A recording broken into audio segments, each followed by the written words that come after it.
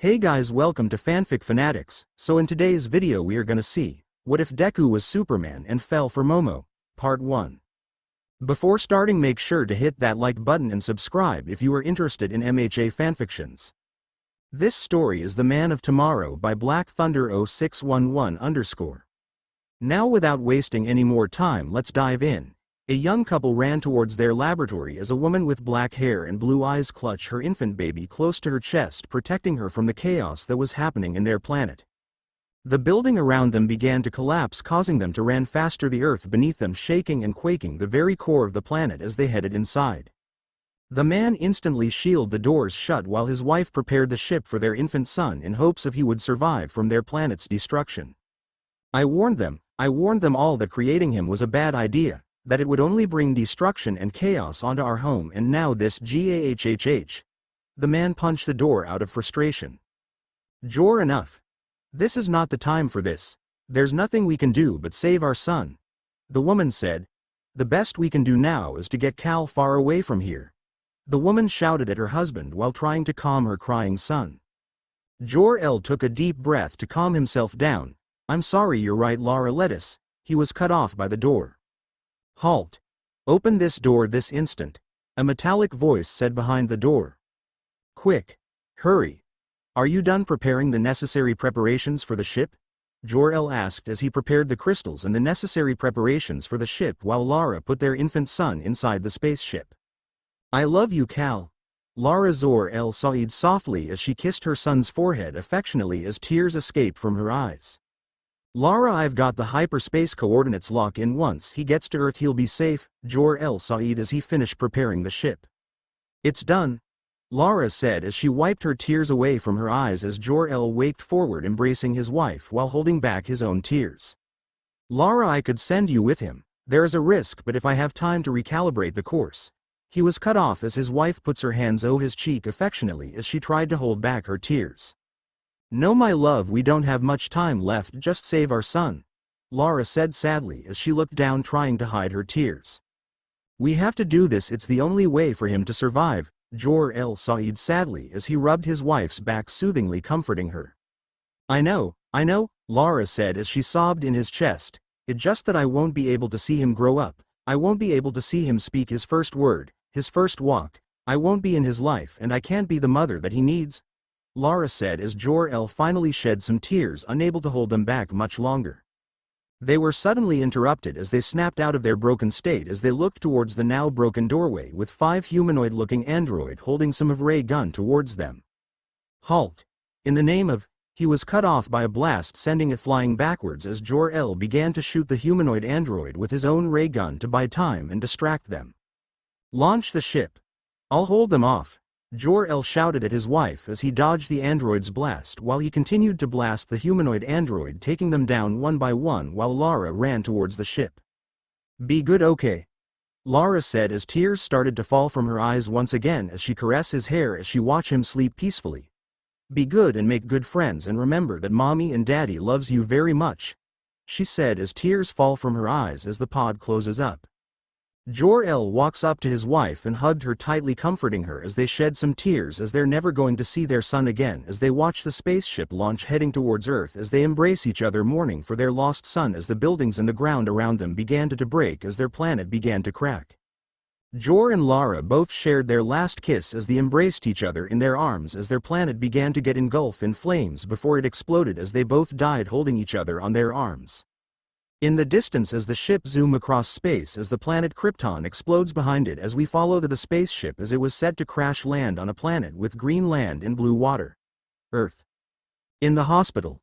In the hospital lobby, a young couple can be seen silently waiting for their name to be called by the doctor, hoping this time it will work, wishing they can finally have a child. Mr. and Mrs. Yagi, the doctor will see you now, please come in, the nurse said as she gestured for them to enter the office as the couple stood up nervously.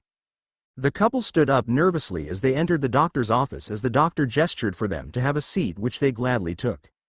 So Doc, what's the news? Is it positive? Toshinori asked hopefully as he held his wife's hand tightly to ease her nerves. The doctor frowned as he sighed. I'm sorry, Mr. Yagi, but the results came up negative. Your wife isn't pregnant. the doctor said sadly as Inko puts her hand in her mouth desperately trying to stop her sobs as Toshinori hugs his wife in a comforting manner as she sobs on his shoulders. They drove their way back towards their home in silence, still processing the news from earlier as Toshinori puts his hands on his wife's shoulder comfortingly. "Hey, don't worry, we'll try again, okay? Don't give up hope," Toshinori said as he gave her his signature smile, getting a smile from his wife in return.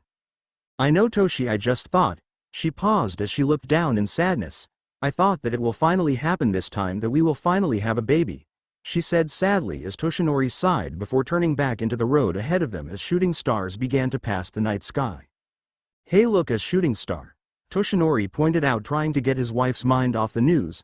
"Make a wish," Toshinori said as Inko chuckled as she looked towards the night sky. Suddenly one of the shooting stars got closer and closer to them as her eyes widened. "Toshi, look out!" Inko yelled as Toshinori swiveted their car, crashing it into a tree as the meteor landed on the forest near them. "Inko, you okay?" Toshinori asked worriedly as Inko nodded. "Why, yeah, I'm fine, Toshi, just a bit startled, that's all," Inko said as Toshinori sighed in relief that she was okay. "What was that?" Inko asked. "I don't know, but let's find out," Toshinori said. He got out of his car with a flashlight in hand as he helped his wife get out of the car. Together they walked towards the forest cautiously as they saw a pod in a small crater with the tress around the area was obliterated. Suddenly the pod door opened up as smoke emitted from it as Toshinori got into his buff form, getting ready for a fight just in case. The pod door opened as they heard a faint crying as Inko's mother instincts took over her as she approached the pod carefully. "Inko, be careful," Toshinori said to his wife as Inko got close to the pod as she gasped from shock. "Inko? What is it?" Toshinori asked cautiously as Inko reached down and grabbed something covered in red blanket as she held it up carefully. Inside the pod was a back-haired blue-eyed baby boy wrapped in a red blanket as he was crying but calmed down when he felt the warmth of Inko holding him. "Toshi, it's a boy. It's a baby boy," Inko exclaimed as she rocked the baby in her arms to stop him from crying as Toshinori just stood there in shock trying to process this as he got back to his normal form. Inko showed him the baby, who was giggling and waving his arms as he held up one of Inko's finger playing with it. What? How, Inko, I don't understand, how can a baby just fall from the sky like that? We have to get him to the hospital, or at least with recovery girl or something, Toshinwa said frantically as he tried to process what he just heard from his wife. Inko stopped him by taking her hand off the baby and putting it into Toshinori's lips, silencing him. "No, Toshi, you don't get it, our prayer have finally been answered, Toshi, a child, a son that we can finally have, and I'm sure that his parents must have sent him here for a reason," Inko said as she tried tears of joy at the prospect of finally becoming a mother like what she always dreamed of, as held up the baby in front of her as the baby took a hold of her nose and giggled when he touched it as Toshinori felt the happiness in his wife's voice making him feel guilty. "Will you just abandon an infant, a baby? Is that what heroes do?" Inko asked as Toshinori looked down ashamed. "I'm sorry, Inko, I didn't mean it like that. I guess I'm still a bit shocked about all of this. I mean, 45 minutes ago we weren't having a baby and now a baby just literally dropped from the sky for us," Toshinori said with a chuckle, as it was quite ridiculous, to be honest. If he didn't witness the whole thing with his eyes himself, he wouldn't even believe it. "Okay, we'll adopt him," Toshinori said with a smile as Inko beamed at as the baby giggled and waved his tiny hands towards her, seeing his mother make a funny face towards him, happy that they can finally have a child and that they can finally have the son and family that they always wanted. It was truly a miracle. "So what are you going to name him, dear?" Toshinori asked his wife as Inko walked forward carrying her new son in her arms as they walked back towards the car with a new addition in their family. Inko thought about it for a moment before her eyes light up as she finally thought of a name for her new son. "Izuku. His name will be Izuku Yagi." 22 years later. "Thank you for shopping, please return soon," the store owner said as two people exited the grocery store. Izuku and Toshinori walked out of the grocery store as they were both getting groceries as an errand from Inko so that their wife mom can make something, as they were currently running out of supplies from their house. "You know you didn't have to come with me, Izuku," Toshinori said towards his son. "It's fine, Dad, besides I wanted to spend some quality time with my old man. I know that I have been busy from work lately," Izuku said as he looked down in guilt in neglecting his own father. Toshinori just shook his head. It's fine Izuku, I'm proud of you, just continue what you are doing and that will be a good enough of reward for me sometime. You're really too stubborn for your own good, you know that. Toshinori said as Izuku laughed. Well, I guess I got that from you, Izuku said as the father and son laughed at their little joke. Now come on, let's not keep your mother from waiting, you know how she gets when she gets mad, Toshinori said as Izuku gulped. The last time he got his mother mad at him is when he accidentally made a large hole at the side of their house from using his super strength too much. Why yeah, let's go, Izuku said nervously before he heard police sirens go off from a distance. Dad, Izuku said but was cut off when Toshinori puts a hand on his shoulder. Go, I'll handle your mother, I'm sure she'll understand, Toshinori said as he gave his son a reassuring nod as Izuku nodded his head hesitantly before walking off. Toshinori watched as his son walked off to do what he loves the most, saving people. I'm proud of you Izuku, Toshinori said as he gave his son a proud smile before noticing something from the corner of his eyes. Izuku walked off as he removed his glasses from his face before he ripped his shirt, showing his hero costume underneath it with his signature symbol and the S for hope. Izuku got out of his normal clothes before he flew towards the sky and towards where the sirens were coming from. Jimmy, move a little to the right, a female reporter said as her cameraman followed her instructions. Are we live? The reporter asked as the cameraman gave her a thumbs up. Good, the reporter said before facing the camera. This is Lois Lane of the Daily Planet News. Currently there is a bank heist happening. It is estimated that at least 10 gunmen are active and there are estimated to be 20 hostages. So far the cops have surrounded the area and are currently waiting for the heroes to arrive. Lois was cut off as a civilian pointed towards the sky. What is that? A civilian asked as he squinted his eyes to get a closer look. I think it's a bird, another one pointed out. No, it's too big to be a bird, it must be a plane or something, another one said. No, it's a... The civilian paused as his eyes widened as he recognized the figure coming closer. It's him, the symbol of hope, the number 2 hero, it's Superman. The civilian said as the others around him gasped in shock. Jimmy, point up, Lois said as the camera got a glimpse of a blue and red figure from above before turning back to Lois. It looks like our hero has indeed arrived and it's the symbol of hope and the current number 2 hero himself. Superman, let's just hope that he can get to the hostages and save everyone in time, Lois said as she smiled towards the symbol of hope. Inside the bank, everyone get on the ground now, the ringleader of the robbers yelled as he aimed his gun at the civilians as they all get on the ground. You two get to the vault and get all the money now, the ringleader said to his accomplice as they nodded their heads in agreement. Yes boss, his 2 accomplices said as they headed towards the vault. The rest of you keep an eye out for any heroes that might come, the ringleader said to his remaining accomplices as they nodded in agreement. Suddenly the roof window broke as someone broke through it before landing in the ground, cracking the floor beneath him. Boys, didn't your parents ever told you that stealing is wrong? Superman asked, now wearing his hero costume as he put his hands on his hips as the hostages all sighed in relief that a hero has finally arrived and that they were finally saved, and by the number 2 hero no less. Shit, it's Superman, a robber said as he aimed his gun at him only for Superman to use his super speed to get near him in a blink of an eye before grabbing his gun and bending it with his super strength as the robber dropped it in shock. Superman pushed him away, sending him crashing to a wall as the rest of the robbers aimed their guns towards him. Get him, the ringleader said as they shoot at him all at once only for the bullets to bounce right off him, not even affecting him in the slightest as Superman to use his super speed grabbing all of the thugs' guns in slow motion. Superman stopped running as time returned to normal as the robbers look around confused to where their guns had went to. It's over boys, give up, Superman said as he dropped all of the robbers' guns on the floor beneath him as the hostages cheered for the symbol of hope. One robber aimed his fingers towards Superman as bony spikes came out of them and heading towards Superman only for it bounced right off him. Nice try, Superman said as he rushed at the robber before punching him, sending him flying. Another one used his quirk as his hands became blades before aiming them at Superman's neck only for it to shatter, not even giving the Man of Steel a scratch. Superman used his super breath to blow the robber away, sending him crashing into some desk. Another one uses his fire quirk to blow a massive wave of fire towards Superman only for him to use his super breath, freezing the ball of fire solid before it fell towards the ground, shattering in the process. Well, anyone else? Superman asked as he looked towards the remaining robbers. All of the robbers instantly puts their hands up in surrender, knowing that it was game over and that they couldn't possibly hope to beat the number 2 hero himself, all but the leader, as he grabbed a gun hidden behind his back before grabbing a female hostage and putting the gun in her head. Stay back, you freak, or I'll blow this girl's head off. The ringleader warned as he pushed the gun to the scared girl's head to emphasize his point. Superman just stood there calmly before his eyes became red as he shot a beam of red laser towards the gun, melting it as the robber dropped it in shock. Superman sped through him as he quickly grabbed the girl before using his super breath to freeze the robber from below his neck, incapacitating him.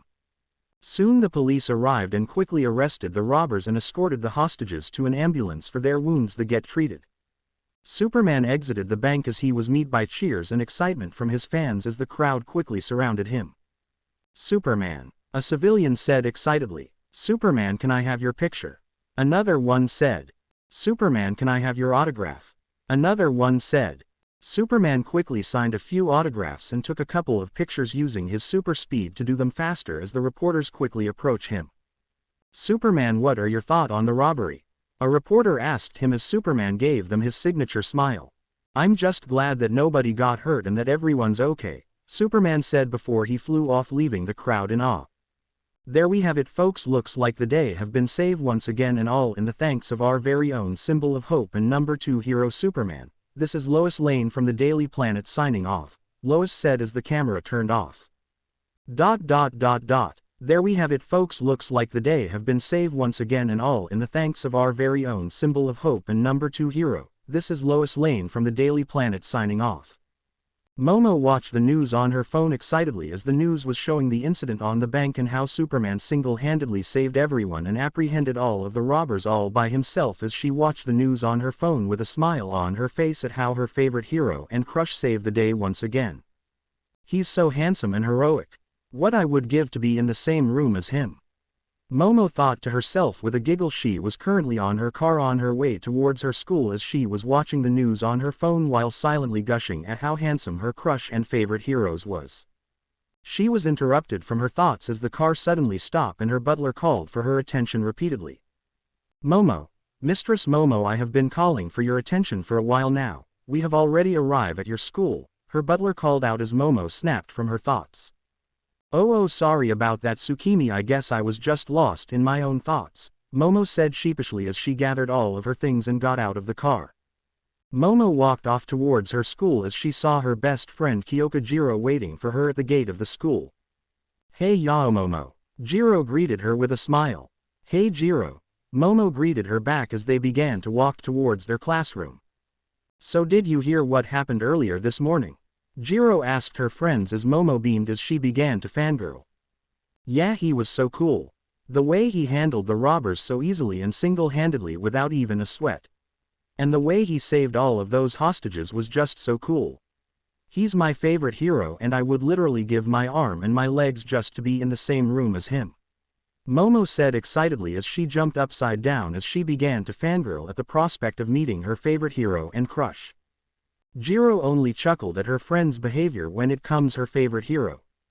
Chill Yao Momo, I know that you're obsessed about your little crush on him, but there's no need to rub it in, Jiro said as she gave Momo a teasing smirk, causing Momo to blush. What I don't have a crush on him, Kyoka, she said as she blushed red in embarrassment. Rigot, Jiro said as she rolled her eyes as they finally made it to their classroom. Good morning Yaoyorozu. All of the boys in the classroom all greeted her as all of them have a huge crush on her, plus it didn't help that she was rich, beautiful and have the body that most women of her age would be jealous of. Good morning everyone. Momo greeted them politely as she didn't want to be rude to them as she and Jiro quickly made it to their seats. Soon the teacher had finally entered the classroom as they all sat down on their seats and greeted him politely.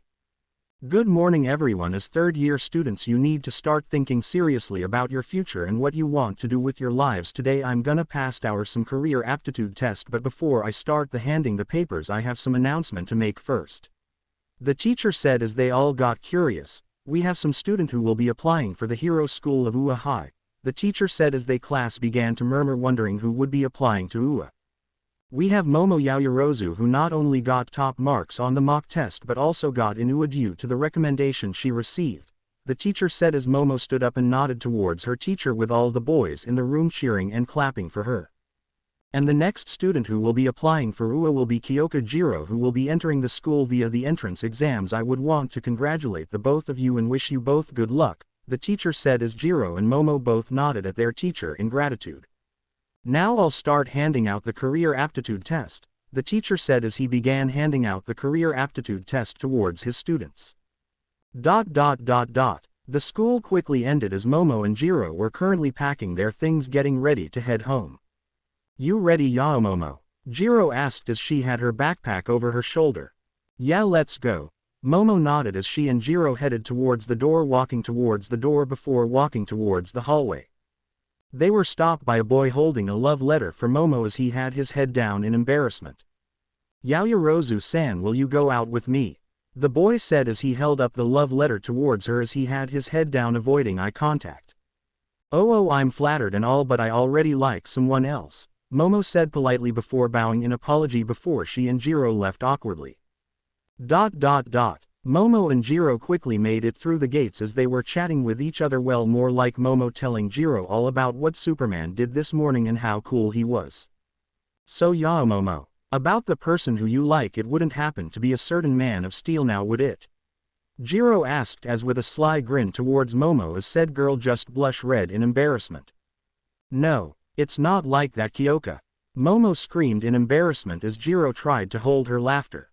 Yeah, sure it isn't, Jiro said as she rolled her eyes at her best friend's denial before they saw a black limo pull up. Well, it looks like my ride is here. You sure you don't want me to drop you off? Momo said after she recovered from her blushing mess as Jiro only shook her head. Yeah, no thanks, Yao Momo, I think I'll just walk this time. I could also use some time to think, Jiro said as Momo nodded reluctantly before she entered her car as Jiro walked off towards her home. Jiro was currently walking towards a tunnel as Jiro noticed the manhole cover behind her began to shake and rattle as a green sludge emerged from it as it began to form into a humanoid sludge with mouth and eyes. What the who are you? Are you a villain? Jiro asked as she backed away in fear. Sorry kid, nothing personal, but I didn't know those two freaks were in town. A green sludge with eyes and a mouth said, but you'll defiantly make a perfect skin suit for me to hide in, kid, so make it easy for the both of us and don't try to fight back, he said as he rushed at her before wrapping his body around her, using her as his meat shield. Momo was currently in her car as he driver was driving the limo as it suddenly stopped as she looked her driver confused. Tsukimi, why did we stop? Momo asked as why they suddenly stop in the middle of the road.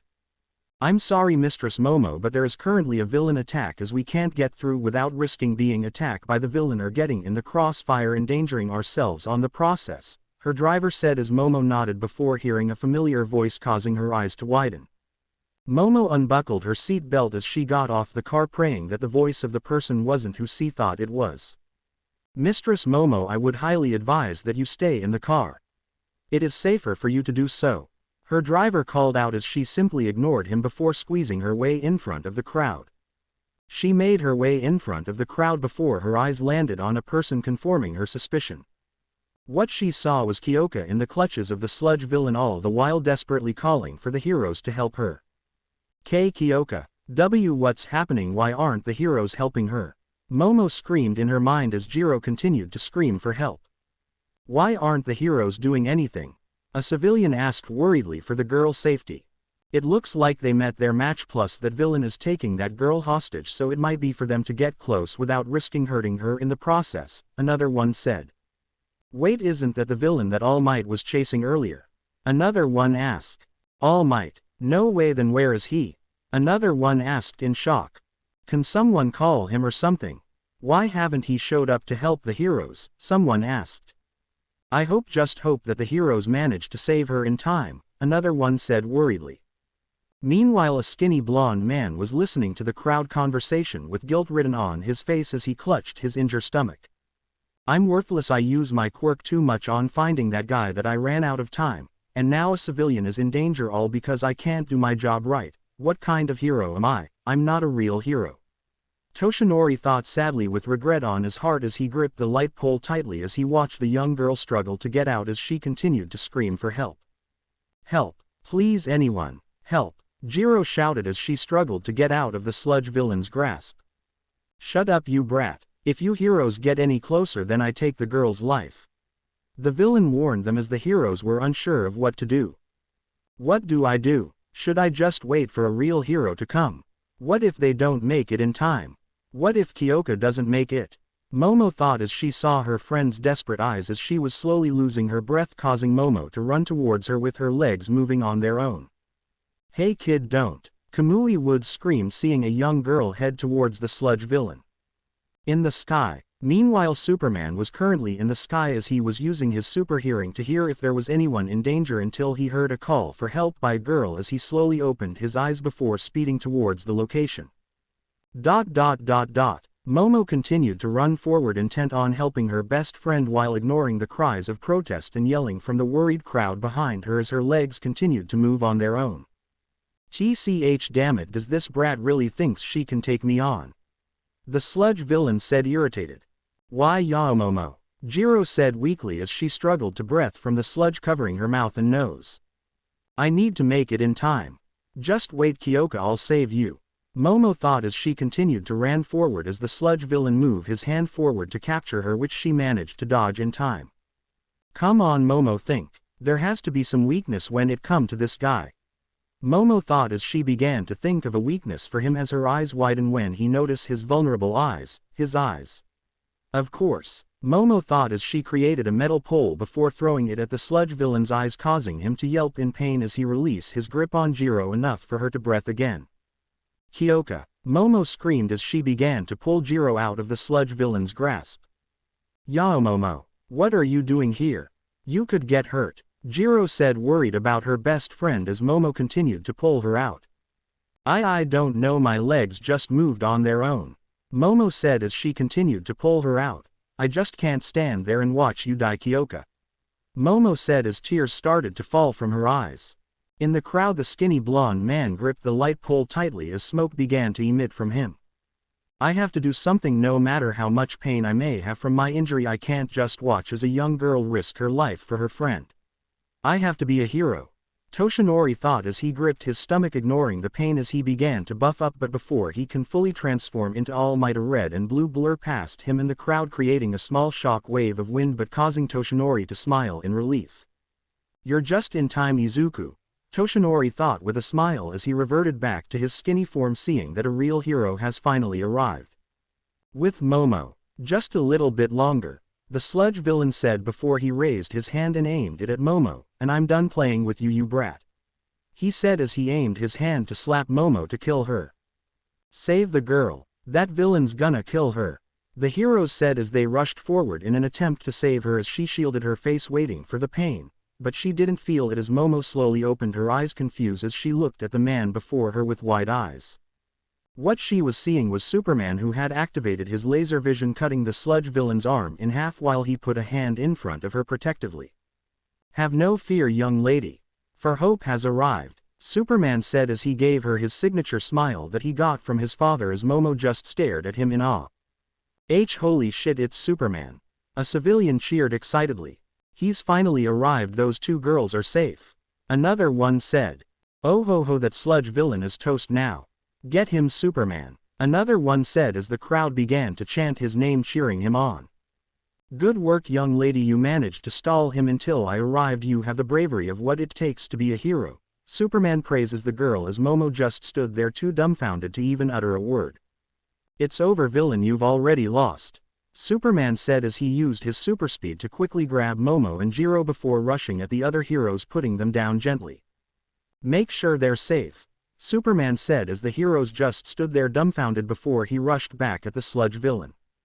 Now to deal with you, Superman said to the terrified villain as he backed away in fear. Stay back, oh or I'll, the villain stuttered as he backed away in fear as Superman just glared at him. It's over villain, you've lost, Superman said as he took a deep breath before releasing a massive amount of freezing wind towards the villain and the city block, freezing the sludge villain in place and putting out the fires from the buildings around it, freezing the entire city block with just one breath.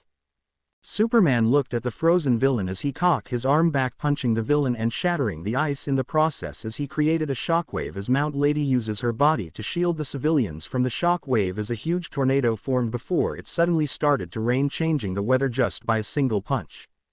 Superman just stood there with his cape blowing in the wind, not even exhausted, as the heroes and crowd just stood there in complete awe at the level of power the symbol of hope had.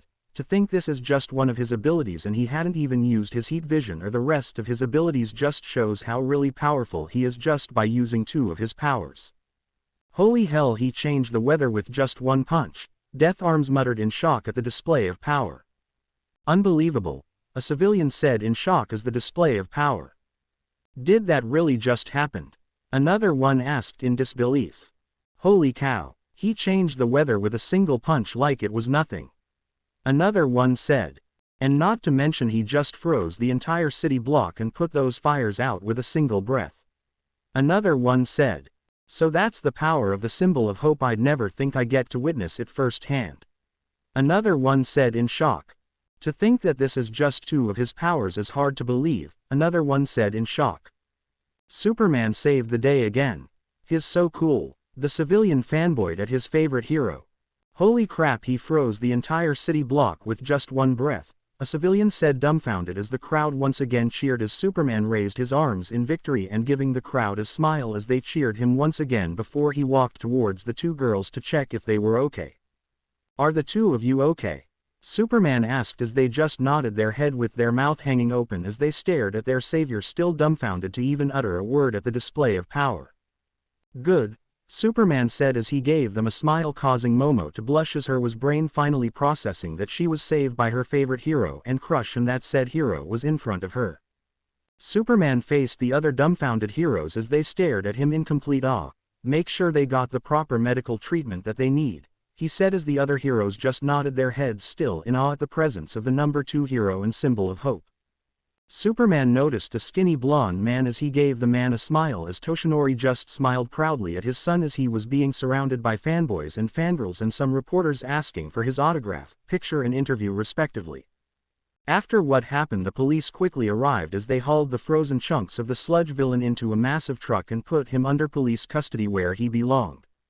Superman stayed for a while to sign some autographs and take a couple of pictures before he noticed the black-haired girl that he saved was being scolded by the pros and decided to give the poor girl a break. What were you thinking, young lady? You could have gotten yourself killed. There was absolutely no reason to put yourself in danger like that. Death Arms scolded the young girl as she just looked down in shame until they all heard a familiar voice getting near them. Hey, give the girl a break, she was just trying to save her friend, Superman said as he walked towards them. But what they were saying is true, young lady. What you did was incredibly reckless and you could have gotten hurt or gotten yourself killed in the process, Superman said softly as Momo just looked down towards the ground with tears threatening to spill from her eyes. It hurt hearing her favorite hero and Crush say that, but she knew he was right. But you also displayed great bravery when you risked your life to save your friend, and that is what it takes to be a hero. A hero needs bravery and the strength to do what is right. We heroes strive for truth, justice and a better tomorrow for our people, Superman said as Momo looked at him in awe with the tears still in her eyes, and Superman puts his hand over her head as he smiled towards her. And you, my dear friend, have what it takes to be a hero. I believe that you will become a great hero someday, Superman said softly as he hugged her when Momo burst into tears. But not from sadness but from happiness, hearing that her crush and favorite hero say that she can become a great hero one day.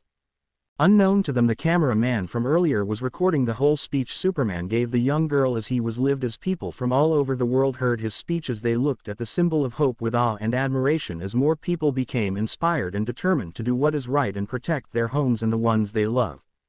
Now I'm sorry, but I have to get going now, Superman said as he let go of the girl before he flew off, leaving the crowd in astonishment as they all cheered his name. Izuku, I'm proud of you. Me and your mother are both proud of you. Adopting you onto our lives was the best decision me and your mother have ever made, Toshinori thought as he shed tears of joy at what the man his son had become as he watched his son fly away. Toshinori walked towards their home as he saw a figure from above descending down, causing him to smile. Hey Pops, Izuku greeted his father as he floated down towards the ground. Hey Izuku, I'm glad you could save those 2 girls when I can't, Toshinori said to his son with a hint of regret lace in his voice. Let me guess your time limit ran out before you can capture him. Izuku asked as Toshinori just sighed in regret. It's not your fault, Dad. If anything, it's mine. I should have helped when you got your injury and when you fought high. Izuku was cut off as Toshinori placed his hand on his son's shoulder, comforting him. It's not your fault, Izuku. Remember what I told you before. No matter what you do, you can't save everyone. It's just the hard truth of being a hero.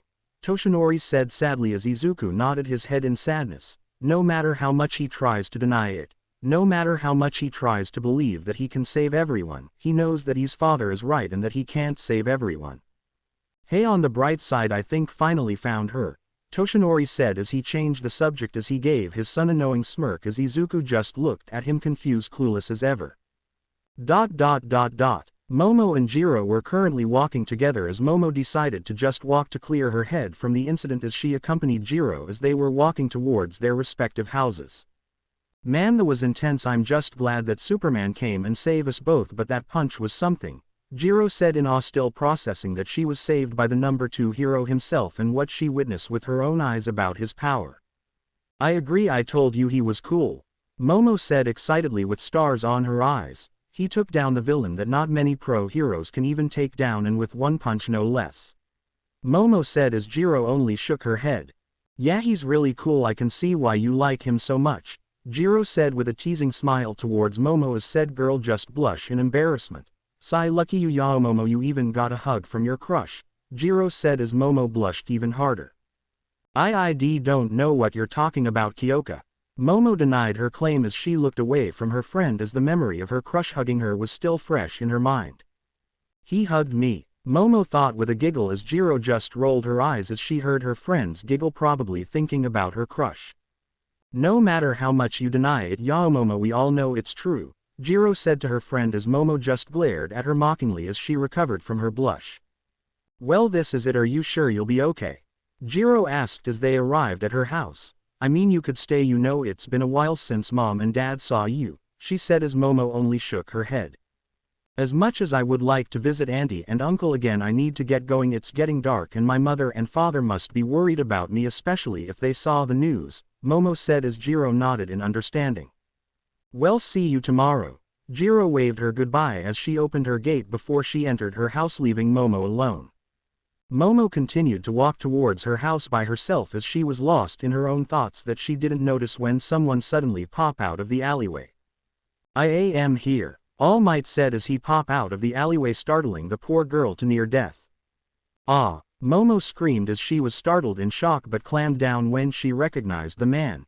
All Might. What are you doing here? Momo asked in shock as to what the number 1 hero was doing in a random alleyway. Young woman, I came here cause I need to tall. He flexed his muscle but he was cut off when he suddenly reverted back to his skinny form before he spit some blood as smoke began to cover the area. Huh, you're not All Might. Who are you? Are you a villain? Momo said wearily as she created a metal pole getting ready to fight. Whoa. Relax young woman, I'm not here to fight, Toshinori said as he puts his hand up in surrender, but Momo didn't relent as she gripped her pole even tighter. He's right, we mean you no harm, a familiar voice said, causing her eyes to widen as she looked up to see Superman descending towards the ground. And whether you believe it or not, that is All Might, Superman said as he gestured towards the skinny man before getting a sweat dropped on his forehead. And really, Dad, startling the poor girl to near death, Izuku said disapprovingly at his father's actions as Toshinori just rubbed his head sheepishly. Quote. Wait, Dad, Momo asked in shock as she looked at her hero and the skinny blonde man back and forth simultaneously that it looked like she had grown a second head. Calm down young lady, like I said before, we don't mean you any harm, Izuku said as he puts his hand on her shoulder, causing her to blush red. And yeah, All Might is my father, Izuku said sheepishly while rubbing the back of his head. He's so close, Momo thought as his face became redder than a tomato as her crush was right in front of her. You okay young lady, you look red, are you sick? Superman asked as he puts his hand on her forehead, causing her to blush even more due to his touch. I am fine, Momo shouted as she scooted away from him to hide her blush as Izuku just looked at her confused, still clueless as ever. I should probably talk to him about women soon, Toshinori thought with a sigh as he sweat dropped at his son's denseness as he watched their little interaction. It was quite obvious that the young girl had an obvious crush on his son, but Izuku, being Izuku, didn't notice due to his denseness. In all honesty, he still blamed Inko for that, as she won't let him teach Izuku about women, all because, and I quote, "it might corrupting her baby boy."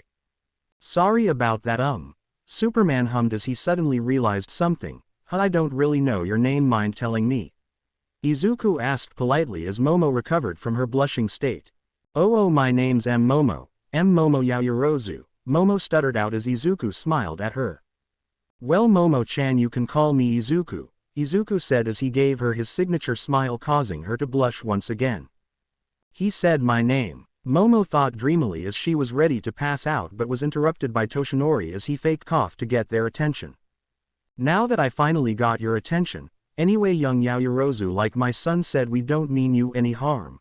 Toshinori tried to calm her down, successfully snapping her attention towards him. But why do you look like that? Momo questioned as Superman and Toshinori sighed. I will explain everything soon, but first I want to apologize for not saving you earlier, Toshinori said as he bowed his head towards her in apology. It's okay, All Might, your son saved me in the end, Momo said as she waved off his apology. Yes, and I'll always be proud of that, Toshinori said with a proud smile as Izuku just blushed as his father's praise, causing Momo to lightly giggle. And as of your question, the reason why I look like this, it's because of this, Toshinori said as he lifted up his shirt, revealing his injury as Momo tried to hold back her vomit at the gruesome sight in front of her. It's an injury I got from a villain 5 years ago, Toshinori said with a sigh as Izuku flinched at the memory. Half of my respiratory organs were destroyed and I lost my whole stomach in the process, and as of right now, I can only do hero work for about 3 hours a day, Toshinori said. Momo listened on intently. 5 years, was it when you fought Toxic Chainsaw? Momo asked as she recalled the fight, but no injury from All Might was ever mentioned in the news. I'm afraid not, young Yaoyorozu, Toshinori said as he shook his head. I got this injury from a villain that the world doesn't even know about him. Cause if the world know, chaos might happen and fear might arise from the citizens, so I asked the media not to report on it to keep everyone safe, Toshinori said as Momo's eyes widened. A villain that is so powerful it can even injure the #1 hero was unheard of.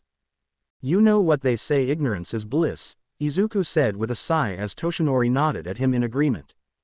And as the symbol of peace I cannot be daunted by evil, I smile to show the people that they're safe while I hide the fear inside of me, Toshinori said as he sighed. My son and I have been doing our best as the symbol of peace and hope to keep people safe and keep them out of danger, but lately I'm getting old and my injury is preventing me from helping people any further, so I have made my decision to choose someone as my successor, and that someone is you, young Yaoyorozu, Toshinori said as he pointed his finger at the flabbergasted Momo. Me? But why me? And what do you mean your successor? Momo asked in shock as she was having trouble believing in all of this. Young Yaoyorozu, there are stories about every hero about how they became the greatest among us, but most of them have one thing in common, Toshinori said as he looked at her with a smile, with Izuku doing the same. Their bodies moved before they can have a chance to think, he said as Momo looked at him in awe. And today that's what happened to you. You young Yaoyorozu are worthy to inherit my quirk, Toshinori said as Momo looked at him confused. Inherit your quirk? Momo asked in confusion and shock. I'm talking about my power, young Yaoyorozu. The media called it super strength or a boost, and in a way they're right, but let me tell you the truth about my power, young Yaoyorozu. My quirk was passed on to me like a sacred torch, and now I have chosen you as my successor, the one who will inherit my quirk, Toshinori said as Momo looked at him in shock. Me and my son have been in a long hunt for a worthy successor, that it until I had witnessed you sacrifice yourself earlier to save your friend while the rest of us just stood there idly by. My son was right about you. You have the heart of a true hero, and now I want you to inherit my quirk, Toshinori said as Momo just stood there too stunned to move. I inherit your quirk? But quirks can't be passed on. The only way to pass a quirk is to have a child and have that child inherit your quirk. Wait, is that your quirk? Momo asked as she turned towards Izuku. My quirk is a little more complicated than my father's, but no, I don't have my dad's quirk, Izuku said as he shook his head. No, it's true that you can't inherit someone's quirk unless you have a child and hope for that child to inherit it, but my quirk is different. I was crowned with this quirk chosen by my former master, and the name of my quirk is One for All, Toshinori said as his hand began to glow, showing her the power of one for all. One for all, Momo repeated in awe as she stared at Toshinori's glowing hand in awe. That's right, young Yaoyorozu, Toshinori said as he nodded at her words. One person cultivates the power and passes it on to another person, who also cultivates and passes it on. It is the crystallization of power that spins together the voices of those who needs help. So young Yaoyorozu, will you accept my quirk? Toshinori said as he smiled towards her. Momo looked at Izuku, her hero, her idol, her inspiration, as he just looked at her and smiled as he nodded to her, causing her to nod back with her own smile. Very well, All Might, I accept, Momo said with determination burning in her eyes as Izuku and Toshinori smiled at her, proud at her decision. Unknown, sir, we have successfully located the last son of Krypton, the same humanoid android said towards the thing hidden in the shadows. Excellent, said as it nodded its head. Tell me, where is he now? He is currently in a planet called Earth, the humanoid android said. Then set course towards Earth. It's time that I test what the last son of Krypton can do. Outraged yells and screams were heard all throughout the Yagi household as one person stood in the back, utterly confused and flabbergasted at what was going on right now. What were you two doing? I told you to get the grocery, and what did you do? You two get into your hero works without even informing me. And to top it off, you even forgot to bring the grocery that you bought. A woman with green hair tied in bun holding a frying pan yelled at the two men on the ground as Momo looked at the scene, unsure what to think about it all.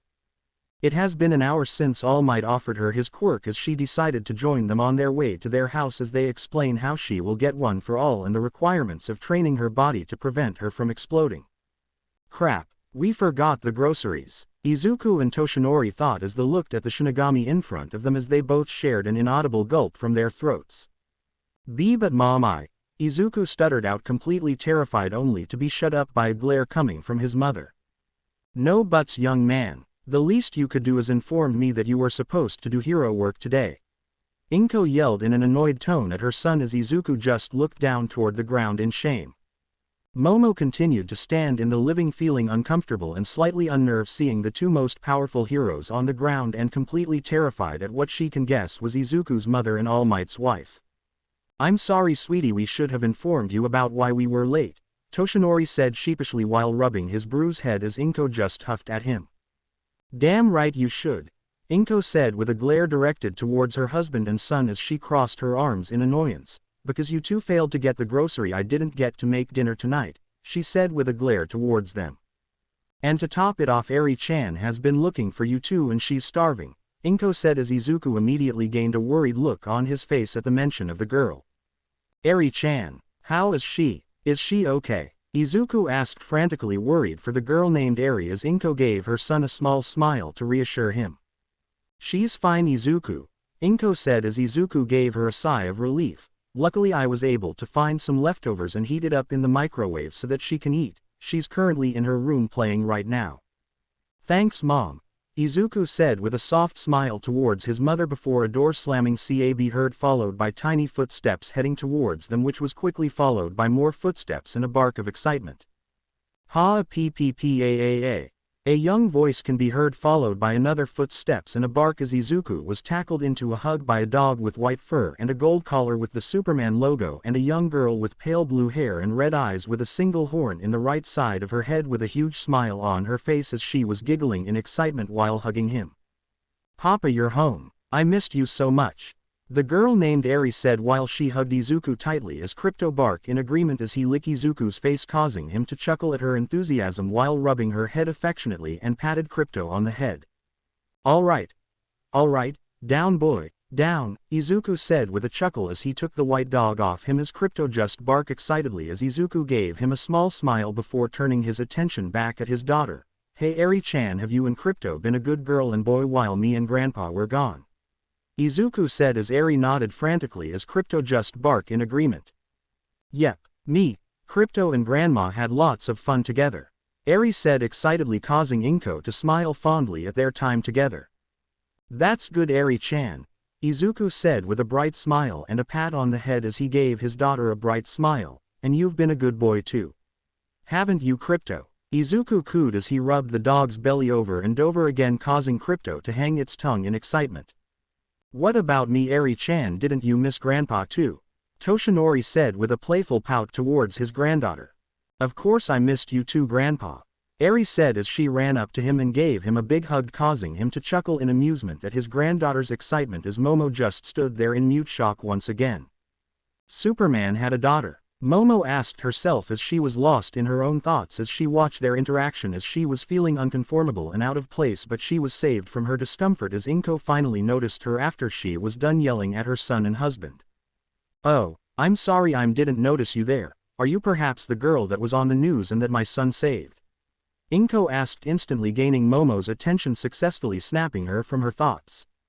Oh yeah, my name is Momo Yaoyorozu. Momo said as she stuttered a response, slightly feeling nervous now that the woman's attention was on her. I'm sorry if I'm intruding into your conversation, Momo said with her head bowed towards them in apology as Inko just shook her head in amusement. Nonsense dear, you're not intruding on anything, I'm just glad that my son was able to save you in time, Inko said with a soft smile, directing towards the girl as Momo released a huge sigh of relief, feeling some weight get off her chest before Eri looked at her in confusion. Who are you? Eri asked in curiosity as she tilted her head to the side in confusion, making all of the adult and teenager in the room to internally gush at how adorable she looked before Eri's eyes widened and she gained an excited look on her face. Wait, gasp, are you my mama? Eri asked in excitement as Momo did a spit take while staring at the young girl with a blush on her face. Wait mama, what? No, of course not. Momo said as she frantically tried to deny it with a huge blush in her face as she imagined a life with Izuku as his wife with tiny children running around their house, causing her to blush harder. No Eri-chan, this is Momo Yaoyorozu. I saved her a few hours ago and decided to invite her to our home, and no, she's not your mama, Izuku said with a small chuckle as Eri slightly pouted at that. Shame, she would have made a good mommy, Eri muttered with an annoyed pout as Momo heard her, causing her to blush even redder at the girl's comment. Well, I guess we're going out for dinner tonight, Inko said with a sigh as she sent another glare sending shivers down their spine. Do you want to join us, dear? Inko asked her, snapping Momo from her blushing stupor. Oh thank you, but I must decline. My parents must be worried about me, especially because I haven't gotten home yet, Momo explained to Inko, just nodded in understanding. It's okay dear, I understand, and I'm sure your parents must be worried about you, especially after the attack, Inko said in understanding. Will you play with me? Eri asked excitedly while giving Momo the puppy dog eyes, making it even harder for the girl to say no, but luckily she was saved by Inko, who came for the girl's rescue. No Eri-chan, Momo-chan has to go home because her parents must be worried about her right now, Inko said as she shook her head, causing Eri to pout again. Fine, but you better play with me the next time, okay? Eri asked her as Momo nodded with a small smile towards the young 6-year-old girl. Okay, I'll play with you the next time I visit, Eri-chan, Momo said with a smile while giving the young girl a pinky promise, causing her to cheer in excitement.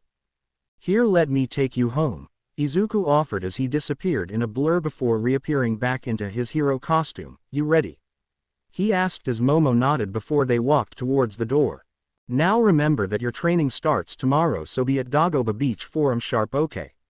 Izuku reminded her as Momo nodded in understanding as continued they walked towards the door.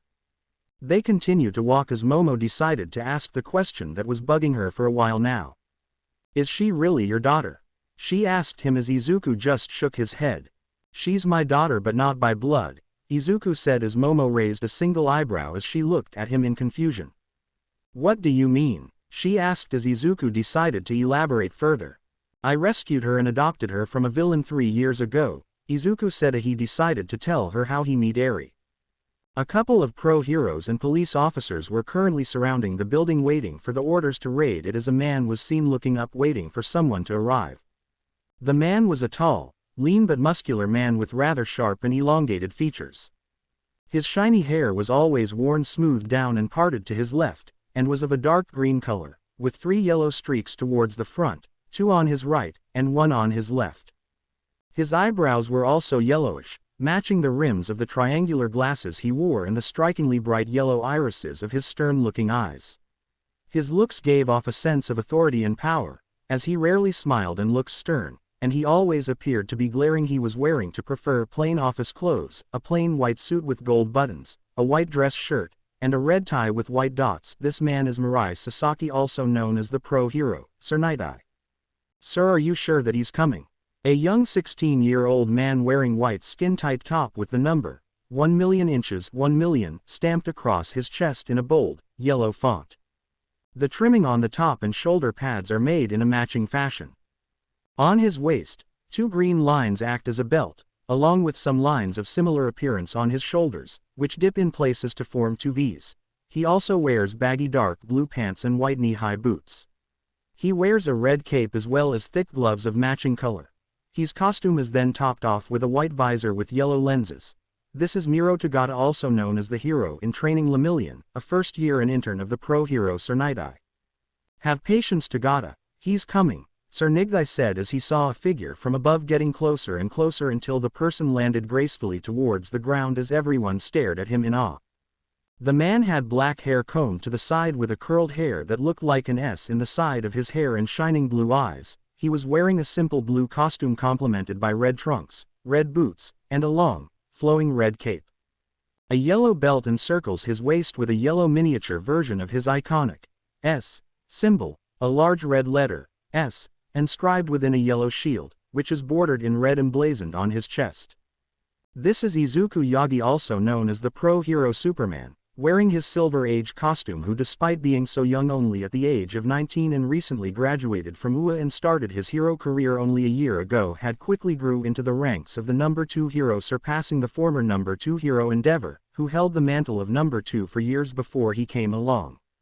Sorry I'm late, Superman said as he was met by silence as everyone was still staring at him in awe until Sir Night-Eye decided to break the silence by approaching the man. Glad you came, Izuku, Night-Eye said as he greeted his pseudo-nephew with a smile, causing Izuku to smile back. Please uncle, we're at work, call me Superman, Izuku said as he shook his head with a smile, causing Night-Eye to do the same. What do we got? Izuku asked him. We've got the place surrounded, we were only waiting for you to arrive. We're here to rescue a girl and capture their leader. His name is Overhaul and his quirk is still unknown to us, so be careful, Night-Eye said as Izuku nodded after he's been debriefed of the mission. I see, well, tell everyone to be ready, Superman said as Night-Eye nodded in understanding before turning to the still at awe heroes and police officers. You guys heard him, all of you get ready, Night-Eye said as the other pro heroes and cops immediately snapped out of their thoughts and admiration of the Man of Steel before they got ready for the raid. Suddenly Superman's ears twitched as he heard large footsteps coming towards them when a man wearing a black tank top with AA matching jeans, and wearing a plague mask covering his whole head burst through the Shihasakai gates, startling the heroes and police officers. You heroes really think that you can just sneak up to us like that? The man wearing the plague doctor mask said as he swung his arm to punch the heroes, only for Superman to catch the punch midair with ease before he immediately rushed forwards and gave the man an uppercut through his shin, sending him flying forwards and knocking him out. Whoa, so that's the power of the symbol of hope, the 16-year-old Miro muttered in awe as he watched the pro knock the intimidating villain with ease with one punch before a determined expression formed on his face. I have to do better if I want to save people like him, Mirio thought with a determined expression. Soon more villains came out of the gates as Superman began knocking out every villain in a blink of an eye before he heard a faint scream for help from a little girl before he rushed off towards the sound in a blink of an eye. Superman quickly made it through where the noise came from while knocking out any villain that gets in his way as he saw a pale young man of narrow build with short, shaggy auburn hair, parted to the right. His eyes are thin, their irises small and gold, with rather long lower eyelashes and small eyebrows. He wears a black dress shirt with matching dress pants, a pale gray tie around his neck and a belt with a long, thin buckle around his waist, with 3 beaded lobe piercings in his left ear. Over this, he wears a dark olive green bomber jacket with a thick purple fur collar and white lace-up sneakers with tan soles and no socks. The white surgical gloves he wears on his hands and the magenta plague mask he wears over his mouth, which is tipped and embroidered with gold, are his most distinguishing features. This is Mankai Chisaki, also known as Overhaul, the leader of the Shihasakai. Beside him was a young girl no older than 3 years old with bluish, off-white hair, messy and unkempt. She has very wide, innocent-looking eyes, which are bright red in color, and poking out from the right side of her forehead is a small, brown horn. She was wearing a plain, short-sleeved dress, which is a dirty, pale tan color. Bandages are wrapped around both her arms and legs, stopping at her wrists and ankles. Underneath the bandages wrap around her were her numerous scars that she got from Overhaul. "Stop right there, villain," Superman shouted at the man, gaining their attention. "So that must be the girl that Uncle Mirai was talking about," Izuku thought as he noticed the young girl with bandages around her, as his expression became angry, with his eyes glowing red from activating his heat vision R of anger. "So looks like you found us, hero," Overhaul said calmly, hiding his fear towards the pissed-off Man of Steel rather well while reaching for his back, secretly pulling something off. "We need to talk, if you don't mind," Superman said calmly while still glaring at the man before him before he quickly calmed down once he noticed the utterly terrified expression on the young girl's face. "Ah, if it isn't the hero who quickly flew into the ranks of being the number 2, it's truly an honor to meet you, symbol of hope," Overhaul said as he narrowed his eyes on the man in front of him while keeping his body on constant alert. "I would like to chat, but unfortunately I have somewhere else to be. May I ask, what do you want from me?" "I'm here to save that little girl and put an end to your criminal ways, villain," Superman said in a calm tone, trying not to scare the poor girl any further than she already was. "So I'll give you a chance to surrender peacefully and hand over the young girl." "I see. However, this girl doesn't want to be saved to her. You're not a hero," Overhaul said as calm as possible, trying to hide his fear and come up with a quick escape. "That's why I'm here," Superman said, getting ready to use his super speed to grab the young girl and arrest the villain without any more casualties. "Unfortunately I can't let that happen," Overhaul said as she pulled out a gun from his back before aiming it at the big blue boy scout who stood there calmly. "These aren't normal bullets. This bullets are prototype of a project that I have been working on for a while. It removes your quirk for a couple of hours. That's enough time for me to kill you," Overhaul said with a smirk hidden behind his Plague Doctor mask before he pulled the trigger and shot a quirk erasing bullet prototype towards the Man of Tomorrow, only for it to bounce right off him, not even giving him a simple scratch. What? How could this be?" Overhaul asked in shock as his fear slowly started to creep back in. "I swear I had these tested a while back and they clearly work," Overhaul yelled out in frustration before aiming his back towards him and shot another bullet, only for Superman to catch it midair with ease. "Nice try," Superman said nonchalantly while Overhaul stared at him in fear before Superman rushed forwards, only to be blocked by someone wearing the same Plague Doctor mask as Overhaul wore, and circular glasses covering his eyes and a white raincoat covering his body with the hood up covering his head. "Go, I'll keep him distracted." He didn't get to finish as he was suddenly punched in the gut, sending him flying towards the wall unconscious. Overhaul kept running for his life with Eri besides him as he heard a swoosh followed by a red and blue blur that suddenly appeared in front of him. "I'll ask you again, villain. Surrender peacefully and hand over the young girl," Superman said in an oddly calm tone, making Overhaul even more afraid once he saw the glowing red eyes that bore holes into his very soul.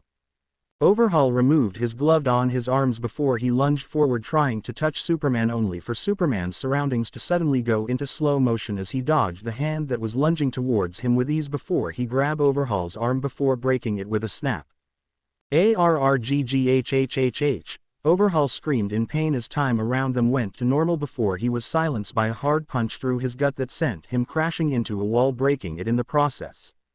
"It's okay now, you're safe. I will become your hero," Superman said as he gave the terrified girl a bright smile to ease her worries.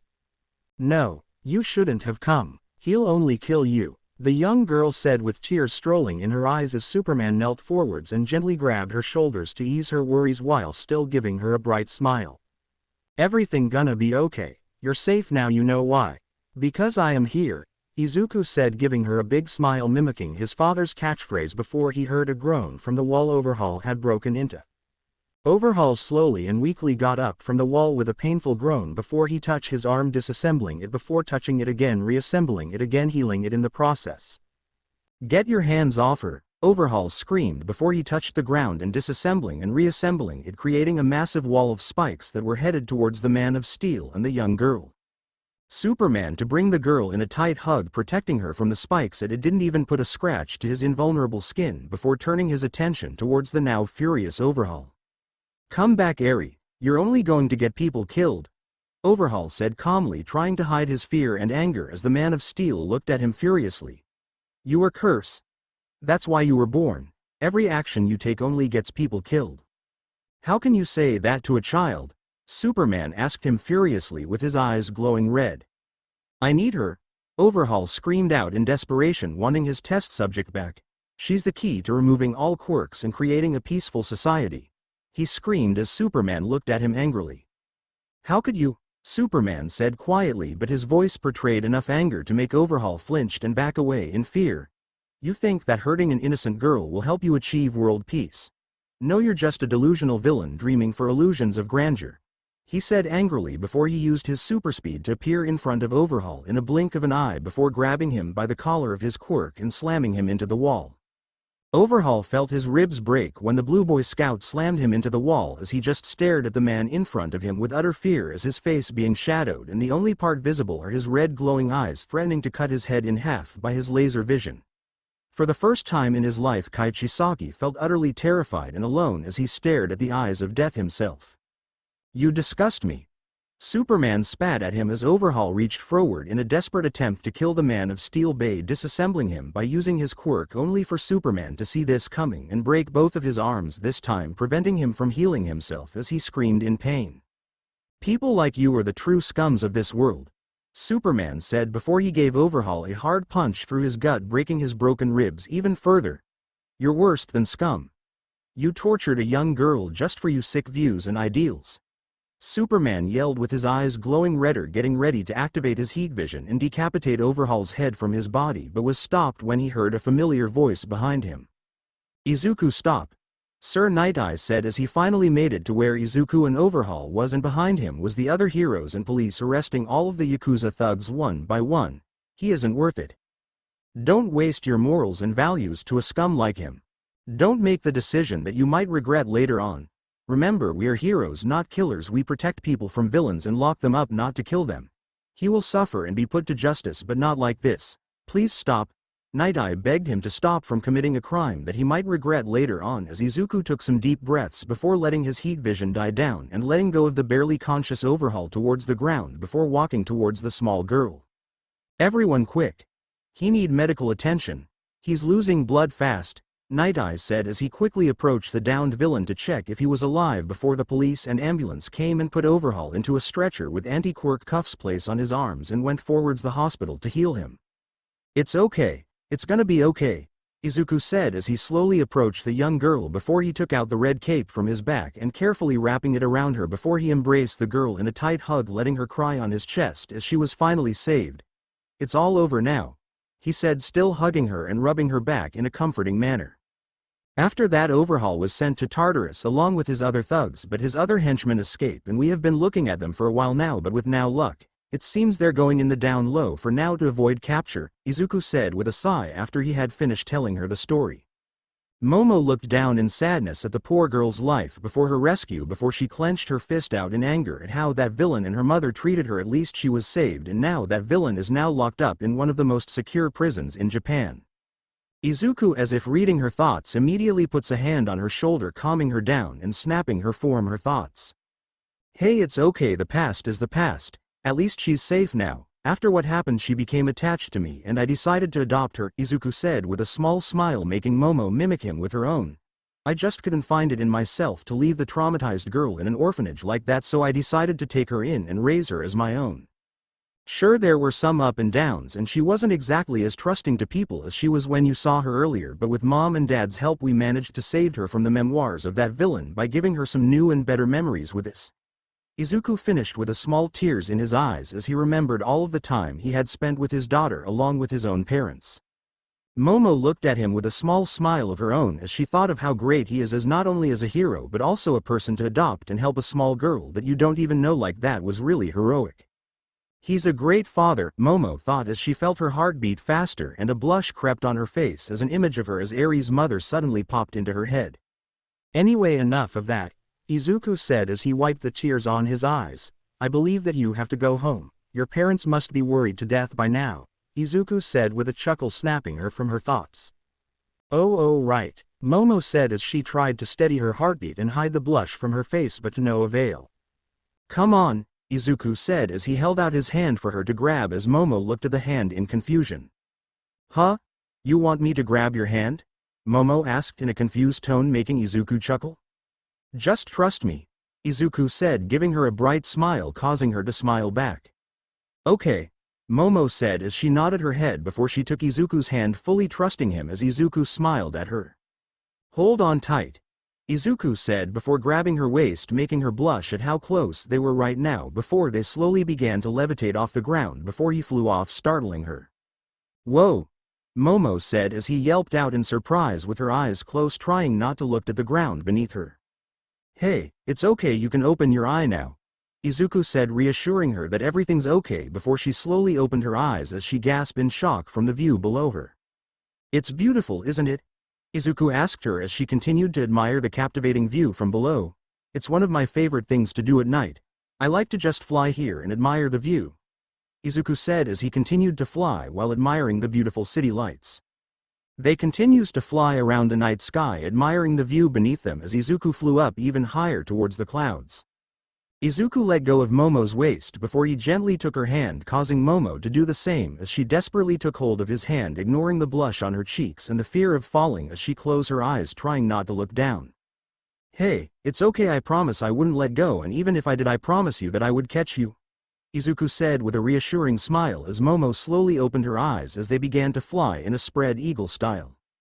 They continued to fly together before Momo accidentally let go of Izuku's hand, causing her to fall towards the ground as she screamed in fear before Izuku swooped down and caught her before she can fall towards the ground even further.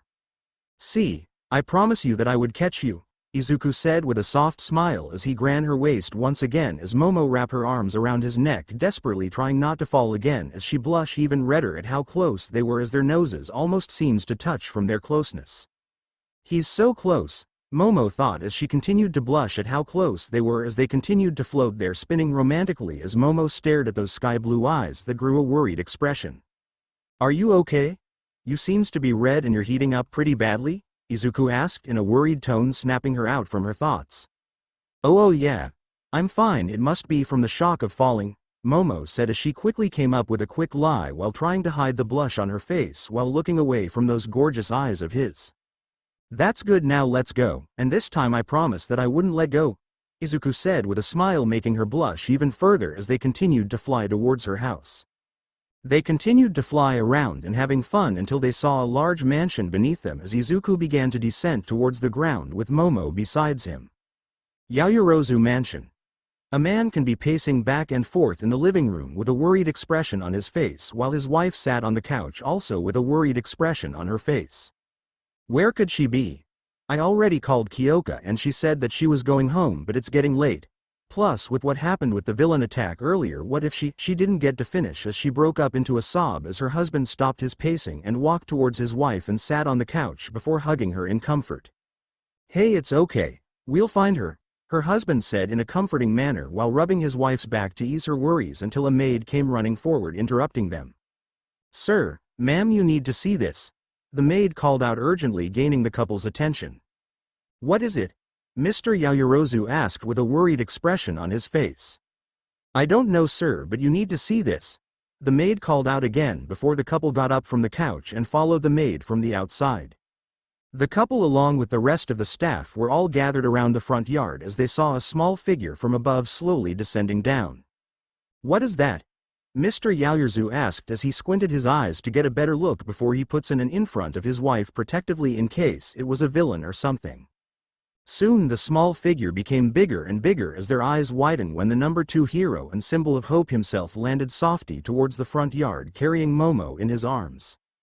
Momo. Mrs. Yaoyorozu immediately ran forward and embraced his daughter in a hug while crying tears of joy to know that she was safe and okay. Thank you, she said as she turned towards the man of steel, who just nodded gratefully. It was no problem, ma'am. I simply saw her walking towards her house and I was worried because it was already getting dark and from the incident earlier, so I offered her a way back home, Izuku said as he quickly made up a quick lie before sending a wink towards Momo, who just smiled gratefully. Thank you, sir, Mr. Yaoyorozu said as he walked forward in nervousness and excitement as he was facing the number 2 hero himself in his front yard. Thank you for bringing her back safe, he said as Izuku only shook his head. Please, no need to call me sir. Call me Superman, and it was no problem, sir. I was simply doing my job as a hero, that's all. Now if you must excuse me, I have to go now, Izuku said as he shook his head before he flew off, leaving the area. Momo looked back at his flying form with a small smile and a blush on her face as she felt her heart beating faster once again as she remembered their romantic flight, as she couldn't wait to see him once again tomorrow. Momo was currently having dinner with her parents after her mother had dotted on her to make sure that she was okay before finally convincing her that she was fine, as the Yaoyorozu ate their meal in silence while having small talk here and there. Mother. Father, I have something to tell you, Momo said, breaking the silence in the dining table as her parents looked at her worriedly. What is it, sweetie? Mrs. Yaoyorozu asked in a worried tone, concerned for her daughter. Are you okay? Is this about what happened earlier during the incident? What? No, of course not. Well, kind of. Momo stopped talking before she took a deep breath to calm her nerves. I want to cancel my recommendation into UA, she finally said, shocking her parents.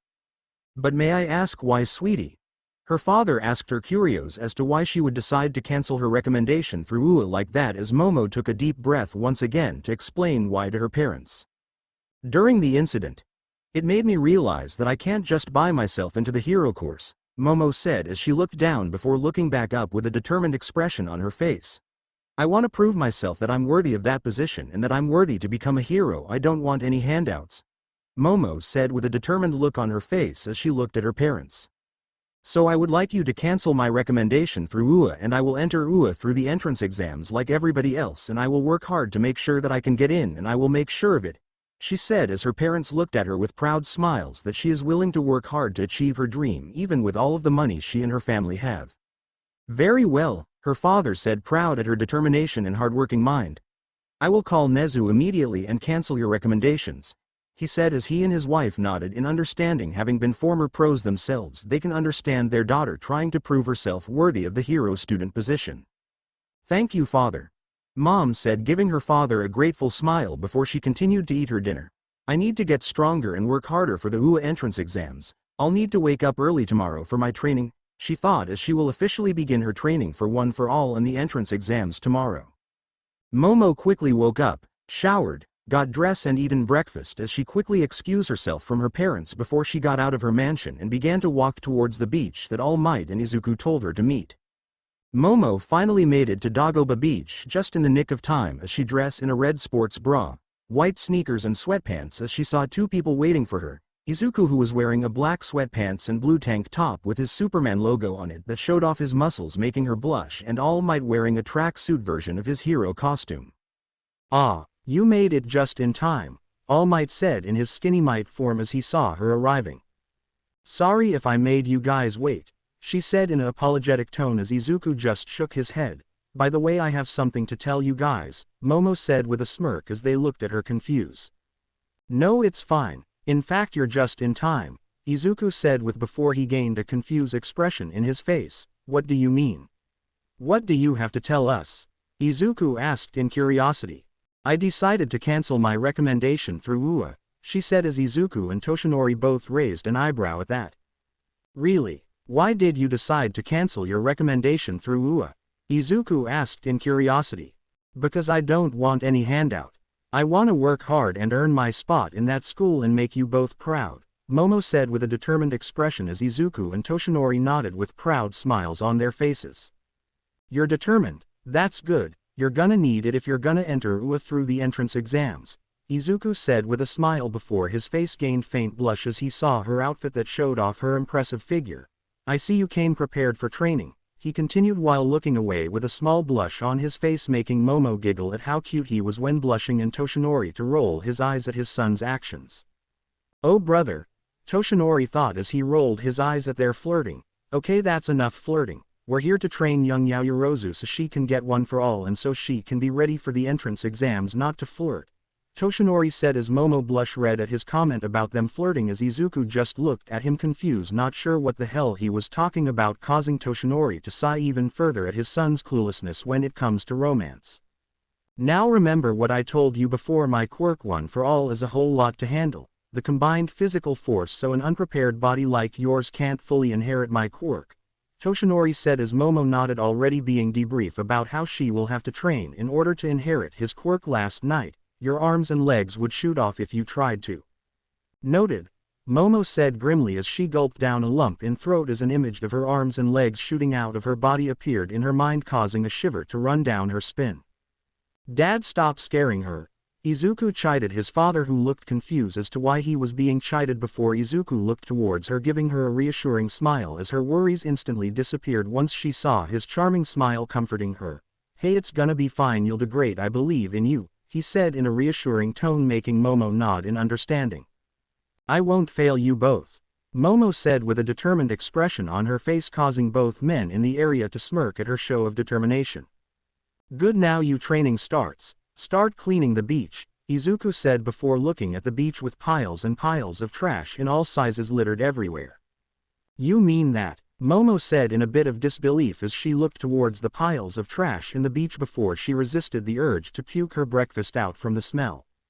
Yup, we need to train you muscle, so you better get started, Izuku said with a cheery tone, making Momo look at him dumbfounded once again before she snapped out from her thoughts. He's right, young Yaoyorozu, Toshinori said, backing his son up, but there is also another reason why we chose this beach specifically, he said as Momo looked at him confused.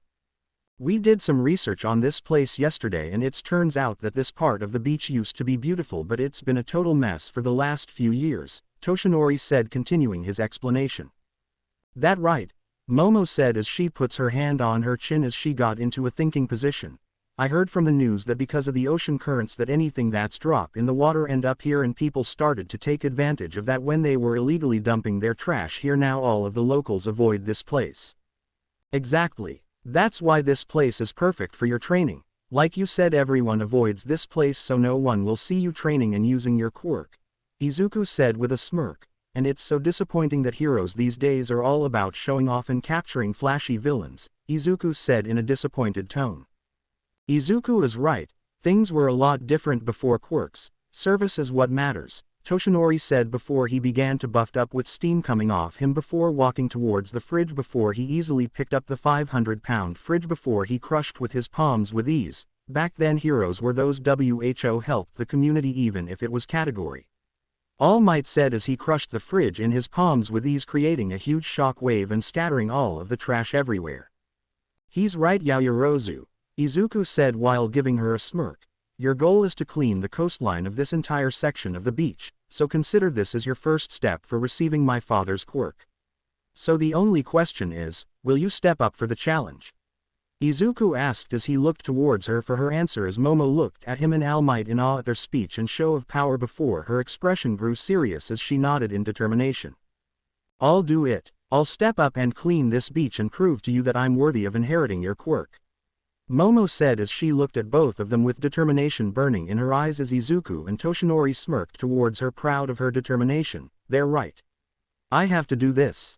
All Might and Izuku-san are counting on me, Momo thought with determination in her eyes as she moved forward to clean the beach, and that like that Momo began her 10 months of absolute hell.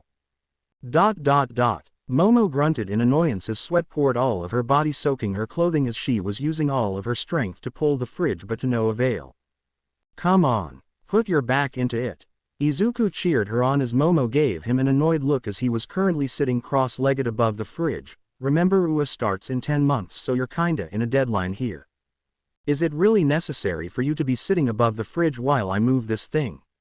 Momo said as she grunted in annoyance, slowly but surely pulling the fridge off the ground. Even with the extra weight it has, it's a lot harder when there's an extra 235 pounds with you sitting on top of it, Momo said as her body was finally giving out as she collapsed towards the ground while panting heavily, trying to catch her breath. Hey, are you calling me fat? Izuku said with a gasp, sounding insulted as Momo gave him the "Are you serious" look as she continued to pant in the ground. And besides, are you really gonna give up that easily? Izuku asked her as Momo gritted her teeth and clenched her fist tightly. No, I won't give up so easily, she said as she slowly began to get up with sheer determination as she began to pull the fridge with the extra weight in it once again. I won't let you two down, Momo said as she grunted before she pulled on hard, moving the fridge as Izuku looked at her in amazement, proud at her determination to succeed. Momo ran around in the beach carrying a tire on her shoulders with a determined expression on her face as she was using different kinds of muscle groups depending on the size and shape of the trash she's hauling as Izuku and All Might back in his skinny might form cheered her on in the background. "Come on, you can do it," Izuku shouted as he puts his hands over his mouth as he continued to cheer her on before turning his attention towards his father who was drinking a glass of water to quench his thirst. "Hey Dad, what made you pick her as your successor?" Izuku asked in curiosity as he knew there was more to the reason why his father chose her instead of anybody else. "Well, as I told you before, she has the heart of a true hero. She was willing to sacrifice herself just to save her friend, and that takes some real guts to do," Toshinori said with a proud smile directed at his soon-to-be successor before he sighed in sadness. "And you're right, there was more as to why I chose her specifically," he finished as Izuku looked at him in confusion. "What do you mean?" Izuku asked as Toshinori began to think on how to explain it. "I don't know actually. I just have this gut feeling in my gut that tells me she's the one who will inherit my quirk and stop that man once and for all," Toshinori said before his smile turned into a frown. "And besides, I kinda see my old master in her. And in a way choosing her is a way for me to thank her for training and sacrificing herself for me," Toshinori said as he looked towards the Momo who was training hard while doing some push-ups as an image of Nana Shimura shimmered beside her, causing Toshinori's eye to well up in sadness as he remembered his lost mentor as Izuku sat down next to his father and putting a hand on his shoulder comforting him. "Hey, what happened to Grandma Nana wasn't your fault, Dad," Izuku said reassuring his father, causing him to smile and nod grateful for his son's comforting words. "Thank you, Izuku," Toshinori said while giving his son a grateful smile before turning his attention back to his soon-to-be successor. "You know, I believe that she will become a great hero one day," he said as Izuku nodded in agreement. "Yeah, I also see that too," Izuku said with a small smile on his face before he decided that it was enough for today. "Well, I think that's enough for today. Don't want her to wear herself out before school starts," Izuku said as he got up from his seat and approached her. "Hey, that's enough. You still have to go to school, remember?" Izuku said as Momo stopped doing her push-up as she got up as her eyes widened. "You're right, I almost forgot. I'm gonna be late," Momo said as she began to panic before Izuku calmed her down. Hey, relax, you still have 30 minutes for you to clean yourself up before school, so calm down," Izuku said as Momo slowly began to calm down after what Izuku said before he reached out in his pocket and pulled a couple of folded-up papers. "Here Dad and I made a training schedule and regiment for you. Follow this for the letter and the beach will be cleaned up and you'll be ready for Dad's quirk in no time," Izuku said as he handed her the training schedule as Momo began to read it. "I also detailed every aspect of your life while I was at it," Toshinori said as he joined them in their conversation. "Weird but okay," Momo said with a shrug. "You guys even got my sleep scheduled," Momo said as she read the schedule before flipping into another page. "Like I said earlier, UA starts in 10 months, so we need all the time we need to get you prepared for one for all," Izuku said before looking at her seriously. "If I'm being honest, this training schedule is going to be super hard. If it's get too hard, let me know so I can change it, okay?" Izuku asked her as Momo only shook her head saying no. "No, you're right, we're on a deadline, so I need all the training I need. I can handle this training schedule with ease and I'll inherit one for all in no time," Momo said as she gave them a determined smile, causing them to do the same, proud at her determination. "Just as I expected," Izuku said, giving her a proud nod. "Now you need to go, you might be late, and oh, one last thing," Izuku said as he began to cover his nose from the horrid smell. "You might want a shower cause you kinda stink," Izuku said with a playful smile, causing Momo to pout at him in annoyance before she began to hit his chest, childishly trying to teach him a lesson for teasing her, but to no avail, and it only succeeding in making him laugh at the cute expression she was making. "Ah, young love," Toshinori said as he shook his head in amusement from their actions. Momo was running towards the entrance of her school gate, trying not to be late as she finally made it as she saw Jiro waiting for her as per usual. "Good pant, I'm pant not pant late," Momo said as she panted in exhausted while using Jiro as leverage to keep her body from standing up. "Hey Yao Momo, you okay?" Jiro asked her, trying to help her up. "Yeah, I'm fine, just a little winded, that's all," Momo said, reassuring her as Jiro only shrugged it off. "That's good. Hey, I heard what happened last night from your parents," Jiro said, giving her a sly smirk causing her to blush. Mind telling M? Jiro paused as she sniffed the air around trying to find the smell before her nose landed on her panting best friend. Why do you smell like trash? Jiro asked Abbott, concerned if her friend was swan diving in random dumpsters lately. Please don't ask. Momo begged her not to as she slowly regained her breathing before walking towards their school with Jiro following her. Fine, I'll let this go, but you still owe me an explanation as to why your not so secret crush decided to drop you off from your massive mansion last night. Jiro shouted from behind her with a mischievous smirk in her face, once again causing Momo to stiffen up and gain a red tint on her face before she decided that the best course of action in this situation was to simply ignore her and keep walking forward a little bit faster this time. Hey, don't ignore me, Yao Momo. Wait up. Jiro called out to her as she ran forwards, trying to catch up to her blushing best friend that was currently ignoring her and pretending that she didn't exist at this moment. Momo was currently sitting in her seat deep in thought as she was ignoring her teacher who was teaching his lesson in front of the class. My body is exhausted, Momo said with a yawn as she rubbed her eyes trying to get the sleep out. I've been training hard before. That means that I only have 294 days left. And if I take recovery periods into account, assuming I'll be resting 2 days between each hard workout, then that gives me almost 98 days of training at my most efficient. I can get it in around 5 hours every morning at night, so that 490 hours, so I'll need to make sure that I'm hitting every muscle groups, which means I need to pay attention to the type of work I'm doing in the beach every day. I could start sneaking in someone extra workouts to, I suppose, yes, that would help me focus me workouts nicely on specific muscles. I'll have to cut back on the hours of sleep on my schedule, but independent training could also benefit me in my training, Momo thought as she calculated her training as she didn't hear the teacher calling her name for her attention. Yaoyorozu, her teacher called out as Jiro elbowed her to get her attention, snapping her out from her thoughts.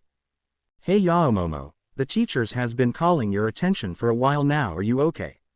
Jiro asked as Momo widened her eyes as she snapped out from her thoughts. Oh, my apologize, ma'am, Momo said as she bowed in apology towards her teacher. I guess I was just lost in my own thoughts. It's okay, Yaoyorozu, her teacher said, shrugging the apology off. Look, I know that you're stressed about going to UA, but remember that you still have your lessons in school, she said as Momo nodded at her teacher's words. Within the next 10 months, Momo continued to train her body for One for all the while studying and going to school to keep her grades up, as she didn't give up even if the training was too hard for her, as she just pushed through it with a determination look every time, making her two teachers proud. Momo was currently carrying a huge and heavy safe on her shoulders while she was running, as Toshinori was besides her in a trench coat while riding a scooter, and Izuku in a Superman hooded tank top with headphones on his ears as he was jogging besides them. The two men stopped in their tracks as they saw Momo, who had collapsed into the ground exhausted and completely worn out. Hey, look alive, kid. Look alive now. You only have 3 months left till UA starts. Are you really going to give up after all this work? Toshinori said as Momo panted in the ground. Are you really gonna flush it down in the toilet and take it easy? You're overworked, aren't you? Izuku said, taking out his headphones from his ears as he noticed her tired and exhausted form. We told you to aim to pass the training workout to ensure your progress was swift but manageable, which means that you haven't been sticking to the plan. You're overdoing things that's gonna have the opposite effect of what we want, Izuku said as he crossed his arms. I have to work harder, Momo said as she struggled to get up. I have to work even harder for One for All in the entrance exam. I don't want to get into UA, I want to excel from it. I want to save people like you too. I want to be like you too. So I just can't sit around. I have to train so that I can be a hero, Momo said as she get up and hoisted the safe on her shoulders once again. So I'll keep on trying till I got what it takes to do that, Momo said while looking at them with eyes full of determination while still carrying the heavy safe on her shoulders. So what are we waiting for? She asked them with a cheeky smile while rubbing the sweat off her forehead with her other hand. That's the spirit, Toshinori said with a bright smile towards his student before he buffed up, transforming into All Might once again. That's the fighting spirit. That's the kind of determination and willpower a hero needs. Still, I do get your concerns, however now's not the time to go and rush progress, but don't worry. We shall get you back on track, leave it to us to adjust your plan. Dad's right, Yaoyorozu. There's no need to rush thing and try to tone it down, okay? We don't want you dead from exhaustion even before the exams starts, now do we? Izuku said with a chuckle, making Momo laugh as she lightly blushed hearing her crush was concerned about her. I understands, I'll try not to overexert myself anymore, Momo said with a nod in understanding. It was the morning of February 25th, or also known as the last day till the beginning of the UA entrance exams, as two people can be seen walking towards the beach calmly until they heard an outrage cry coming from the beach that gained their attention. The two looked up to see Momo atop of a massive pile of trash while she let out a victorious scream from the top of her lungs, having been completed her training with a day to spare for the entrance exams. Yaoyorozu, are you okay? Izuku asked worriedly as he walked up towards her with his father doing the same. Hey, holy crap kid. You even cleaned up outside of the area I told you to. Seriously, there's not one speck of trash on this beach and only a day left to spare before the entrance exams. Good work, kid. You exceeded our expectations, Toshirori said in awe as he looked around in the now cleaned up beach before Momo started to fall from exhaustion before Izuku used his super speed and caught her just in time before she could land towards the ground. You okay? Izuku asked her worriedly as she just weakly nodded before setting her down towards the ground carefully and handing her a bottle of water, which she gladly accepted. I finished everything, she said weakly after she gulped down the whole bottle of water because of her thirst and exhaustion as she gave them a weak smile, causing them to smile back. Yeah, you did, and with one day to spare before the entrance exams, we're proud of you, Izuku said as he gave her a warm smile that made her heart pound. No kidding, you did good, kid. I gotta say that I'm really impressed, Toshinori said with a smile towards her. I know you had it in you, but this is beyond. Now look how far you've come, such improvement, Toshinori said while looking at her more muscular body as the result of the training.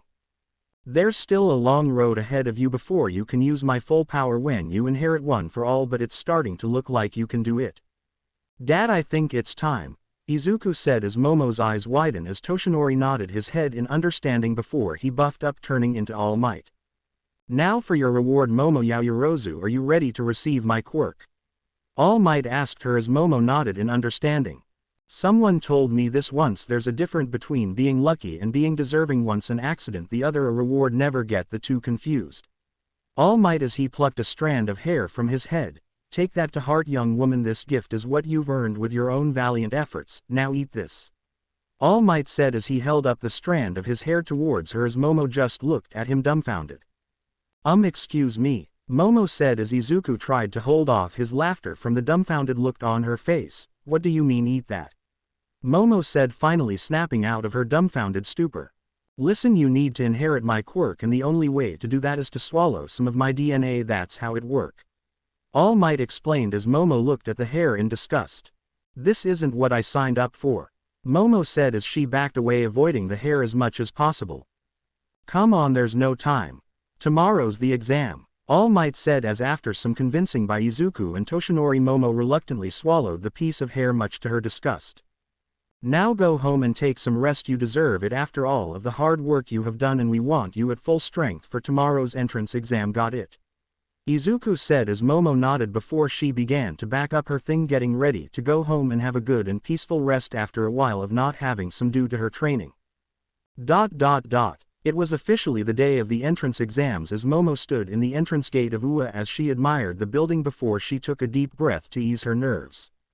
This is it, today's the day, the first step of becoming a hero, she said as she began to enter the gates of UA and towards the school. Momo looked up towards the school of UA in awe as she couldn't really believe that she was in her dream school. I made it just in time, Momo said with a smile as she looked towards the school in a way before her face hardened into a determined one. This is the first step of becoming a hero, she thought as she began to walk forwards. I was so exhausted from all of the training I did yesterday that I didn't have the chance to test out one for all, Momo thought down before a disgusted look came upon her beautiful face as she remembered eating that disgusting hair in order to receive one for all. I may have swallowed the hair, but I feel any powerful. And I can't believe Izuku just laughed at me, Momo thought with a pout as she remembered him laughing at the expression on his face when All Might told her to eat his hair before she heard her name being called by someone familiar. Hey, Momo, you made it. Jiro said as she ran up to her. Thought you were late, it's almost time you know. Jiro said as Momo rubbed the back of her head sheepishly. Yeah, sorry about that, Kyoka. I kinda overslept, Momo said as she rubbed the back of her head in embarrassment as Jiro only sighed and shook her head at her friend's actions before someone bumped into them rather rudely. I mind you. Out of my way, a blonde-haired boy said rather rudely as he shoved them out of his way, making Momo and Jiro glare at him. Rude, Momo said with a scowl on her face as she glared at the blonde person. Forget that jerk, Yao Momo, Jiro said with a scowl on her face directed at the walking nuke in front of them. Let's just go before we're late, Jiro said as Momo nodded their head as they walked together towards the doors of UA. The two best friends walked towards the doors of UA as Momo noticed someone from the corner of her eye that someone was about to fall towards the ground as she caught the girl by jacket her before she was about to fall towards the ground by her reflexes. Hey, are you okay? Momo asked worriedly as the girl regained her balance. The girl had a fair skin with a pink perpetual blush on her cheeks, brown eyes, brown hair bobbed and curved inwards at the ends. She was wearing a school uniform underneath her maroon jacket. This is Akako Uraraka. Yeah, sorry about that, Uraraka said while rubbing the back of her head sheepishly. I was so nervous about the exam that I didn't see where I was looking. Thank you for catching me. This test is kinda nerve-wracking, Uraraka said as she bowed gratefully at her. It was no problem, Momo said with a smile on her face. And don't worry about the test, I'm sure you'll do great, Momo said with a smile as Uraraka's shoulders relaxed, feeling a weight left of her shoulders. Yeah, thanks again, Uraraka said with a small bow towards Momo in gratitude once again. Well, I guess I'll see you inside, Uraraka said as she walked off towards the doors of UA. Wow, I didn't know you had those wicked reflexes, Yao Momo, Jiro said in an impressed tone as Momo rubbed the back of her head sheepishly. Yeah, I have been training for the exams, Momo said while rubbing the back of her head in embarrassment. Not to mention the amount of training Izuku has put me through. Who knew that the number 2 hero can be quite sadistic whenever he wants to, Momo thought as she remembered her training with Izuku as she suppressed a shiver down her spine before she began to purr like a cat. I wonder what it would feel like to be dominated by him, to have his strong muscular arm holding me down while he no. Focus, Momo, don't let your imagination run wild again. Focus on the exams, damn it, Momo said with a deep blush on her face as the image of Izuku dominating her in bed suddenly popped into her mind. Hey, why's your face red all of a sudden? Jiro asked her as Momo looked like a wooden tomato by how stiff and red her face was. Nothing, Momo yelled before she quickly recomposed herself. I mean, it was nothing, Jiro. Must have been tired from all of the training I did yesterday. Let's just go, Momo said quickly, coming up with a quickly lie as she walked forward towards the doors of UA. Okay, Jiro asked as she raised an eyebrow at her best friend's behavior. Wait. Training doesn't make your face go red and hot, and it certainly doesn't make your body stiffen like that unless, Jiro said as her eyes widened when she came to the conclusion. Yup, she was daydreaming about her crush again. Oh, Yao Momo, you naughty girl, Jiro said with a sly smile on her face as Momo stiffened up once again with her face turning red before she quickened her pace, trying to ignore the sly smirk on her best friend's face. Momo and Jiro quickly arrived in the orientation room as they quickly sat down on their seats before the lights turned on and the screen on the board came to life. Hey, what's up, UA candidates? Thanks for tuning up to me, your school DJ. Now come on and let me hear ya scream, Present Mike said as he spread his arms around only to be met by silence. Wow, tough crowd, Present Mike said with a sweat drop. Alright, how about we just skip to the main show? Now let's talk about this practical exam's gonna go down okay. Now are y'all ready? Present Mike said only to be met by silence once again. It's the voice hero. Present Mike, I guess he'll be explaining the entrance exams for us, Momo thought as she listened intently on the hero's explanation. Just like you application said today, you Rockian boys and girls will be out there conducting 10-minute mock battle in super hit urban settings. Present Mike said as the screen suddenly changed, showing them where they will be participating the entrance exams. "'Tis is where you'll be doing your exams, my friends. After I drop the mic here you'll head to your specified battle center. Sound good?" Present Mike asked only to be met by silence once again, causing his shoulders to slump down. "Ya know, you guys are no fun." Present Mike said dejectedly as all of the participants looked towards their cards showing their assigned battle destination. I see, Momo hummed in thought as she peeked a look at Jiro's card. They're splitting us up so that we can't work with any of our friends, Momo said as Jiro nodded. Yeah, I guess that makes sense. Jiro nodded her head, understanding her best friend's logic. Our examen number is one after another, but we're assigned to different battle centers. Okay, let's now check out your targets, Present Mike said as the screen changed once again, showing 3 silhouettes of figures with points above their heads. They are 3 types of mock villains in every battle center. You'll earn points based on their level of difficulty, so you folks better choose wisely. Your goal in these trial is to use your quirk to reach your score by shredding this foe villains like a minced on guitar solo, but check it. Make sure you're keeping things heroic. Attack other examiners as a ooh and no you dig, Present Mike said while waging his finger back and forth before someone raised their hands. Excuse me sir, but I have a question, the boy in the stand said as he raised his hand in the air. Hit me, Present Mike said while pointing at the boy who had raised their hands before the spotlight went towards him, revealing him to be a boy, dark blue hair, blue eyes, wearing glasses and a cream-colored school uniform with a bottom-up shirt beneath it, followed by a striped blue tie. On the printout you've listed 4 types of villains, not 3. With all respect, if this an error on official UA materials, then it is very shameful. We are exemplary students we expect from Japan's most notable school, and a mistake such as this won't do. Quote. The blue-haired boy said while pointing at the pamphlet in his hands as he criticized Present Mike and UA before he pointed towards the blonde-haired boy who had bumped into Jiro and Momo earlier as he had his feet up in the chair, and you with the spiky blonde hair. The blonde-haired boy said as the spiky-haired boy glared at him with his piercing red eyes. What do you want 4 eyes? The spiky blonde-haired boy said with a scowl on his face as he glared at the blue-haired boy. Put your feet down. It is very disrespectful. If you can't bother to take this seriously, then I suggest you leave, the blue-haired boy said as the spiky-haired boy stood up and glared at him even further. What did you just say, 4 eyes? You wanna go? The spiky blonde-haired boy said as he glared at the blue-haired boy with his palms popping with tiny explosions. Alright, you two were here to fight the robots, not each other, so how about you two take a chill pill, okay? Present Mike said as the spiky-haired boy scoffed before he sat down properly, this time before Present Mike turned his attention towards the blue-haired boy. Examine number 7111, thanks for calling in with your request, Present Mike said while giving the boy a thumbs up. But now it's time I explained the last obstacle in your test. Exclamation mark. Present Mike said as a silhouette of a robot appeared on screen. Now the 4th villain type is worth 0 points. That guy is just an obstacle we'll be throwing in your way. There's one in every battle center. Just think of it as a hurdle that you try to avoid. It's tough and can't be beaten, but there's no point. So I recommend that you just try to ignore it and try to focus the ones top in the charge, Present Mike said as the blue-haired boy bowed at his explanation.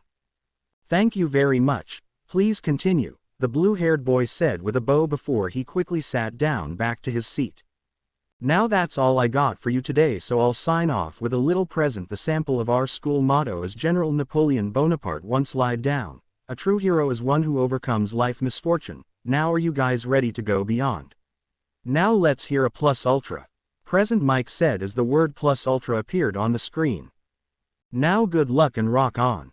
Hope you practice hitting more other than books, Present Mike said as all of the participants got out of their seats and towards their assigned area. Entrance Exam Center B. Momo stood in the exam site, now dressed in her red sports bra and sweatpants, as she was currently waiting for the exam to start after she and Jiro said their goodbyes and best wishes and separated and went towards their assigned area respectively. This is it, time to put those 10 months of training with All Might and Izuku to the test. It's time to give it my all, Momo thought with a determined expression on her face. I will become a hero just like I always dreamed of. I won't let myself down. I won't lay All Might and Izuku down, Momo thought as she clenched her fist in determination and held her chin up high, ready to face the obstacles in her way. You can do this, you can do this. Momo was snapped out from her thoughts when she heard a familiar voice as she looked towards next to her to see that the same brunette with the permanent blush on her cheeks was breathing in and out, trying to calm her nerves. Hey, Momo said, startling the girl a bit as the girl looked towards Momo as she gave her a small smile. So it is you, are you okay? Momo asked her with a soft smile on her face. Oh, it's you, the girl said as she beamed towards her, giving Momo a bright smile. Yeah, I'm fine, just a little nervous though. Thanks again for not letting me fall earlier, the brunette said while rubbing the back of her head sheepishly. It was no problem, Momo said, shaking her head. And try to relax, I'm sure you'll do great in the exams, Momo said with a small smile on her face. Yeah, thanks, Uraraka said with a smile of her own before they heard Present Mike's voice over the intercom. Right, let's get this party started, Present Mike said over the intercom, gaining all of the participants' attention as the doors opened up and Momo instantly rushed in, ignoring the complaints of the other participants. Hey, that's cheating, a participant yelled out in anger. Yeah, Present Mike didn't even say go yet. Anther 1 said. What are you guys doing? There are no countdowns in a real battle. Go, go, go, Present Mike yelled as the other participants immediately scrambled forwards the robots. ... Momo immediately rushed as she created a sword and shield, piercing and sling every robot she sees while using her shield to block their attacks before she quickly gained 15 points as she continued to rush forwards as a 2-point robot suddenly appeared in front of her. Target acquired. I'll kill you, the robot said in a robotic tune as it swung its arm, only for Momo to dodge the attack due to her reflexes before she quickly swung her sword towards the robot's neck, cutting it off. That's 17 points down, Momo said as she panted for a bit from exhaustion. I need to move forward, I can't waste any more time and I can't risk using one for all, especially since I don't know how to use it yet, Momo muttered as she continued to rush forward while remembering her conversation with All Might and Izuku yesterday. Momo, after some convincing with Toshinori and Izuku, reluctantly swallowed the piece of hair, much to her disgust. Good, you swallowed it right? All Might asked her as Momo nodded with a disgusted look on her face. How do you feel? Izuku asked her as Momo looked at her hands. I feel the same, but I don't feel that anything different yet, Momo said while looking at her hands, trying to test or feel one for all's power within her. Ha ha ha, well, of course not, your body has to process your hair first, All Might said with a laugh before he looked at his watch. It should kick in after 2 or maybe 3 hours, All Might said as Momo nodded.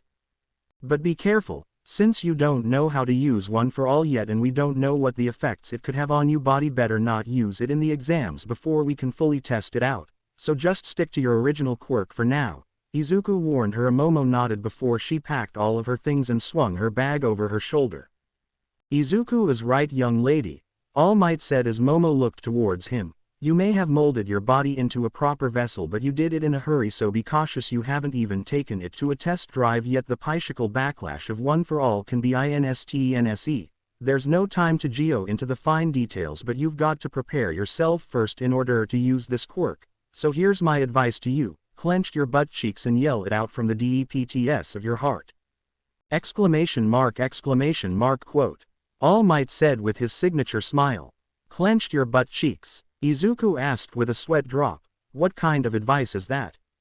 It's how I usually perform my smashes. What's wrong with that? All Might asked in a confused tone.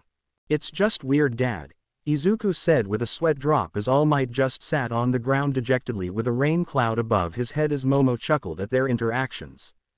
Momo continued to ran forwards before a 1-point robot suddenly burst through the wall nest to her, causing her to jump back to gain some distance by her reflexes. I really should thank Izuku for training my reflexes, otherwise that robot who have knocked me out, Momo thought as she tightened the grip of her sword and raised her shield as she eyed up the robot getting ready to fight. Target acquired. Annihilate, the robot said in a robotic tone before it rushed towards Momo as she swung her sword, cutting the robot from the waist down and letting it fall towards the ground in 2 pieces. That's 18 points. Momo said as she panted in exhaustion before she heard Present Mike's voice over the intercom again. 6 minutes and 30 seconds left, folks. Better hurry it up, Present Mike said over the intercoms. Then I can't waste any more time, Momo said as she ran forwards to find more robots. Momo quickly found the robots she was looking for as she began to cut them down one by one, with her points quickly becoming 35. Destroy. A three-pointer said in a robotic tone as it attacked her, only for Momo to dodge the attack and plunged her sword right as its side, destroying it, making it fall towards the ground. That's 38 inches. Momo nodded to herself before she dodged another attack from a two-pointer and swung her sword, cutting it in half before she ran forwards to look for more robots. In the observation room, the teachers and principal looked towards the monitors where the image of the participants destroying the robots were shown.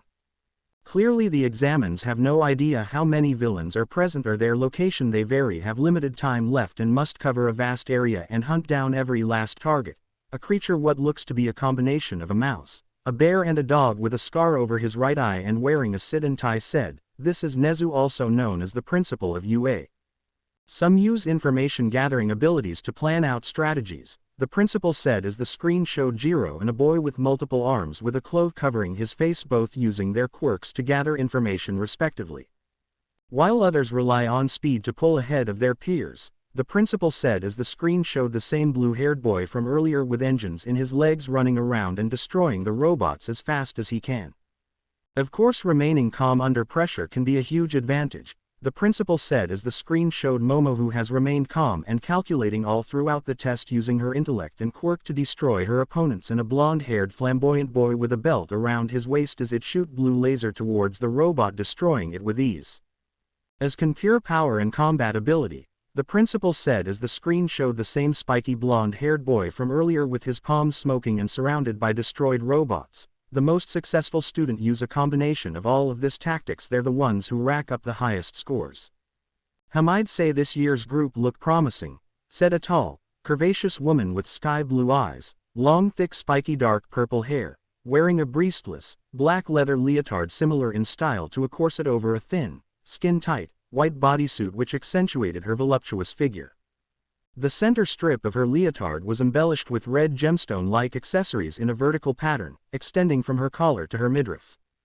She also wore translucent, black, thigh-high garter stockings, which were attached to a burgundy utility belt decorated with gold studs around her hips, a matching pentagonal buckle in its center, and black knee boots. She had a small red mask outlining her eyes, and a handcuff on each wrist. This is Nimari Kayama, also known as the R-rated hero Midnight.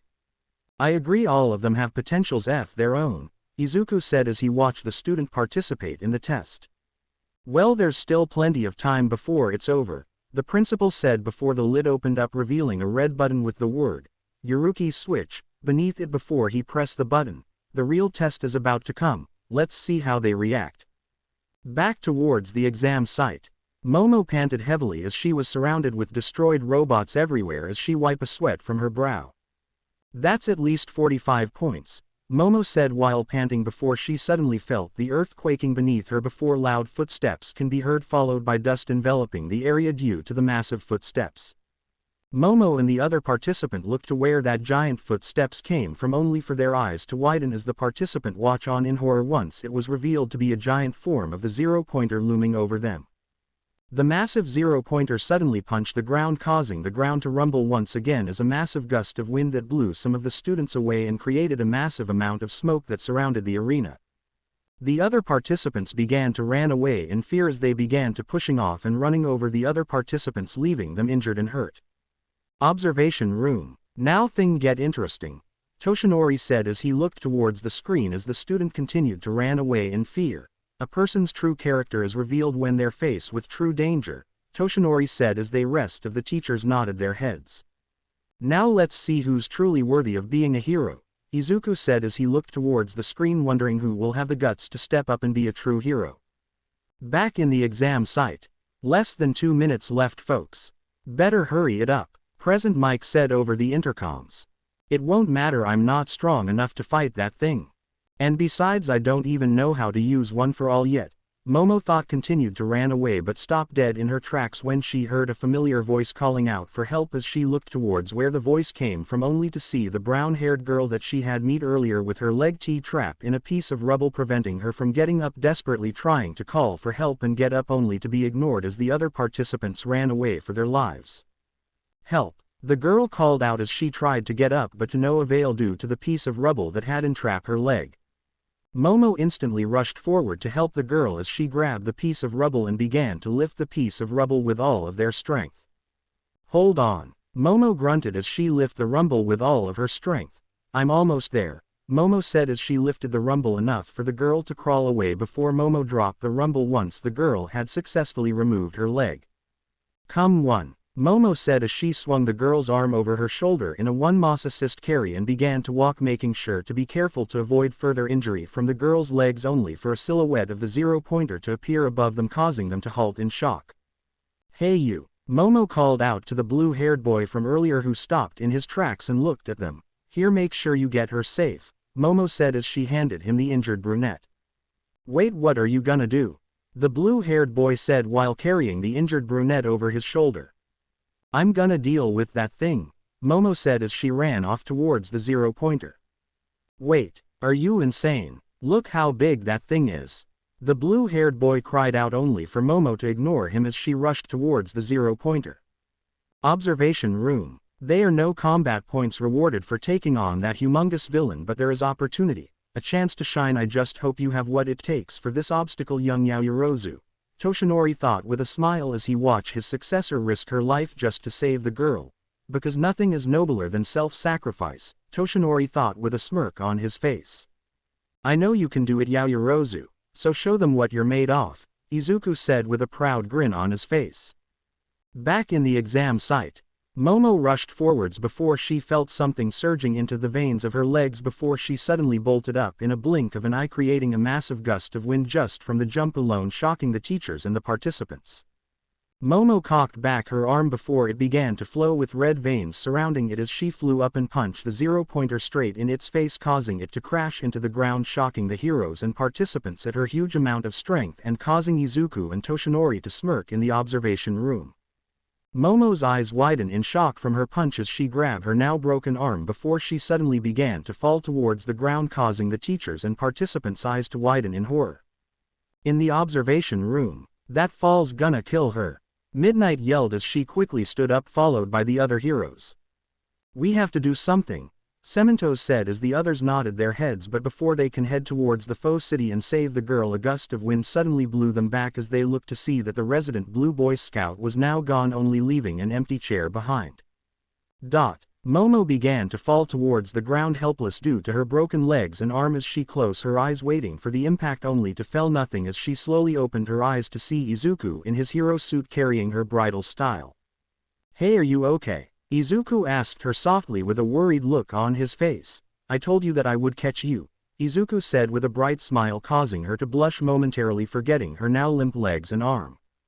Izuku slowly floated down towards the ground as all of the participants watch on in awe at the show power from the girl and the sudden appearance of the Man of Steel himself. Holy crap, it's him, a participant said in awe. Wow, I never thought that I got to see him up so close. Another one said with stars on her eyes. He's so cool, another one said while they fangirled.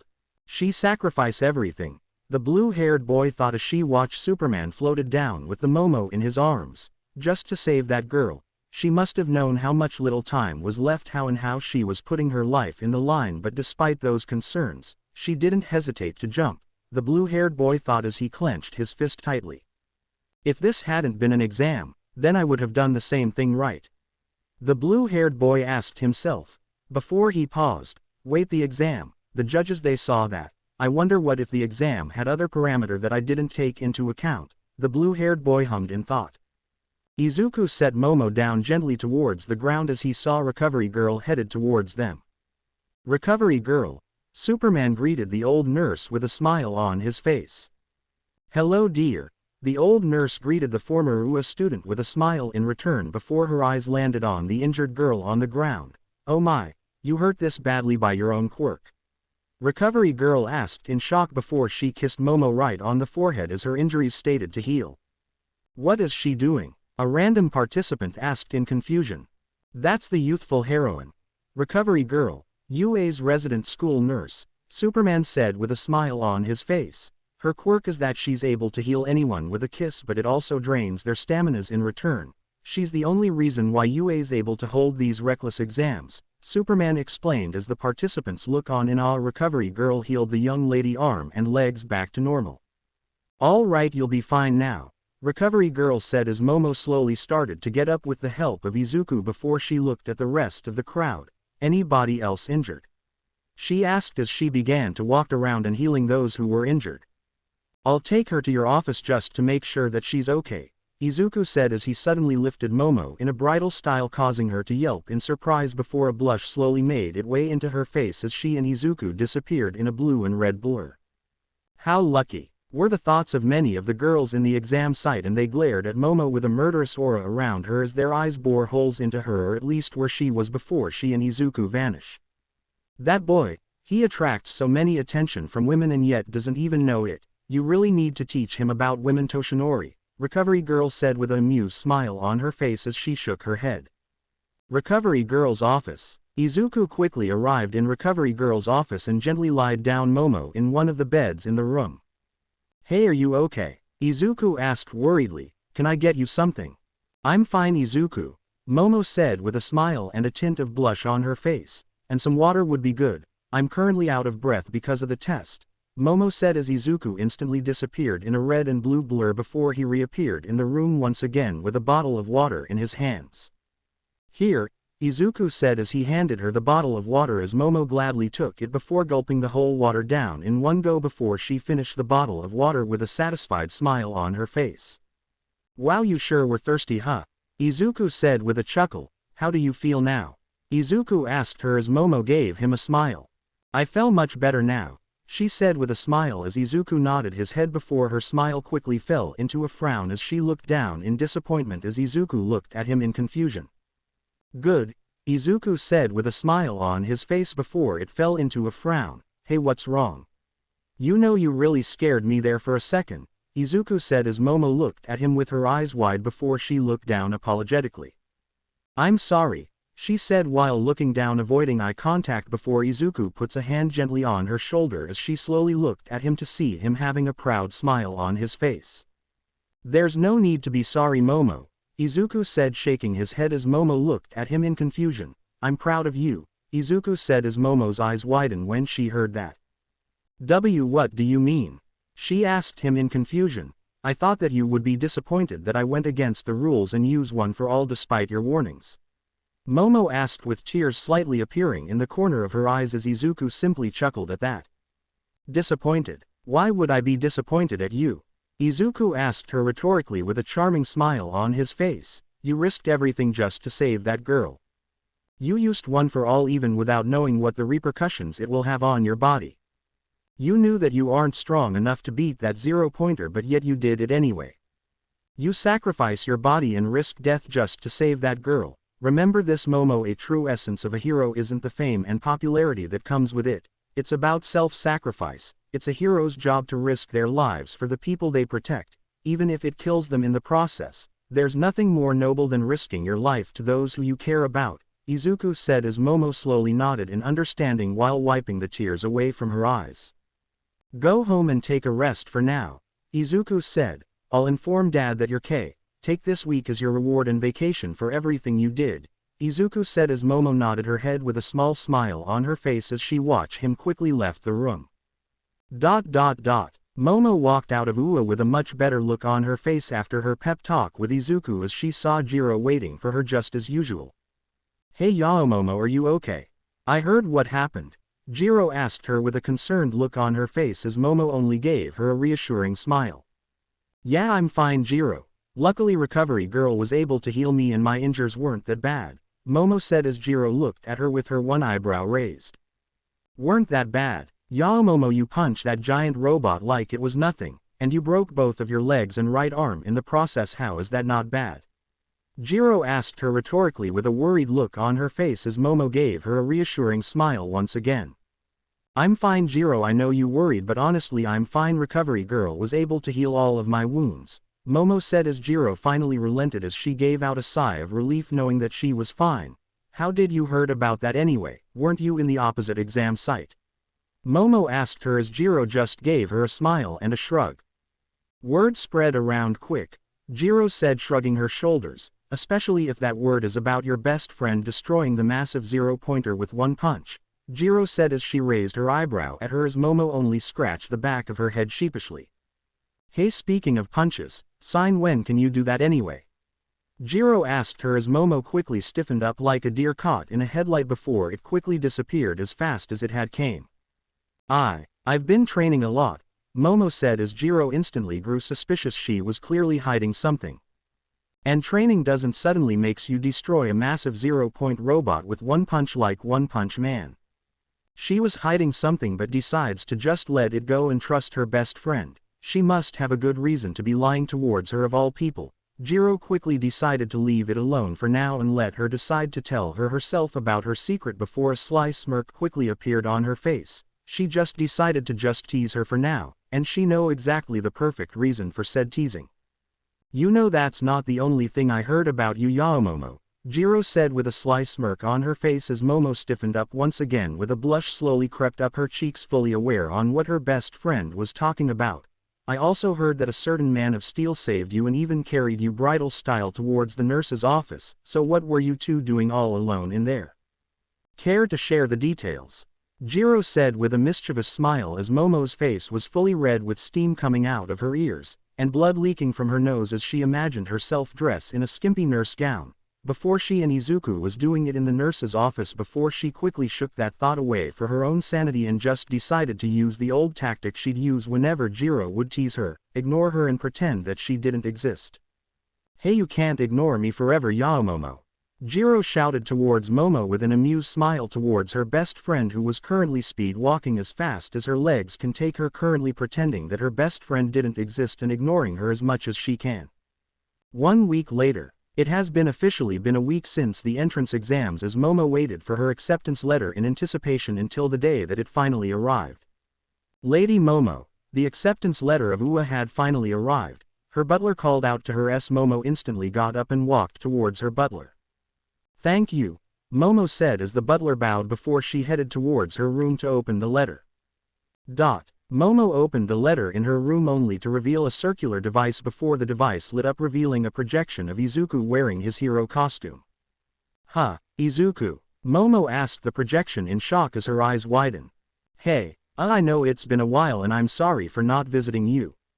Me and Dad have been quite busy with all of the paperwork lately. Sorry, I'm getting off topic, Izuku said as he gave her a sheepish smile, making her slightly blush at how cute he was looking right now. So anyway, to make up for not visiting you this past week, I volunteered to be the one to give you your scores.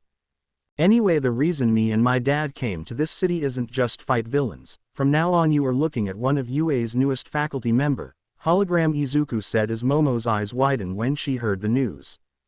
You passed the written exam with flying colors. You managed to get 45 points. Not bad for a newbie. I'm proud of you, hologram, Izuku said with a smile, causing Momo to do the same. But you see, the practical exam was not graded on combat alone. You see, they are rescue points. A panel of judges watches and they reward points beyond than just fighting villains, so they rewarded your heroic sacrifice with 60 heroes points. Quote. Hologram, Izuku said as Momo's eyes widened at that as she felt tears of joy rolling from her cheeks. And that adds your total points to 105 points. Congratulations of becoming first place, Izuku said while giving her a proud smile as Momo cried even harder at the news.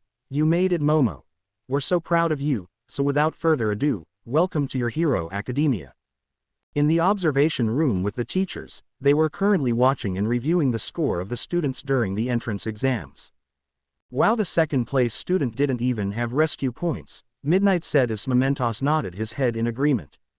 He took down those robot villains like an ace. While most of the other examines were running from the BIS obstacle, he stayed focused on letting the smaller targets get in close and then counter-attacking. That kid is tough, Sementos said. I agree. However, the first place winner got 60 rescue points and 45 rescue points, totaling it up to 105 point. Midnight said. Not bad, having being third place in UA's most amount of points in general, and add that to having 2 quirks, with creation and some kind of super strength. That kind of quirks are very rare. Yeah, it's not the first UA student to take out that giant villain robot, Snipe said. Been a while since I saw someone blow it away with one attack. But at what cause? Did you see how badly she injured herself? Present Mike asked. If you asked me, if like her body isn't used to her other quirk, Present Mike said as a man with unkempt black hair and black eyes leaned from the wall while looking at the image of the young girl. Your quirk was supposed to be creation, but now you apparently have some kind of super strength. Aside from that, it also looks like you body can't even handle your other quirk yet. Just who are you? The unkempt-haired man thought. It was night time as Momo was running towards Dagoba Beach to meet Izuku and Toshinori to tell them about the news of her passing the entrance exams until she saw them both as a bright smile spread across her face when she saw them. Izuku. Toshinori. Momo greeted them as she ran towards them with a huge smile on her face at seeing them again after so long. Hey. Long time, huh? How have you been? Izuku asked as he greeted her with a wave. Congrats on getting in, by the way, Izuku said as he held his arm up for a high five. Thanks, Momo said as she high-fived Izuku much to Toshinori's amusement. I've been doing fine, and I couldn't do it without your help. Oh, speaking of which, we didn't tell anyone at UA that we've been training you. We weren't one of the judges and we didn't pull any string to get you in, so you've earned your spot all by your own, Toshinori said as he and Izuku gave the young girl a proud smile. Thanks, Momo said as she rubbed the back of her head in embarrassment at their praise before remembering something Izuku said back when he was a projection giving her result on the exams. Hey, is it really true that you both are going to be teachers at UA? Momo asked them to know as this was true or not. Yeah, that's true, Izuku said as he nods his head in confirmation. The school didn't want us telling anyone about the job until they made an official announcement, Izuku said as Toshinori nodded his head in agreement. Yay, it seems like a good time. Izuku and I were finding an easy way to inherit one for all, Toshinori said as Momo's eyes widened as she remembered All Might's words when she first met him and Izuku. Me and my son have been in a long hunt for a worthy successor. So that's reason, he was originally planning to give one for all to a UA student, Momo thought as she recalled All Might's words when they first met before she looked down at her hands. Toshinori-san, I have been wondering when I used one for all it completely wrecked my body and all I did was jump and throw one punch. I can't control it, and I can't use one for all without harming myself. Do you have any advice I could use? Momo asked as Toshinori gave her a small smile. Don't worry, young Yaoyorozu, you'll learn to manage it in time, Toshinori said with a small smile. Hoping to master it right away is asking a baby to run a marathon. You still have to go to the process of learning how to walk, Toshinori said as Momo nodded. Yeah, I guess that made sense, Momo said before her eyes widened at what he just said.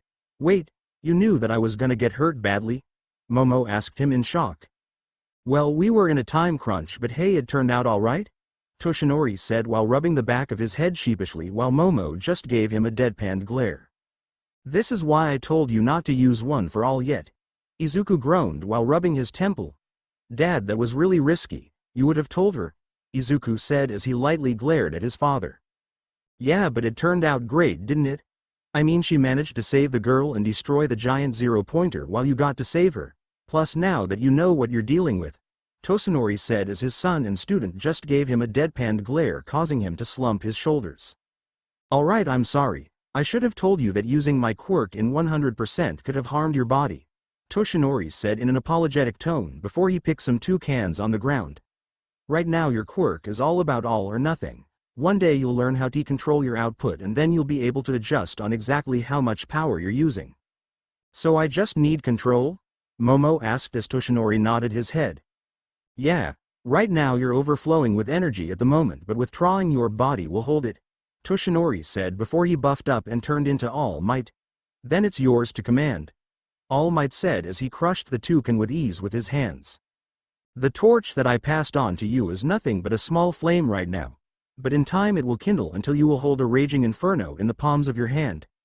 The more powerful you become, the more you will outshine me. Eventually I will retire and I will give my job to you and my son, All Might said before he buffed down back to his normal form as Momo stared at him in awe.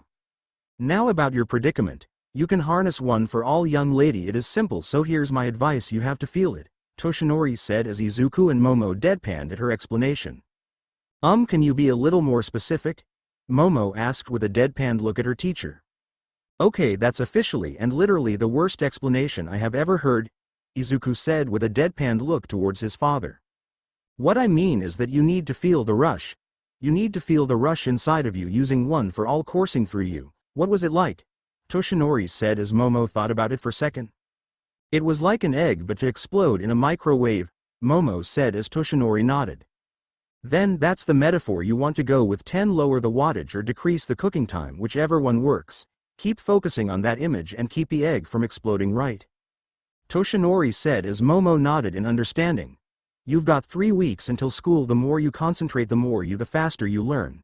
Control over one for all isn't gonna happen overnight, but I'm sure you'll nail it one day. You just gotta keep trying. Toshinori said as Momo nodded in understanding with a determined look on her face. Not bad, Dad. You actually managed to teach someone, Izuku said with a chuckle once he saw his father lightly glare at him for his comment. But it is still a risk, so I have a better solution, Izuku said as Momo and Toshinori turned their attention towards him with curious looks on their faces. Well, Izuku, what do you have in mind? Toshinori asked him in curious. Well, first off, and this is very important, instead of using one for all in one part of your body, you need to move it all over your body, every part of your body, and feel the power surge. So do not actually move any part of you once activate one for all. Second, try to activate it in your all over your body, but keep it low so if something does break it won't be as serious. Third, once you've got it activated, just hold the quirk there and try to higher with the output of the quirk to as high as you can, but once you feel your body starting to ache, then stop. That means that's your limit for now. Do you think you can try that? Izuku asked as Momo nodded. Momo nodded in understanding before she then began concentrate on her new quirk. She felt it like it was a pool, a deep pool with nearly infinite energy she could move around her body. She did as Izuku said as she spread one for all although out her body. Her body started to crackling with black and red lightning as 1% of her power coursed through the spot. She was amazed. She felt so powerful. It wasn't as powerful when she used 100%, but it was still powerful nonetheless. Next she did as Izuku asked and attempted to higher the energy. Remember to spread one for all over your body and not just a single part of it. Remember to focus, feel the power rushing through your veins, Izuku said as Momo concentrated hard with the black and red lightning increased as every second passed as she went into 2%, then 3%, then 4% until she reached at 5% before her body started to ache in pain.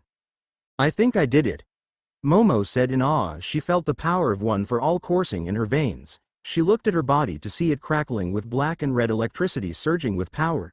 Looks like 5% is my limit per now. Huh? Why didn't I think of that? Toshinori said, who looked kinda embarrassed by the fact Izuku was able to break that down so much better than him. That's because all you do is throw a punch at 100%, Dad, Izuku said with a deadpan look towards his dad, who just pouted childishly in return. You do the same thing, ya no, Toshinori said at his son, who merely shrugged it off. I learn from the best, Izuku said with a smile as Toshinori just looked at the ground dejectedly with a rain cloud above his head, making Momo lightly chuckle at their remarks before Izuku turned his attention back to her. Great. We'll work on getting your percentage higher and higher later, like now try to throw a punch, Izuku said as Momo clenched and threw a punch towards the beach before a small gust of wind came out as she felt her body was perfectly fine. Whoa. This was 5%? It already makes enough pressure to send out wind gusts? Momo said in shock at the display of power. Good job, Momo, Izuku said as he gave her a proud smile. Is anything broken? Izuku asked as Momo looked over her right arm to find any injuries but found none and smiled. Momo shook her head. Nope, Izuku, I'm totally fine, Momo said with a proud smile at her accomplishment. Now to run around this beach as fast as you can, young Yaoyorozu, Toshinori suggested as Momo nodded before she got on a running stance with red and black lightning coursing through her body before she bolted off at full speed. Momo stopped running as she panted in exhaustion before she looked around to find Izuku and Toshinori nowhere to be found and herself in a completely different part of the beach altogether. Where the heck am I? Where are they? Momo asked in shock as she didn't know where she was or how she got in here in the first place before she felt a gust of wind behind her as she turned around to see Izuku with a shock and odd look on his face. Holy crap. You were so fast, Yaoyorozu, Izuku said with a proud smile while Momo looked at her in confusion. What do you mean? What happened? Momo asked him in confusion before she felt another gust of wind right next to her. What happened? What happened?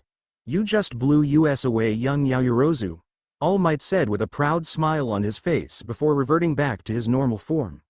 You were so fast that you ran 50 miles per hour, and that was just 5%, Toshinori said as Momo looked at him in shock. What? Momo asked them in shock and disbelief at their words. Yeah, good work. See, look, I told you were smart, Momo. You did it on the first try and you even exceeded our expectations once again, Izuku said with a bright smile while giving her a thumbs up, as Momo's heart melted once she saw his charming smile before she lose her concentration, causing her to fall towards the ground, but was caught by Izuku just in time. Whoa. Hey, you okay? Izuku asked her with a worried look on his face as Momo's eyes melted once she saw his beautiful blue eyes as she gave him a content sigh and snuggled closer into his strong muscular arms. No, not now, Momo, focus. Huh?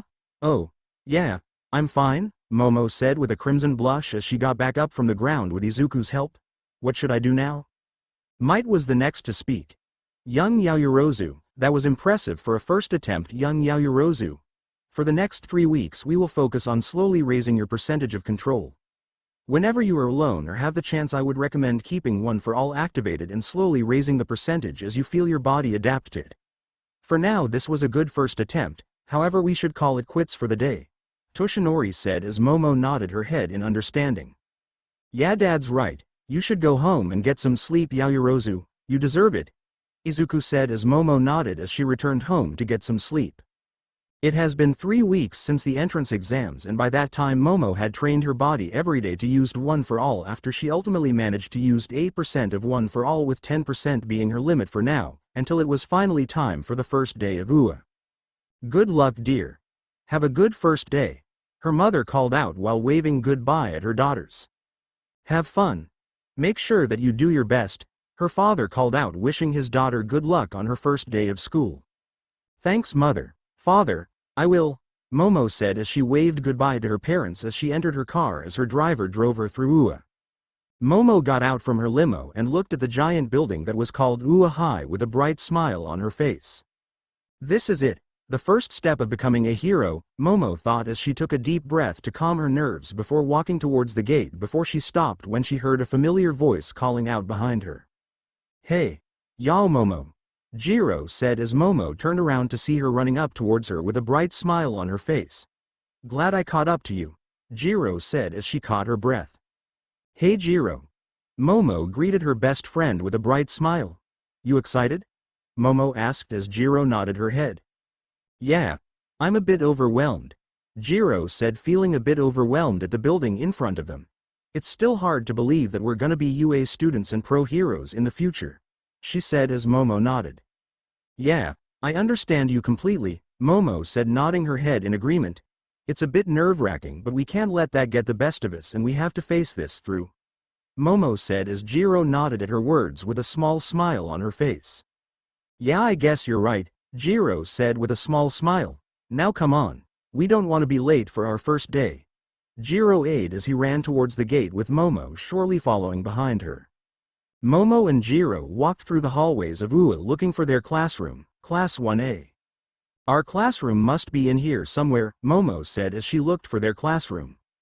1A, come on, Jiro said, frustrated that they haven't found their classroom yet until she saw a door with the word 1A in bold letters on it. Aha. There, Jiro said, pointing to a door with the word 1A written on it. Whoa. Isn't this a bit huge for a door? Jiro asked in shock as she looked at the giant door in front of them. Maybe someone has a giant quirk or something, Momo guessed as she opened the door only to be met by the sight of the same blonde-haired boy and blue-haired boy that they had met during the entrance exams, yelling at each other. Take your feet off that desk now, the blue-haired boy from the entrance exams said to the spiky blonde-haired boy who had his feet up his desk. Huh? Who the hell are you, Four Eyes? The spiky blonde-haired boy said as he gave the other boy a cocky smile. It's the first day and you're already disrespecting this academy by scuffing school property, you cretin, the blue-haired boy said as the spiky blonde-haired boy just glared at 6T him furiously. You're kidding me, right? Who the hell are you, you Four Eyes? The spiky-haired boy said as he glared at him. Did your old school put a stick up your ass? Or were you born with it? He said as the blue-haired boy tried to speak, but nothing came out from his mouth due to shock at the boy's words before he cleared his throat. Okay, let's start over. I am Tenya Iida from Sumi Private Academy. The boy, now known as Iida, introduced himself. So Sumi, huh? So you must think that you're better than me? The blonde-haired boy as he grinned at Iida evilly, I'm gonna have fun tearing you a new one, the boy said as Iida gasped in shock. Gasp, you would threaten me? Your own classmate? Are you sure that you're in the right place? Iida asked as the blonde-haired boy just ignored him before Iida's eyes went towards the front door where Momo and Jiro stood. It's her, Iida said as he stared at Momo in shock as everyone turned their attention towards her. So that's the extra who got into first place, huh? The blonde-haired boy thought as he glared at her. TCH, whatever, I can probably take her easily, the boy said as he proceeded to ignore the rest of these extras. So, that's the girl who got first place, huh? A boy with a purple hair and tired-looking eyes thought as he looked at her before going back to what he was doing. Hello, Momo said as she greeted her new classmates with a bow before she noticed Iida walking up to her. Good morning, Iida said as he walked up to her. My name is Tenya Iida and Iida was cut off when Momo puts her hands up, interrupting him. Oh yeah, I know. I heard your interactions earlier, Momo said as she gave him a small smile. I'm Momo Yaoyorozu, and this here is my friend Kyoka Jiro. It's very nice to meet you, Momo said with a small bow. Yaoyorozu, you realized that there was more to the practical exams, didn't you? Iida said as Momo and Jiro looked at him in confusion. You must be very perceptive and I completely misjudge you. I admit that as a student that you are far superior to me. Please forgive me, Iida said as he bowed in apology as Momo and Jiro just looked at him with a sweat dropped. Thank you, Momo said, a bit unsure of what to think of all of this until, it's fine, I was only doing what was right and saved that girl. I didn't save her for the points, I just did what any hero would and save someone who was in danger, Momo said as Iida looked even more shameful at that. Then you are even better than me, you saved someone not because of the rescue points but because it was the right thing to do, Iida said dejectedly until they heard a voice behind them. Hey, I know that spiky black-haired girl anywhere, a voice behind them said as Momo and Jiro turned around to see that it was the same brunette that they had met and Momo had saved during the entrance exams. It's you. Thanks for saving me, by the way. That punch was amazing, the Uraraka said while doing some punching motion with her hand. It was no problem, Momo said with a small smile at her. I merely did what any hero would do and saved you. No need to thank me, Momo said, a bit bashful at their praises. Yeah, but still, what you did was super cool and it's only right more me to thank you after you injured yourself just to save, and I'm sorry that you just injured just to save me, Uraraka said as she bowed in both gratitude and apology for Momo to injury herself in order to save her. It was no problem, really no need to beat yourself over it, I simply did what any hero would, Momo said as she consoled the girl before they heard a voice behind them. If you're here to make friends then you can just pack up your stuff and go, a voice behind them said, startling them as they looked to see some kind of giant yellow caterpillar on the floor. Welcome to the UA's hero course, the strange creature said before he zipped down his cocoon a little bit and took a sip from his juice box. What is that thing? Most of the class thought in shock as the strange creature suddenly got up and unzipped his cocoon, revealing it to be in fact a sleeping bag. It took you 8 seconds before you all shut up. That's not gonna work. Time is precious and rational students will understand that, the man said as he unzipped his sleeping bag, revealing it to be a man with a slender and tall, pale-skinned man with messy, shoulder-length black hair, that partially hangs in front of his face and half-opened black eyes, with worn-out appearance, often looking fatigued with his facial hair is almost always in a stubbly, unkempt state and his eyes tired and flat. He was wearing baggy black outfit that consists of a long-sleeved shirt and matching pants that tuck into his boots. He also wears a utility belt and his signature wrap scarf at all times. He hides a pair of bright yellow goggles underneath his scarf for when he needs to use them in battle. This is Shota Aizawa, also known as the Erasure Hero, Eraser Head. Hello, I'm Shota Aizawa and I'm gonna be your teacher from now on. Aizawa introduced himself, shocking most of the class. Right, let's get through it, Aizawa said as he grabbed UA's PE uniform from his sleeping bag. Here, put this on and head outside, Aizawa said. Momo grabbed her PE uniform without any hesitation, with Jiro following closely behind her, following her instructions as they walked together towards the changing room to change. Hey Izuku, you ready for your speech? Toshinori asked his son while holding a book in his hands. Yup, just doing some last-minute preparations, Izuku said with a piece of paper in his hand containing his speech. What are you reading? Izuku asked him. Oh, this. Toshinori asked while gesturing to the book in his hands. It's just something that Nezu gave me to help me prepare for the role of a teacher, Toshinori said as Izuku nodded. It says here that UA's course doesn't follow the normal academic path. You get the wrong homeroom teacher and life is hell, Toshinori said, a little worried for his student. Ah. Crap, he got Aizawa. Young Yaoyorozu is going to be singled out from the start, Toshinori said as Izuku had a small smile on his face. So her teacher is Aizawa-sensei, huh? Knowing him, he'll probably sip the orientation and give the class a test or something, Izuku thought. Maybe I can watch them after I'm done with my speech later. Don't worry about it, Dad. I'm sure Momo will pull through, Izuku said with a small smile. All you have to do is have a little faith in her, he said as Toshinori nodded. Yeah, you're right, Toshinori said with a small smile before looking at the clock. Looks like orientation is about to start soon, he said as Izuku nodded. Then it's time for my big speech. Wish me luck, Izuku said as he waved goodbye to his father as he exited the door and headed towards the orientation room. A plethora of students were currently gathered in the auditorium getting ready for the orientation to start. Where's Class 1A? Aren't they running a bit late? Vlad King asked, seeing that the class was nowhere to be found. Yeah, where are they? They late for the orientation, Present Mike said as he looked around trying to find the class. Well, regardless if they are running late, we shouldn't keep the students waiting, Nezu said before he walked up towards the podium. Hello everyone, good morning. I am the principal of UA, Principal Nezu, Nezu said, introducing himself as the students quieted down listening to their principal. First and foremost, I would like to congratulate you all for passing the entrance exams and being accepted into UA. Please let's us give you all a warm welcome, Nezu said as the students all clapped. Welcome to those who are new to UA High School, and for those who are returning students, I welcome you to a new year, Nezu said. We understand that those new students might feel uneasy from the drastic change of teaching method compared to when you were in your junior high, but please do not like that it will always be this way. I'm sure that each of you will soon find your way and soon will be in the position of your seniors and eventually you will become pro heroes. Exclamation mark quote, Nezu said as all of the students all cheered in excitement. So to help encourage you all and make you feel comfortable, I have brought in special guests to give a few words of encouragement to our first years, Nezu said as the students all wondered who the mystery guest could be. So without further ado, I would like you all to give a warm welcome to the number 2 hero himself, Superman, Nezu said as the crowd gasped in shock when they saw Superman slowly starting to fly down towards the ground. Thank you, Principal Nezu, Superman said as he stood in the podium. First and foremost, I would like to congratulate you all for passing your exams and making it through UA, and I would like to give you all a warm welcome to your new school that will help you teach everything you need to know about being a hero for the next 3 years of your lives, Izuku said.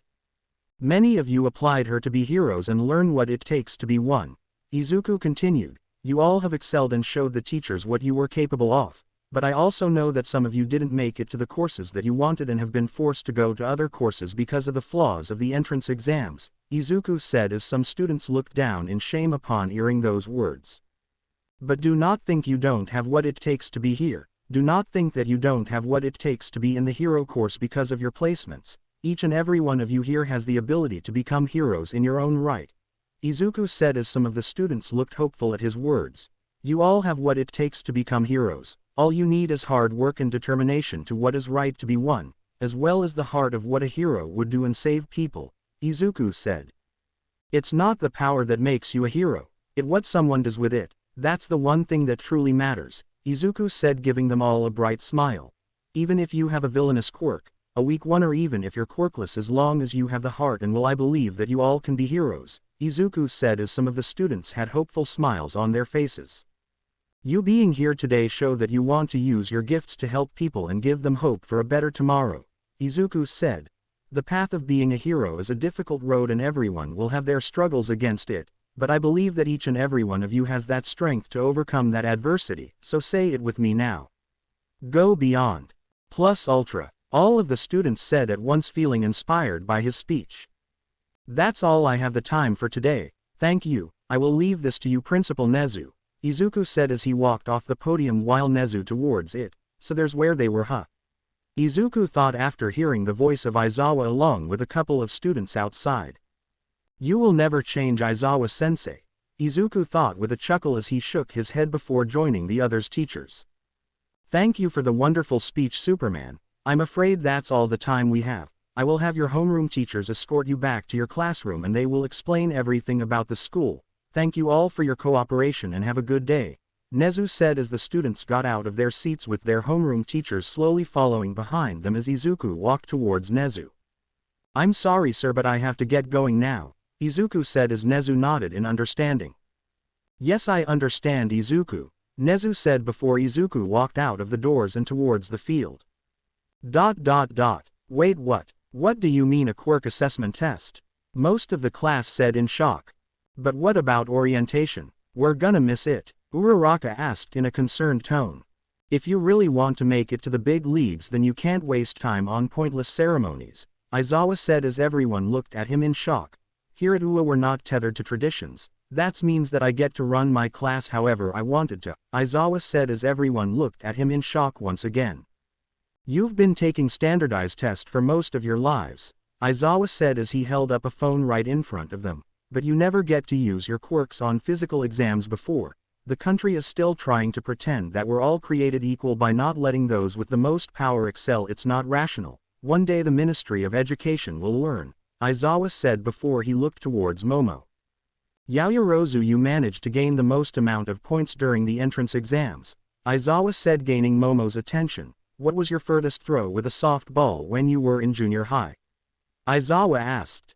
56 meters I think, Momo said a bit unsure.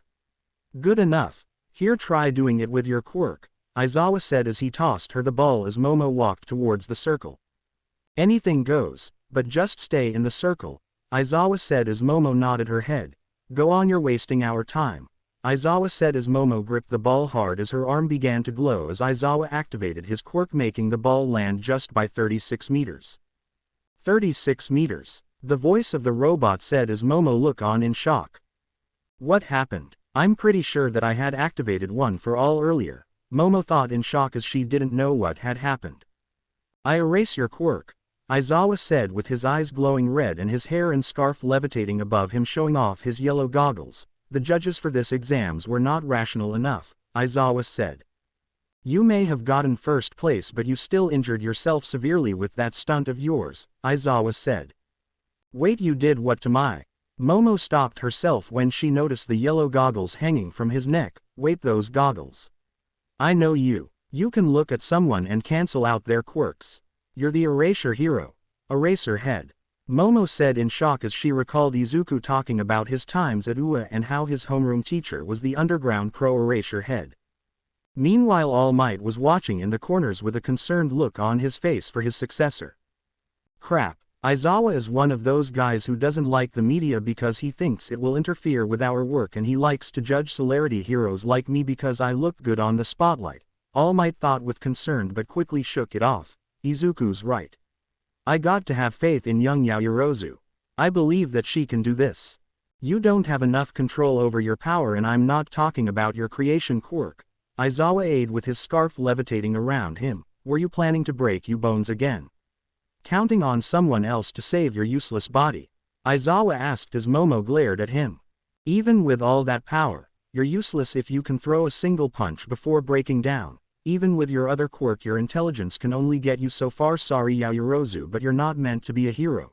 You better just stick to what your parents do and manage your company, Aizawa said as Momo looked down towards the ground as she felt tears well up in her eyes as she clenched her fist tightly before looking back at Aizawa with a determined look on her eyes.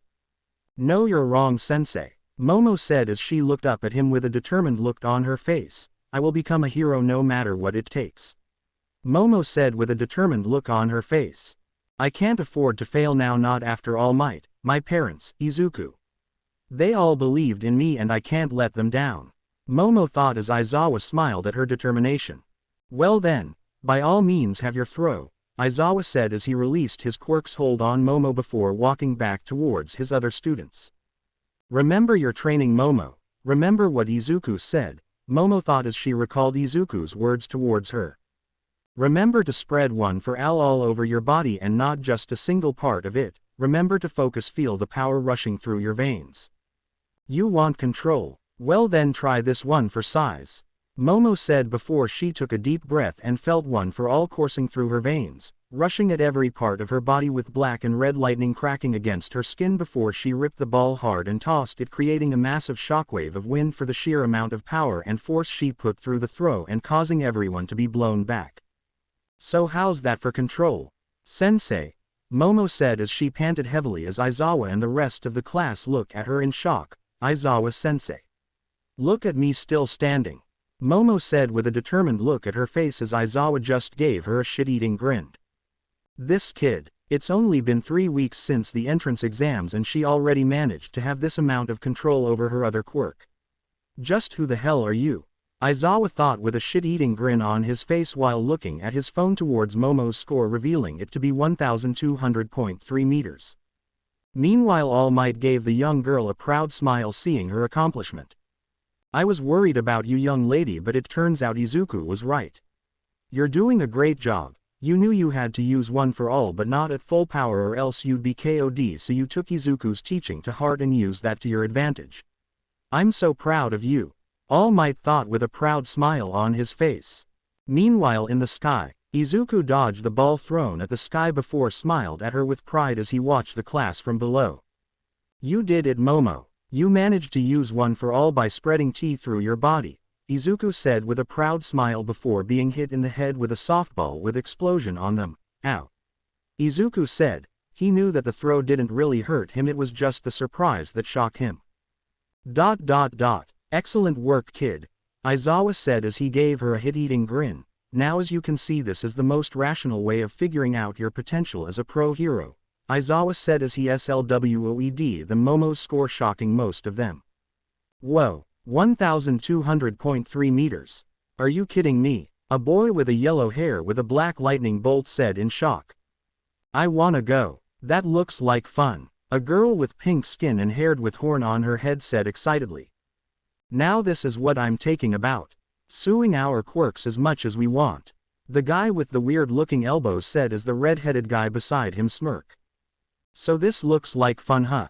Aizawa asked them with an unusually calm tone. You have 3 years here to become a hero, you thins, it's all gonna be fun and games. Aizawa said as he smirked at them. Idiots, today you'll compete in 8 physical tests to engage your potential, Aizawa said with an unusual smirk on his face. Whoever comes in last will be expelled, he said as the class gasped in shock. Like I said earlier, I get to decide how this class runs, understand? Aizawa said while giving them a shit-eating grin. If that's a problem, you can head home right now. You can't send one of us home. I mean, we just got here, Uraraksa said. Even if it wasn't the first day, that isn't fair. Oh, and you think natural disasters are? Aizawa said as everyone looked at him in confusion, or power-hungry villains. Are catastrophic accidents that put whole cities. Now the world is full of unfairness, Aizawa said. It's a hero's job to try to combat that unfairness. If you wanna be a pro, you're gonna have to push yourself to the brink. For the next 3 years UA will throw one terrible hardship after another at you. So go beyond. Lust Ultra style, show me it's no mistake that are here, Aizawa said as everyone looked at him in awe. Now then, we're just waiting time by talking. Let the games begin, Aizawa said while giving them all a shit-eating grin. Now since that out of the way, Bakugo. You got second place, it's your turn, Aizawa said as Bakugo smirked. Finally, Bakugo said as he took the ball and gripped it hard. About time to blow you loser away.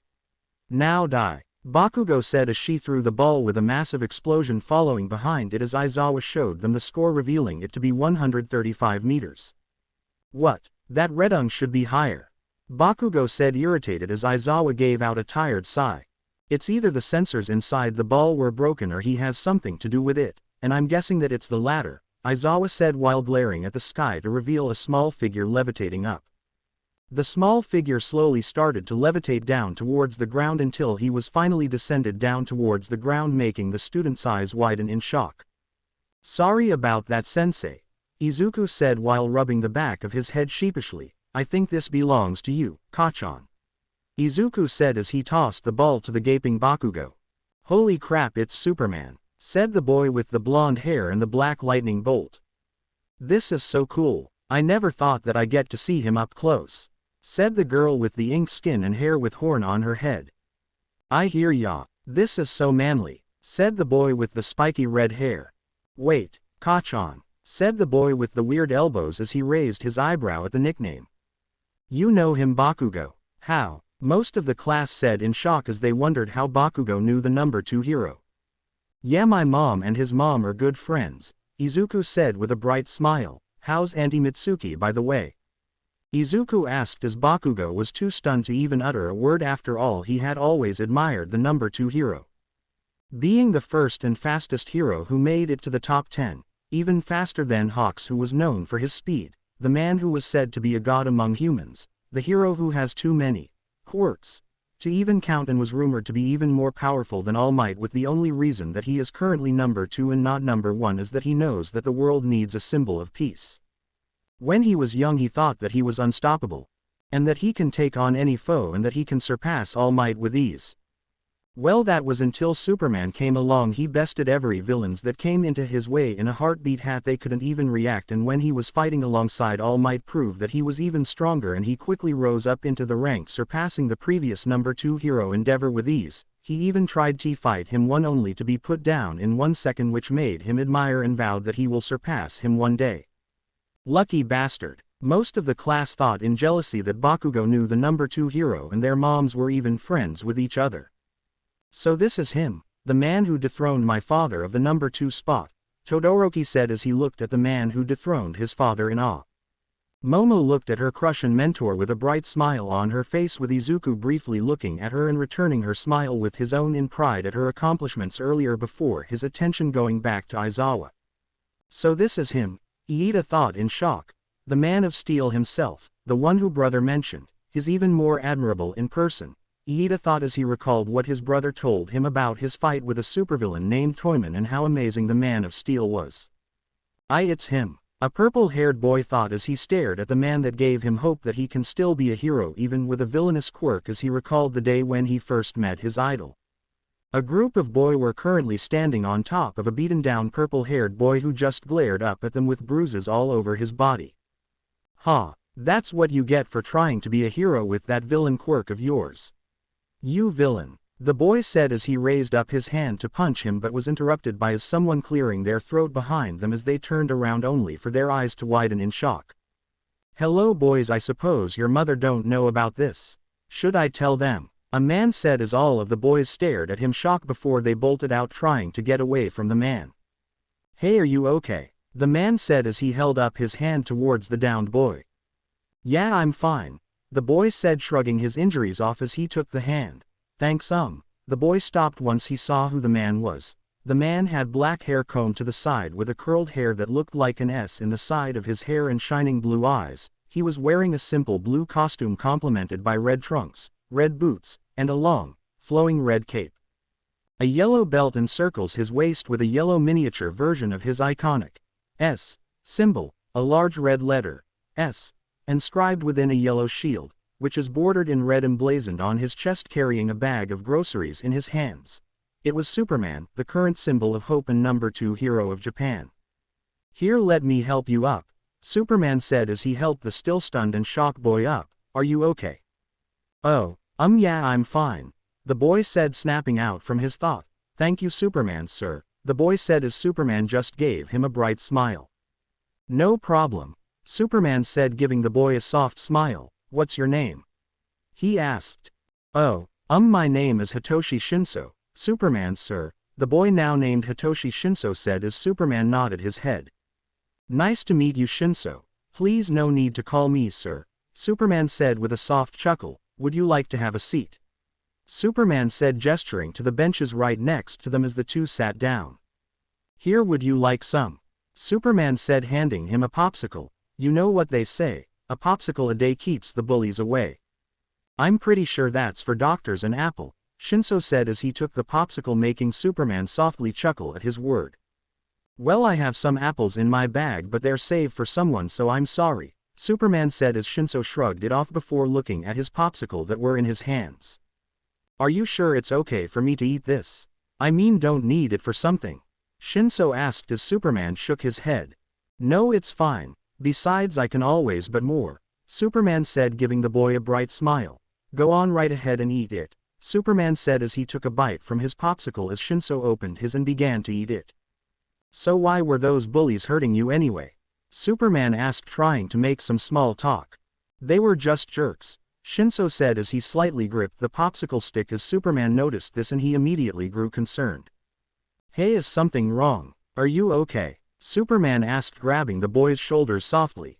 Oh, yeah, I'm fine, Shinso said, trying to hide his anger as the two just sat there in silence as both of them were eating their popsicles before Shinso decided to ask the question. Hey, can I sked you a question? Shinso said, gaining Superman's attention. Can I be a hero even with my villainous quirk? Shinso said as Izuku gave him a bright smile and without any hesitation he said. Yes, you can, Superman said without any hesitation or sarcasm in his voice as Shino's eyes widen at his words. What? But I have a villain quirk. My quirk is brainwashing, Shinso said as he looked down towards the ground in shame. Every time I tell people my quirk they always looked at me in fear and try to avoid me as much as they can, he said as he felt tears well up in his eyes.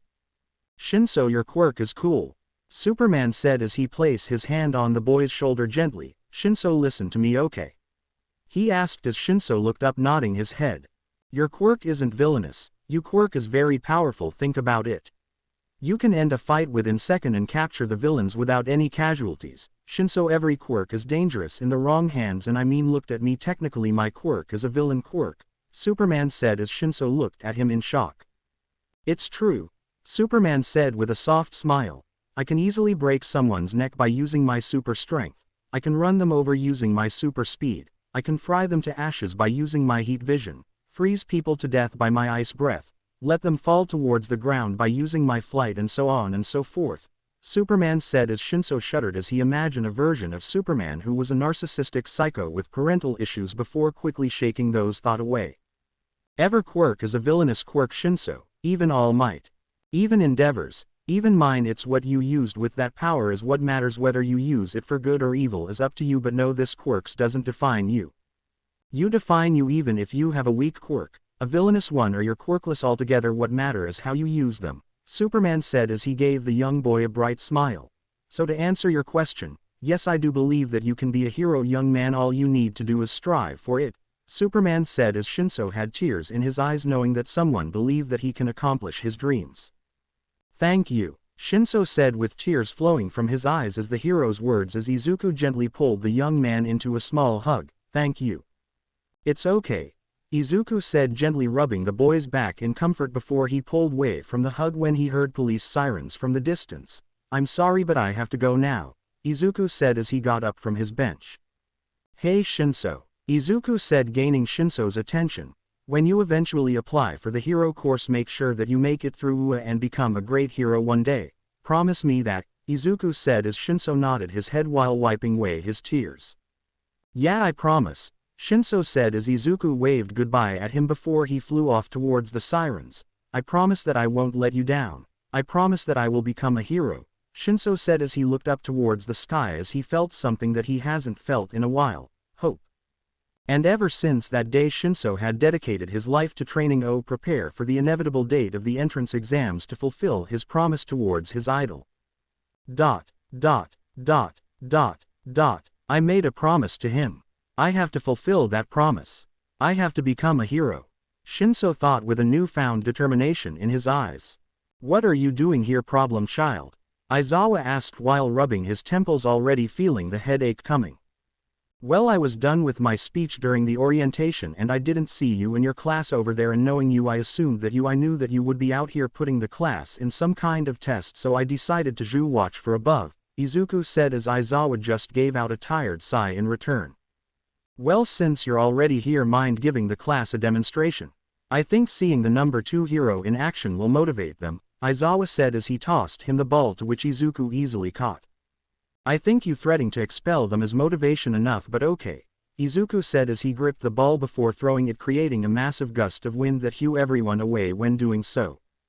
Normally the softball will land somewhere in the forest, but in his case, Aizawa said as Izuku turned around with his hand outstretched before a swoosh was heard as Izuku caught the ball leaving burn marks on the ground. That's not necessary, Aizawa said as the crowd of students looked at the Man of Steel in awe and speechless. Holy crap, did he just? The bot with the spiky red hair said in an awestruck tone. Yeah, the ball just made a trip around the world, Aizawa said, leaving the class awestruck at the show of power.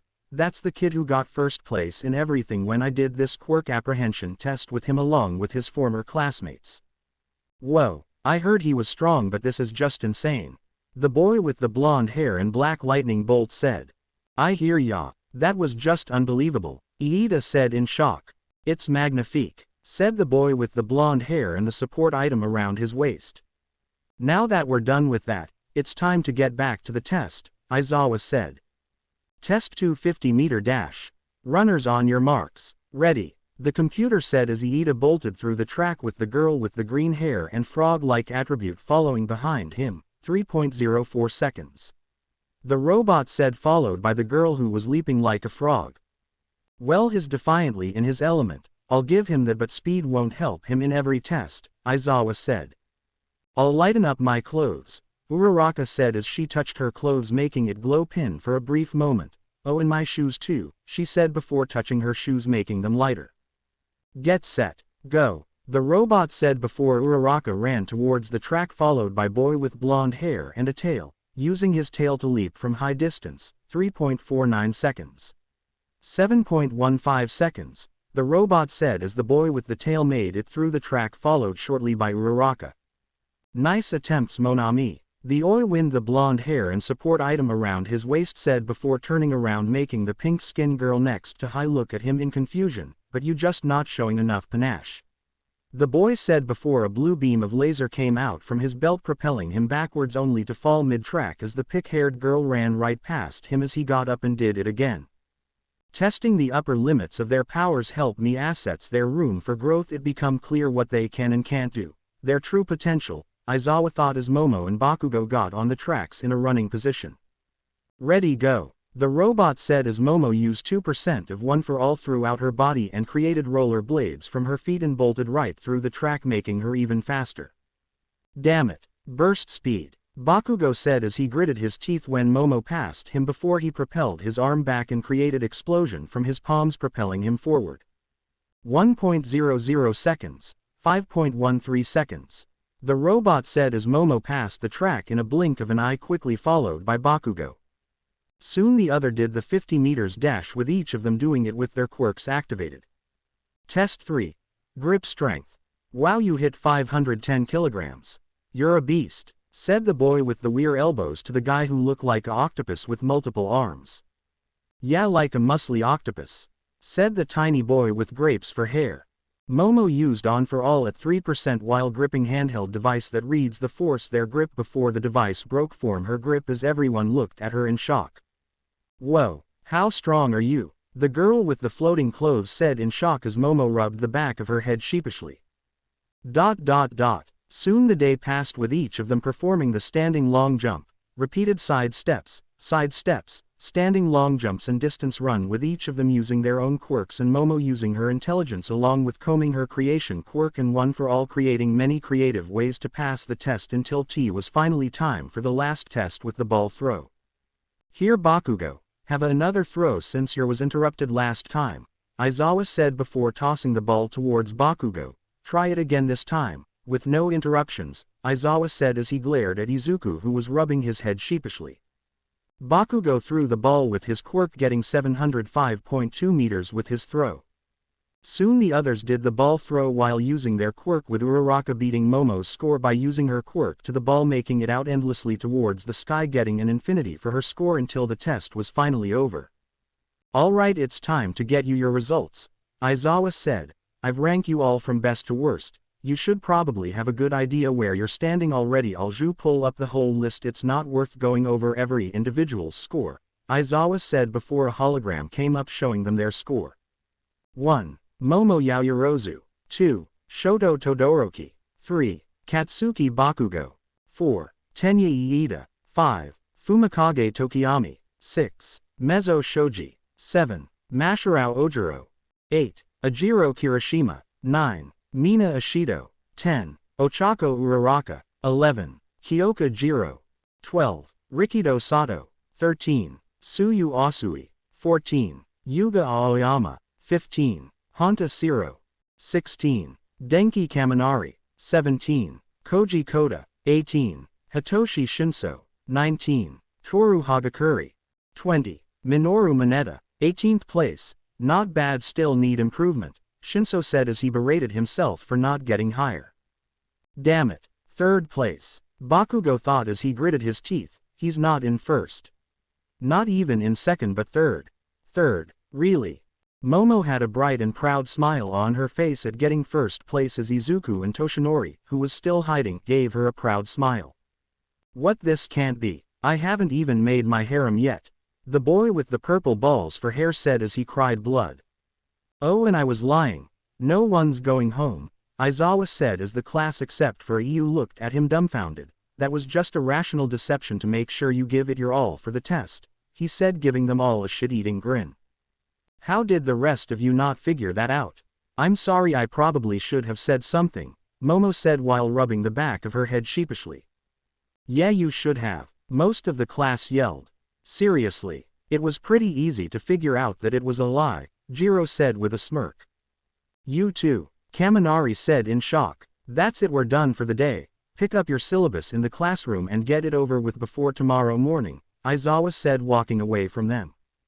Izuku walked towards the bushes where his father was hiding. See, what did I told you, Dad? All you need to have is a little hope, Izuku said with a small smile as he watched Momo walk back towards the classroom with her classmates. Yeah, you were right, Izuku, All Might said with a small smile of his own before buffing down back to Toshinori. You're always right. Naturally, Izuku said before the father and son both shared a laugh. The class all introduced themselves and had their normal classes before day quickly passed that it was time to go home as Momo walked out of class and towards the gate of Ua when she saw someone descending down towards the ground. Hey, Izuku called out as Momo gave him a bright smile. Congrats on getting 1st place, by the way, although I'm not really surprised at this point, Izuku said with a small chuckle. Thanks, Momo said, giving him a bright smile. How are you? Are you okay? Izuku asked as Momo nodded her head. Yeah, I'm fine. I'm just exhausted from the test and using my quirk and one for all at the same time. It was tiring and my body is exhausted, Momo said in an exhausted tone as Izuku nodded high head. Well, you should go home and have a good rest, you deserve it, Izuku said as Momo nodded her head. Although I must warn you, your hardships has only began. Tomorrow you will face a challenge even greater than this one. The question is, are you ready? Izuku asked as Momo gave him a determined look. I'm always ready, sensei, Momo said with a determined look on her face as her eyes burned in determination. Good, Izuku said while giving her a proud smirk. Momo and the rest of Class 1A were sitting on their seat in the middle of class while Present Mike was teaching English. The rest of the day were relatively normal. They had their normal curriculum classes in the mornings. Now, which of this 4 sentences contains a mistake? Present Mike asked as he gestured to the board. So boring. The class said, half asleep at the lesson. Well, most of them anyway, as Momo, being smart and always eager to learn, raised her hands up. Hey, everybody, come on. Look alive, grammar rules, Present Mike said while looking at the class who looks bored out of their minds before he notices Momo raising her hand up. Come on, Yaoyorozu. Lay it on us. It's number 4, so the grammative pronoun is wrong on the last one, Momo said while raising her hand.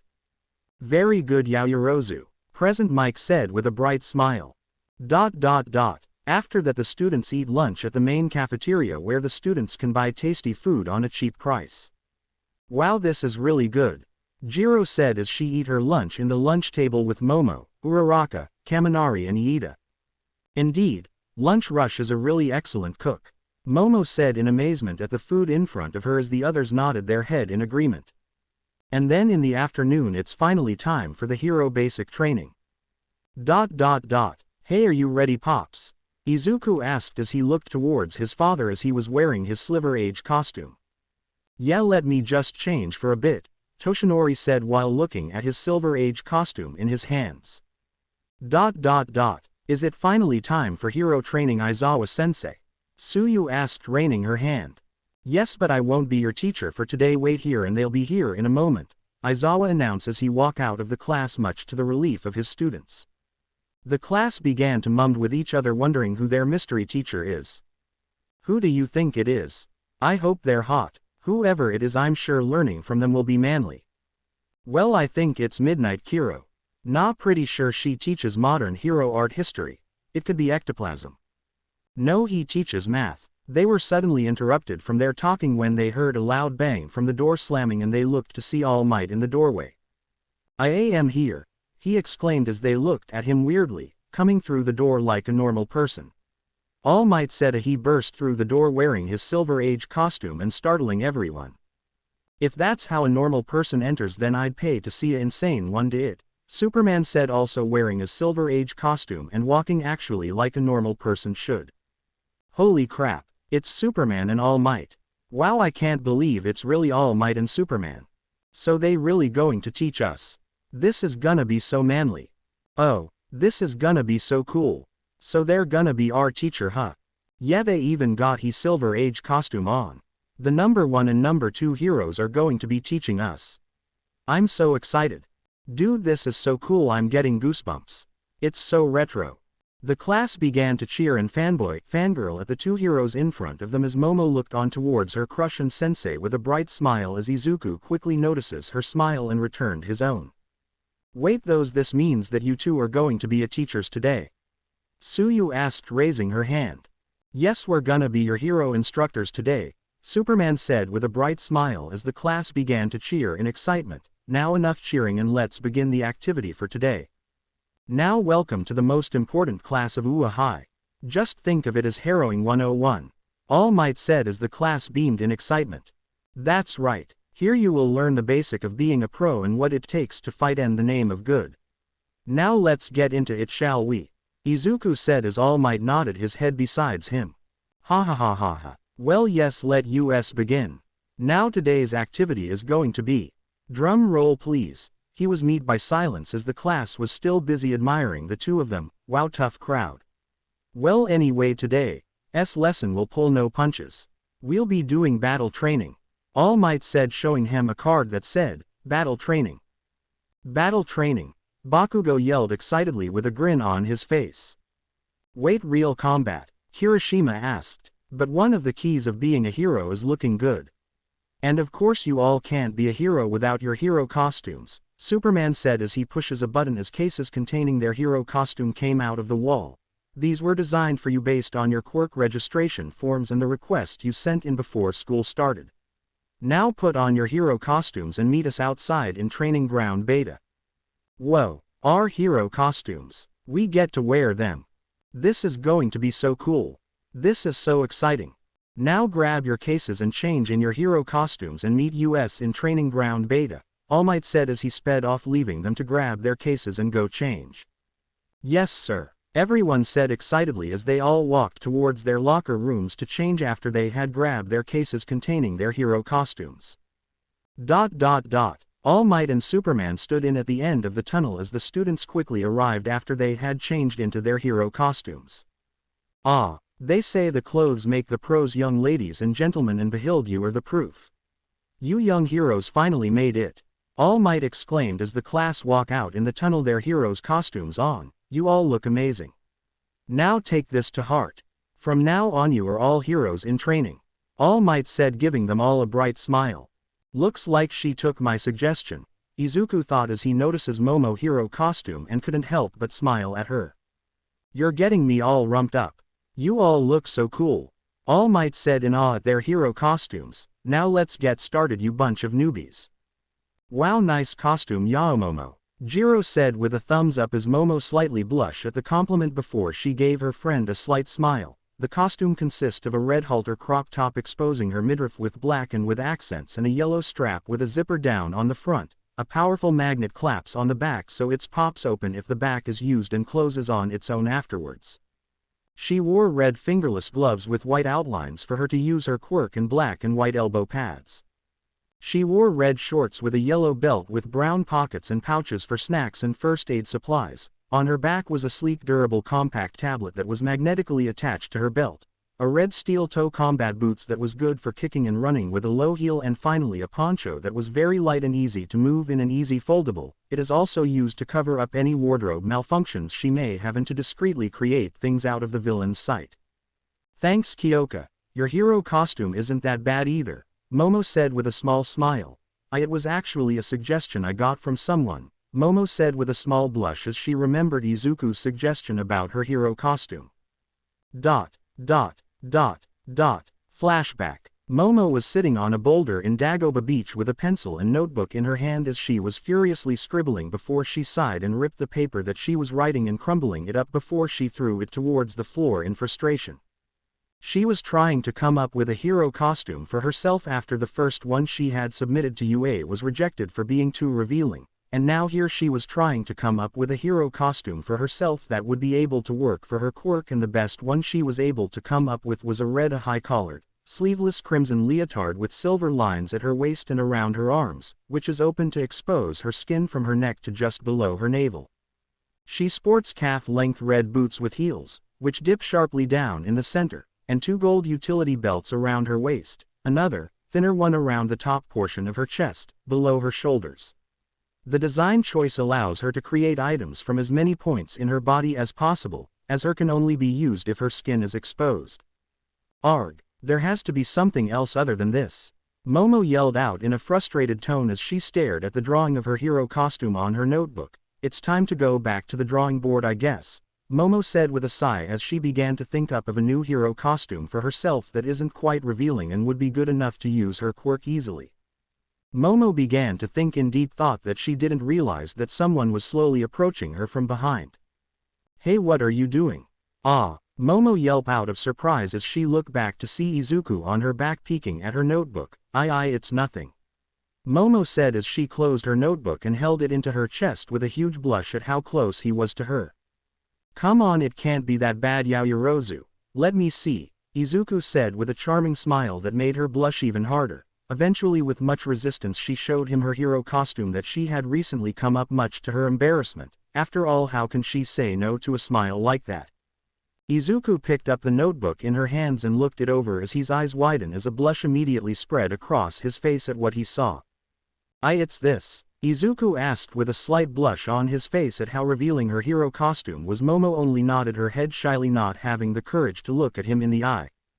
Why, yeah, it's my hero costume, Momo said shyly as she looked away from him with an embarrassed blush on her face. Well, you can't really wear this cause it's too revealing, Izuku said, still having a blush on his face. Why, yeah, but the school rejected my original design for my hero costume, so I had to make a new one, and that's the only one that I can come up with, and I need skin to use my quirk, so that's why it's so revealing, Momo said shyly as Izuku nodded his head in understanding. Well, I understand that you need skin for your quirk to work, but did it have to be so revealing? Izuku asked before he did a double take at what she said. Wait, first one. How bad can the first one be? Izuku asked as Momo shyly grabbed the notebook from his hands and turning the page before handing it back to Izuku. Oh, holy sweet mother of God! Izuku exclaimed as his jaw fell towards the floor and his eyes widened as he couldn't help the blush that spread across his face when his eyes landed on her original hero costume design, as Momo blushed even harder once she saw her crush, essentially speechless at her original design. Wait, is he blushing? Momo thought in disbelief before the realization hit her. Wait, does this means that he's attracted to me? That's good. I still have a hope, Momo thought with hope in her eyes. Why, yeah, that's why the school rejected it and essentially forced me to make a new one, but the only one I can think of is that, and I can't even think of something else that could work with my quirk without being too revealing, Momo said in a sad tone as Izuku nodded his head in understanding. Let's see, Izuku said as he began to think for a minute before a light bulb appeared atop of his head. I got it, Izuku said as he grabbed the pencil from her hands and began to draw something in the notebook, much to Momo's confusion. Here, how about this? Izuku said after he had finished scribbling on her notebook and handed it to her. What do you think? Izuku asked as Momo looked at the design on her notebook as her eyes widened. Is this? Momo asked in shock as she looked at her notebook with wide eyes as Izuku nodded. Yup, your new hero costume, Well, if you like it, that is, Izuku said while rubbing the back of his head sheepishly. Its material is made by a self-repairing cloth that Midnight wears, so it won't be a problem if you have to use your quirk, and it will repair itself when it inevitably tears apart when you use your quirk. And the poncho will help if you have a wardrobe accident and hide what you're creating to the villains for surprise attacks, Izuku explained as Momo looked on in amazement at the design he gave her. So what do you think? Izuku asked as Momo looked at him and smiled brightly, and before she knew it and can stop herself, she rushed forwards and gave Izuku a big hug, much to Izuku's shock, but he eventually recovered from it and hugged her back. I love it. Thank you, Momo said as she smiled brightly towards him while she was still hugging him. Thank you. Thank you. Thank you, Momo said before a blush spread across her face as she finally noticed what she was doing, that in the hard muscular abs that was currently pressed down on her face. Ah, I'm sorry, Momo said as she immediately jumped away from him with a massive blush on her face and a little blood leaking from her nose as Izuku only laughed at her embarrassment. Those abs are hard. I wonder how they taste. I'm sure they feel delicious, and I can't wait to feel those rock-hard abs snap out of it, Momo thought as she quickly shook those thoughts away from her head. Ha ha ha, it's fine Yaoyorozu, Izuku said with a bright smile and a small laugh. And you're welcome, he said, giving her a small smile, with Momo doing the same. End of flashback. Well, now that you're ready, it's time for your combat training to begin, Superman said before Iida, dressed in some kind of speed knight, raised his arms up, interrupting him. Sir, this is the fake city from out entrance exams. That does mean that we'll be conducting urban battle again? Iida asked while raising his hand. Not quite. We're going to move Toy 2 steps ahead, All Might said. Most of the villains fight you see on the news take place outside. However, statistically speaking, run-in with the most dangerous villains take place indoors. He's right. Think about it, Superman said, nodding at All Might's logic. Backroom deals, home invasions, secret underground lairs, a truly intelligent criminals stay hidden in the shadows. He's right. And for this training exercise we'll be splitting you in a team of good guys and bad guys and fight 2-on-2 indoor battles, All Might said before Suyu raised her hand. But sir, isn't this a little advance? Suyu asked with her head tilted. Yes, but the best training is what you get in the battlefield, Superman said, but remember that you just can't punch away at a robot this time. You're now dealing with actual people now, he said before Momo raised her hand up. I mean sensei. Will you be the one deciding to win? Momo asked as she raised her hand while Izuku was about to open his mouth to answer but was cut off by Bakugo. How much can we hurt the other teams? Bakugo asked. Do we need to worry about the losers getting expelled like earlier? Uraraka asked. Will you be splitting us up based on chance or comparative skill? Iida asked. Isn't this cape look magnificent on me? Aoyama asked while holding up his sparking cape in front of him. All right, let us finish, geez, All Might said while holding his hand up, stopping them from asking too many questions before he pulled out something from his pockets as Izuku and Momo both facepalmed once they saw what it was. It was a script. Listen up, the situation is this. The villains have hidden a nuclear missile somewhere in their hideout. While the heroes must find way to foil their plans, but in order to do that the good guys must catch the evildoers or recover the weapon. Likewise, the bad guys sucked if they protect their payload or capture the heroes. All Might said as everyone nodded in understanding. That sound like a classic action movie setup, Kaminari muttered as Superman heard him due to his super hearing. That's right, Superman said while looking at Kaminari, who was startled that he had heard him say that even though he muttered in quietly. Although time is limited, so we'll choose teams by drawing lots, Superman said while holding a lottery box in his hands as Iida raised his hands and decided to spoke up. Sir, isn't there a better way other than drawing lots? Iida asked as Momo spoke up. Think about it, Iida-san. Pro heroes often have to team up with heroes who are from other agencies from the spot, so maybe that's the reason we'll be seeing that here, Momo said as everyone nodded in understanding. She's right, Iida. Life is a random series of events and you may need know what pro you'll be able to team up with in the battlefield, Superman said with a proud smile towards Momo, who simply blushed in embarrassment at his gaze. This activity will teach you to work with other people to save someone and beat the villains, even if you don't know him all that well. Haha, he's right. Now let's get this show on the road, shall we? All Might said as Superman walked forward and let the students draw their lots before he revealed what team they were going to be. Team A: Momo Yaoyorozu and Hitsuhi Shinso. Team B: Shito Todoroki and Mezzo Shoji. Team C: Minoru Mineta and Denki Kaminari. Team D: Katsuki Bakugo and Tenya Iida. Team E: Ochako Uraraka and Kyoka Jiro. Team F: Mina Ishido and Yuga Aoyama. Team G: Koji Koda and Rakudo Sato. Team H: Tsuyu Asui and Fumikage Tokiyami. Team I: Masharao Ojiro and Toru Hagekar. Team J: Honta Siro and Ajiro Kirishima. Hey, looks like we're gonna be teammates, Shinso-san, Momo said with a bright smile as Shinso nodded while adjusting his hero costume. Mostly consists of a black jumpsuit with purple accents and a hood, with his artificial vocal cords support item that hung loosely around his neck. Yeah, I guess so, Shinso said with a tired look that reminded her of their homeroom teacher before they all turned towards All Might once he called for their attention. Now let's get this exercise started, All Might said while putting two of his hands at the two lottery boxes that were right next to him. Now I declare that the first teams to fight will be these guys, All Might said, pulling his hand out of the lottery boxes and showing them the result only for it to reveal that Team A and Team D were fighting next. Looks like Team A will be the heroes while Team D will be the villains. Everyone else can head towards the observation room to watch, Superman said as the class nodded as they began to walk towards the observation room. Bad guys, you can go right in and get set up, and in 5 minutes the good guys will be let loose and the battle will start. However, if things go too far, we'll step in, Superman said as the two villains began to enter towards the building. Young Iida, young Bakugo, a piece of advice before you go. The key of being successful in this challenge is to embody villainy. Think from the perspective of an IVIL doer, All Might said as the two villains in question nodded their heads and they continued to walk towards the building.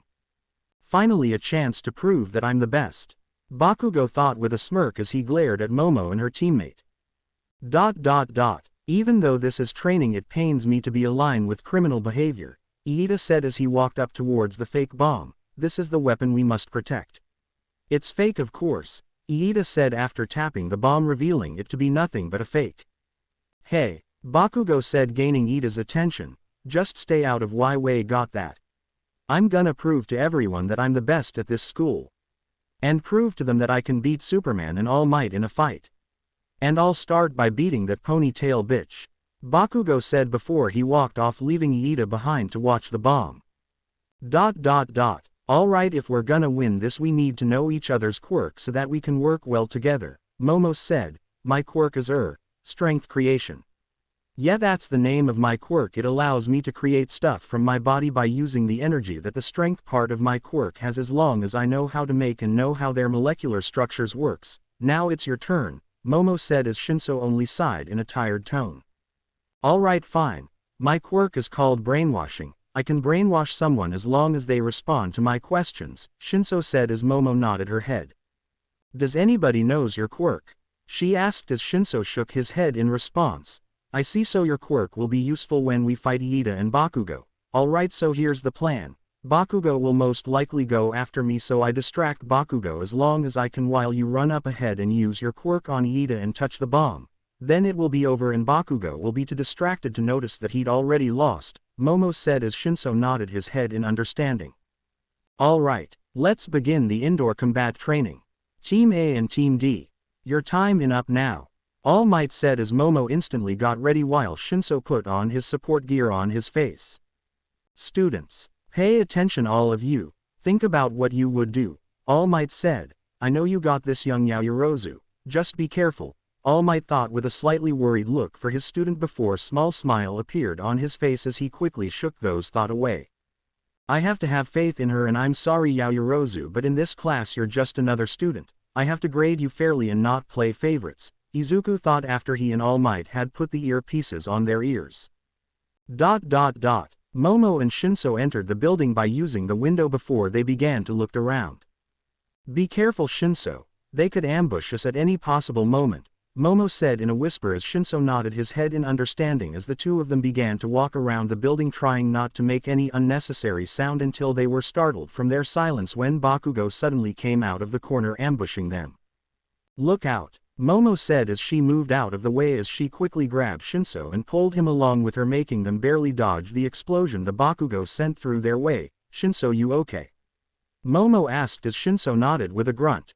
"Yeah, I'm fine thanks by the way," Shinso said as the two of them quickly got up with Momo creating a shield and a sword with her quirk just in time for Bakugo to clear away the smoke from his explosions earlier with his hands. I finally get a chance to prove that I'm the best at this school," Bakugo said with a sinister smile, "and it all starts with beating the chick who got first place in the entrance exams and the quirk apprehension test," he said as Momo only glared at him. "Shinso, go, remember the plan," Momo aided as Shinso nodded. "I'll make him distracted as long as I can, you deal with Iida and the bomb." "Right, good luck," Shinso said with a nod before he ran up towards the bomb was located. "I figured you'd come at me first, trying to catch me by surprise with you being the brash person you are," Momo said as she prepared her sword and shield before Bakugo growled at her after being called brash. "Well then, be prepared Bakugo," Momo said as she activated one for all 3% before she rushed towards him with her sword and shield in hand. Observation room. "Whoa, he almost got the drop on her," Mineta said in the observation room.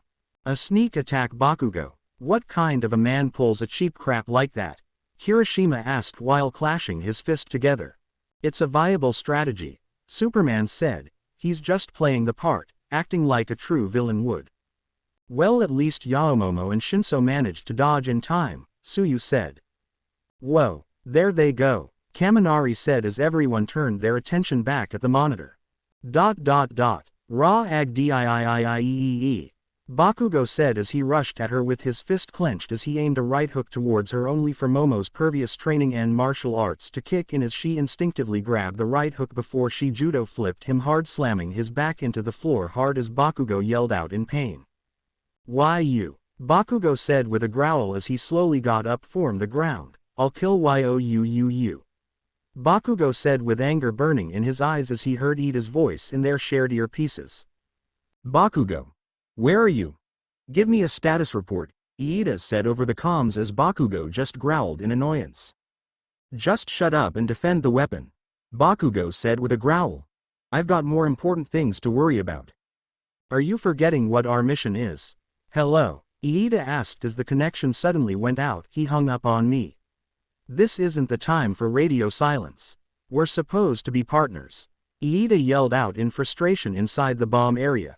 Observation room. "Hey, who's Bakugo talking to? I can't hear anything," Kirishima said. "Can we get any sound in this video?" "He's got a radio in his ears so he can talk to his partner," All Might said while gesturing to the earpiece that was on his ears. "I gave it him before the match started, along with the map of the building and also this," All Might said as he took out a piece of tape from his pocket. "It's a roll of capture tape," Superman said. "Wrapping this around your opponent means that you have apprehended them and they're out for the rest of the game. So there's a 15-minute time limit and the good guys have no idea what floor nuclear is hidden on, right?" Mina asked as All Might nodded his head in agreement. "Yes.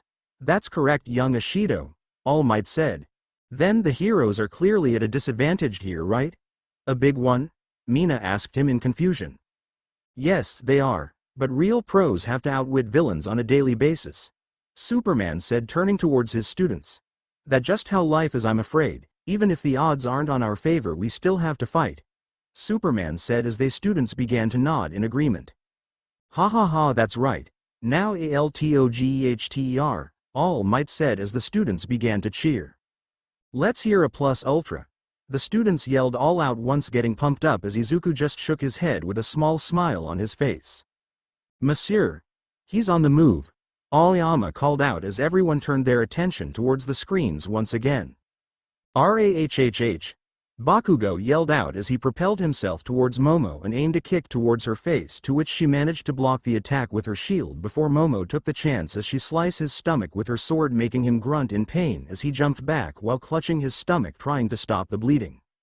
"Rahhh," Bakugo said with a growl as he ignored the pain in his stomach and lunged towards Momo and aimed an explosion on her head that she dodged by using one for all to enhance her speed, making black and red lighting crackle around her. I have to stall for time so Shinso can find the bomb and capture it, Momo thought as she created a smoke grenade and threw it towards the ground as she disappeared in the smoke and began to run as fast as she can while using one for all to enhance her speed and making smoke bombs with her quick and dropping it towards the ground before she turned left for him to keep chasing her and to buy Shinso some time. Huh? Get back here. Bakugo said as he chased after her with a furious look on his face. What happened? Why can't we see anything? Kaminari asked in confusion as the whole area was covered in smoke. Ah, I see, so she's stalling for time so that young Shinso can get the bomb while young Bakugo focuses his attention on her. A smart strategy. All Might said with a proud smile at his students' quick thinking. I agree, it's really smart, as expected for the girl who got first place on the entrance exams and quirk apprehension test. Izuku said with a proud smile on his face that mimicked his father's. Unknown to them, Todoroki looked at them with suspicion in his eyes, wondering if the three of them were connected somehow before he furiously began to write on his notebook that came out of nowhere with the word, "Is Superman's secret love child of All Might? And is Yaoyorozu secretly dating the number 2 hero?" Momo panted in exhaustion after running so much as she hid in a corner trying to hide from her opponent. Good, looks like he's completely forgotten all about my partner. Just as I thought, Momo thought as she hid in a corner. If they wanted to send someone to stop us here, then they should have sent Iida. He's way faster after all. So that means that Bakugo went rouge and the two of them aren't working together as a team. I can't go after the weapon right now or else Bakugo will follow me, so I have to trust Shinso to find the weapon and Iida-san, and then he can use his quirk to brainwash him and touch the bomb, Momo thought before she heard footsteps coming near her as she instantly got prepared and created a smoke bomb to obscure his vision. Bakugo kept running until he notices something form the corner of his eyes as he rushed towards the figure hidden in the smoke with a manic glee on his face. Die. Bakugo said as he exploded the figure, making it break completely in half and the pieces fly off before his eyes widen when he saw that it was just a mannequin of Momo and not Yaoyorozu herself. Bakugo began to look around trying to find his opponent before he let out a yell of frustration. Where are you? Damn it, come out and stop hiding. Come and face me. Bakugo yelled out furiously with a furious look on his face. Here. Bakugo heard a whisper behind him as his eyes widened when a black and red lighting, one for all enhanced fist connected to his cheek courtesy of Momo as Bakugo flew back before he crashed into the wall. There you are, Bakugo said with a growl and a bruised face as he slowly got off the wall before the support item in his arms began to ding as a smirk slowly spread across his face. Huh. I'm all loaded up, Bakugo said with a smirk.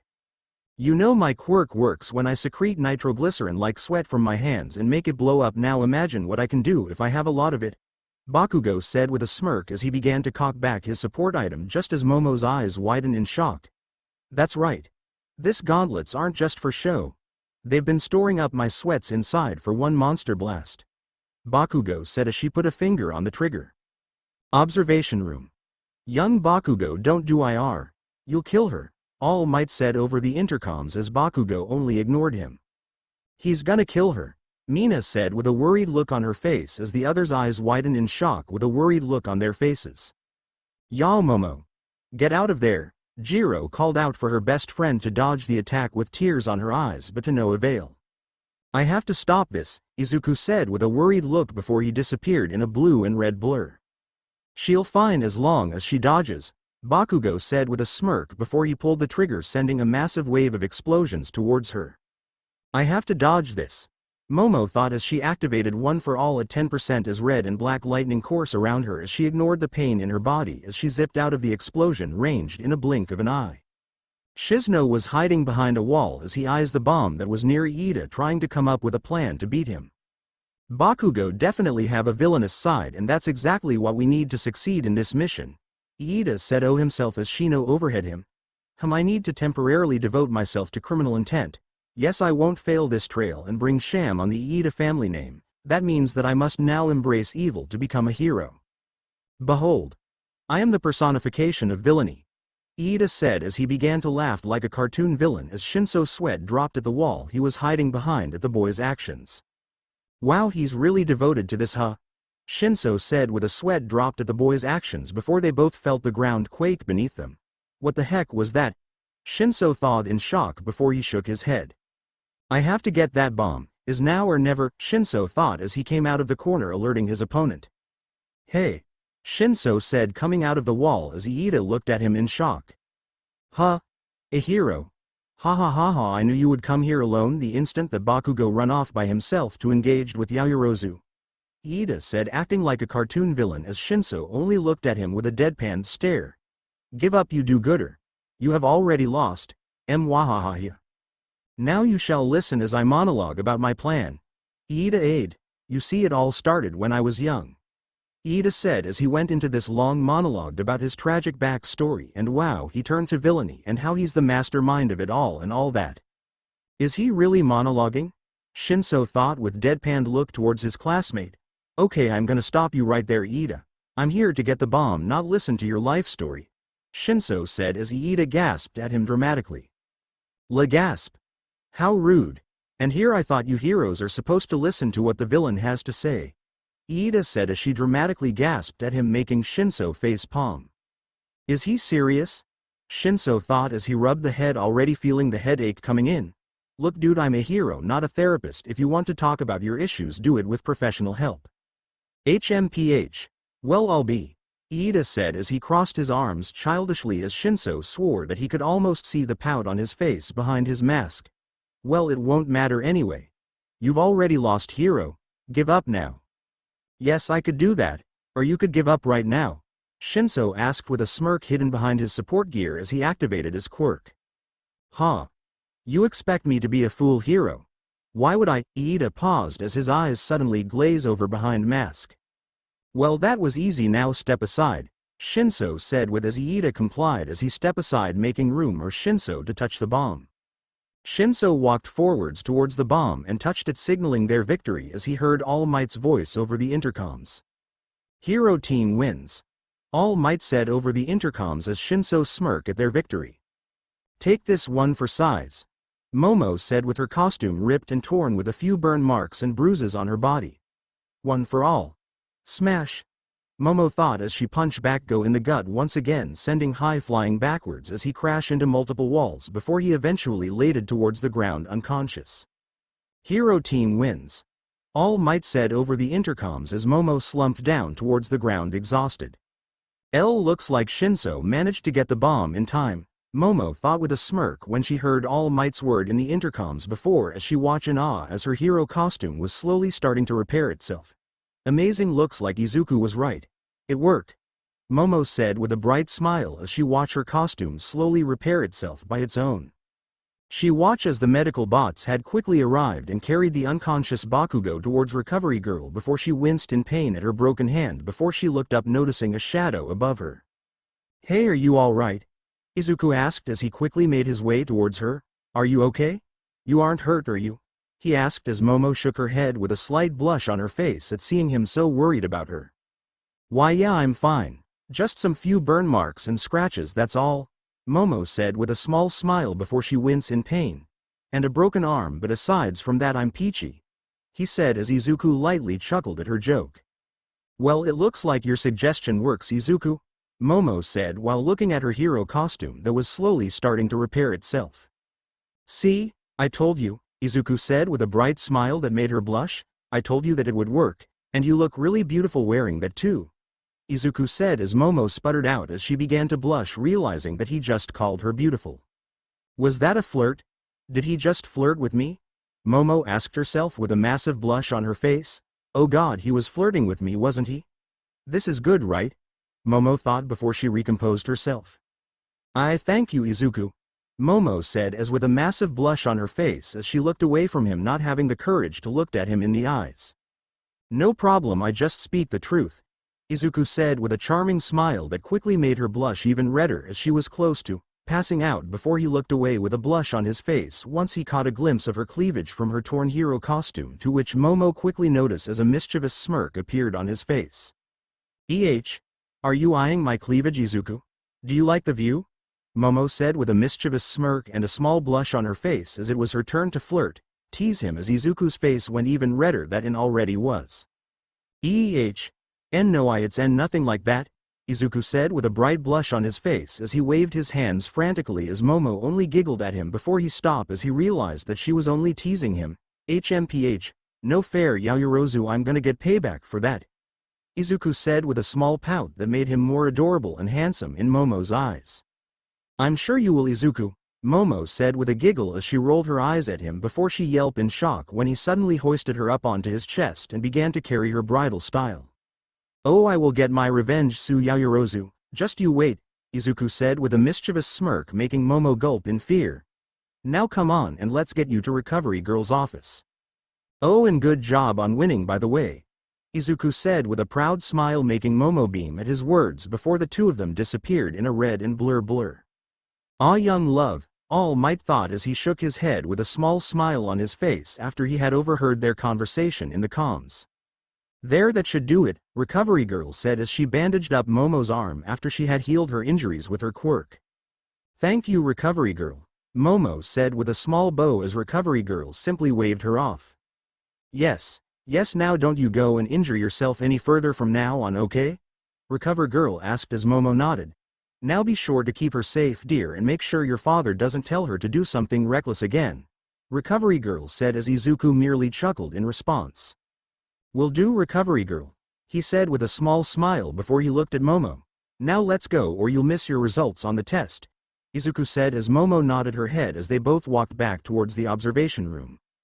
Momo and Izuku quickly made it back towards the observation room only for Momo to be hounded by her classmates with a mix of worried and excited look on their faces. Are you okay? Jiro asked her, worried as she began to check Momo for any injuries as Momo only smiled softly at her best friend's concern about her. I'm fine, Kyoka. No need to worry about me, Momo said with a small smile. Recovery managed to heal most of my injuries and she told me that I'll be fine, Momo said as Jiro sighed in relief. Yeah, but we were still worried about you. She was suddenly embraced in a hug, much to her shock by Mina, who had tears in her eyes. We thought you're dead when Bakugo pulled that pin and made a large explosion, she whined as she broke the hug. At least she's safe, that's a relief, Uraraka said with a soft sigh that her friend was safe. But gotta say, that was absolutely awesome. The way you fought and beat the shit out him was terrifying but also cool, Toru said as the others agreed. Yeah, that was hella manly. I'm so pumped for my test now, Kirishima said, slamming his fist together. Yeah, that was wicked. You really had us worried, Yaoyorozu, Kaminari said with a small smile. I think Jiro was about to pass you out, Kaminari said as he rubbed his arm when Jiro suddenly elbowed him with a murderous look in her eyes. My best friend, you moron. Of course I'll be worried one, Jiro said as she yelled at Kaminari, making Momo slightly chuckled at their interactions before they were interrupted when All Might then fake coughed to get their attention as they turned towards him. Alright, Evryone. Save the chit-chatting for later.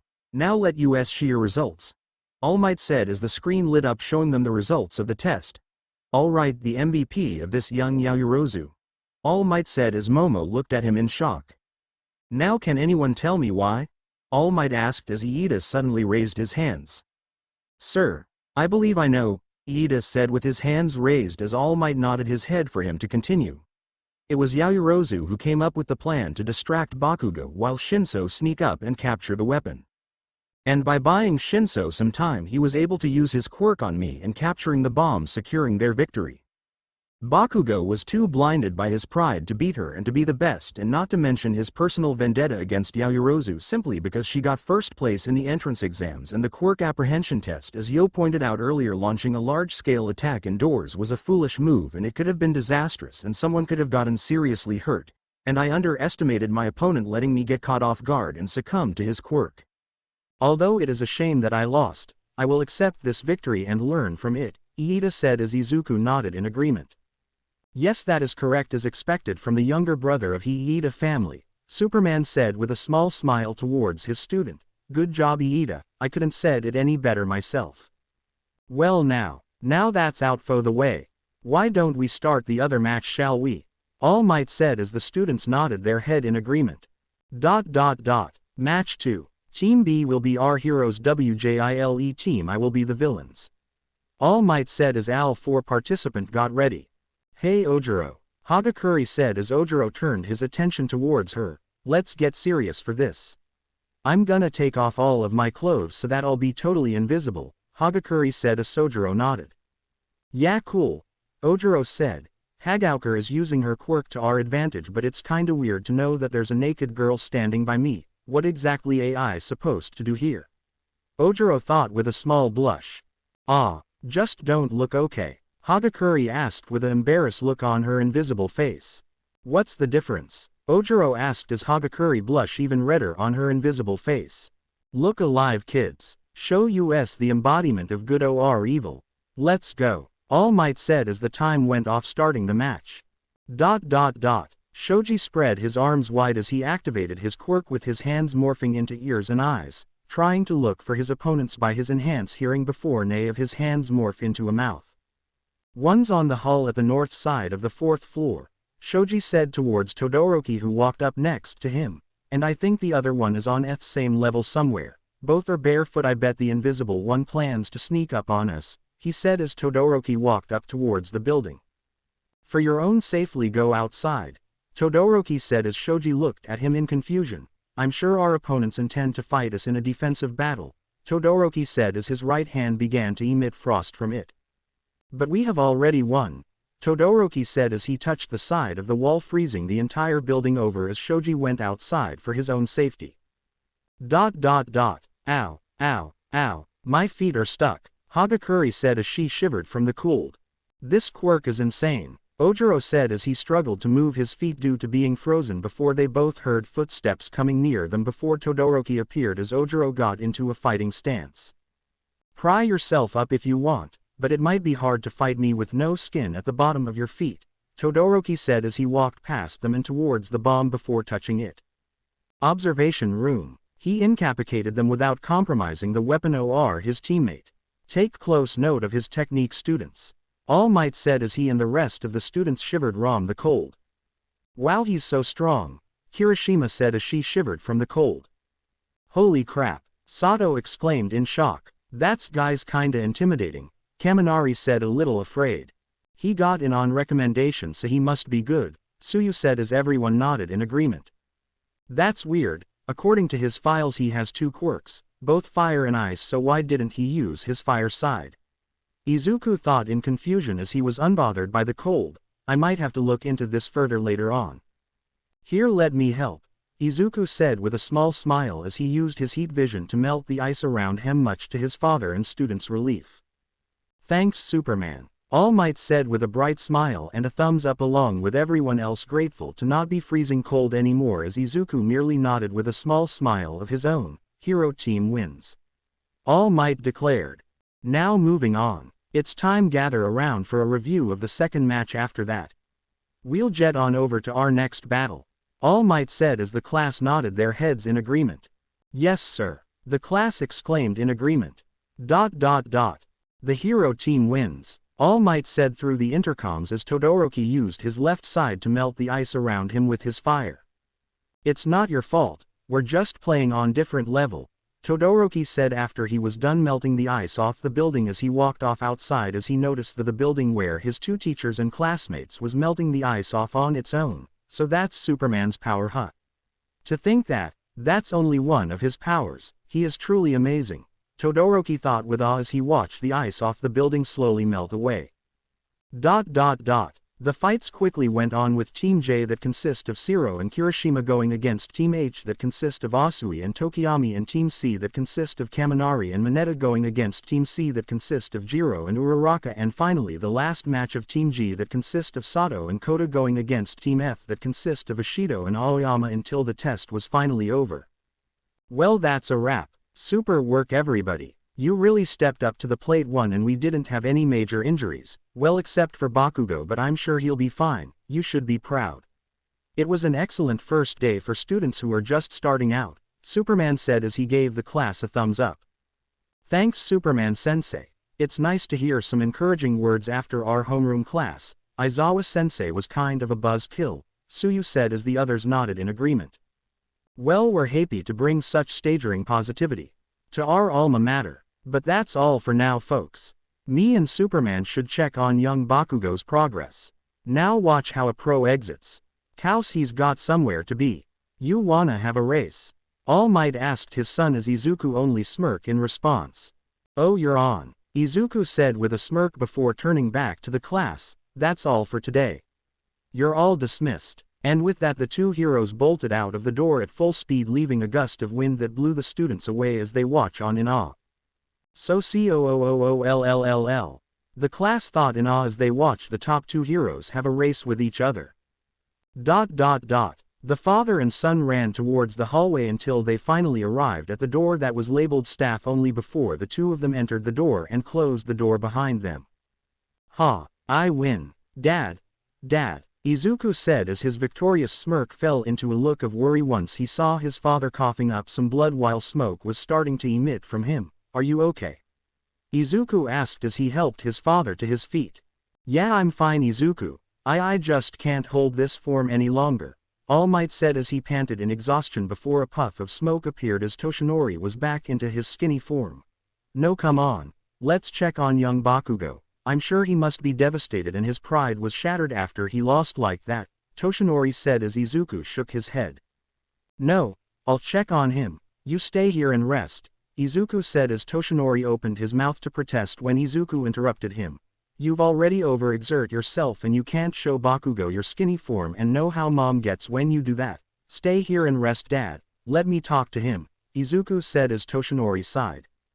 Fine, you're right, Izuku, Toshinori said with a sigh. I should probably check on young Yaoyorozu to see how she's doing right now, he said as Izuku nodded.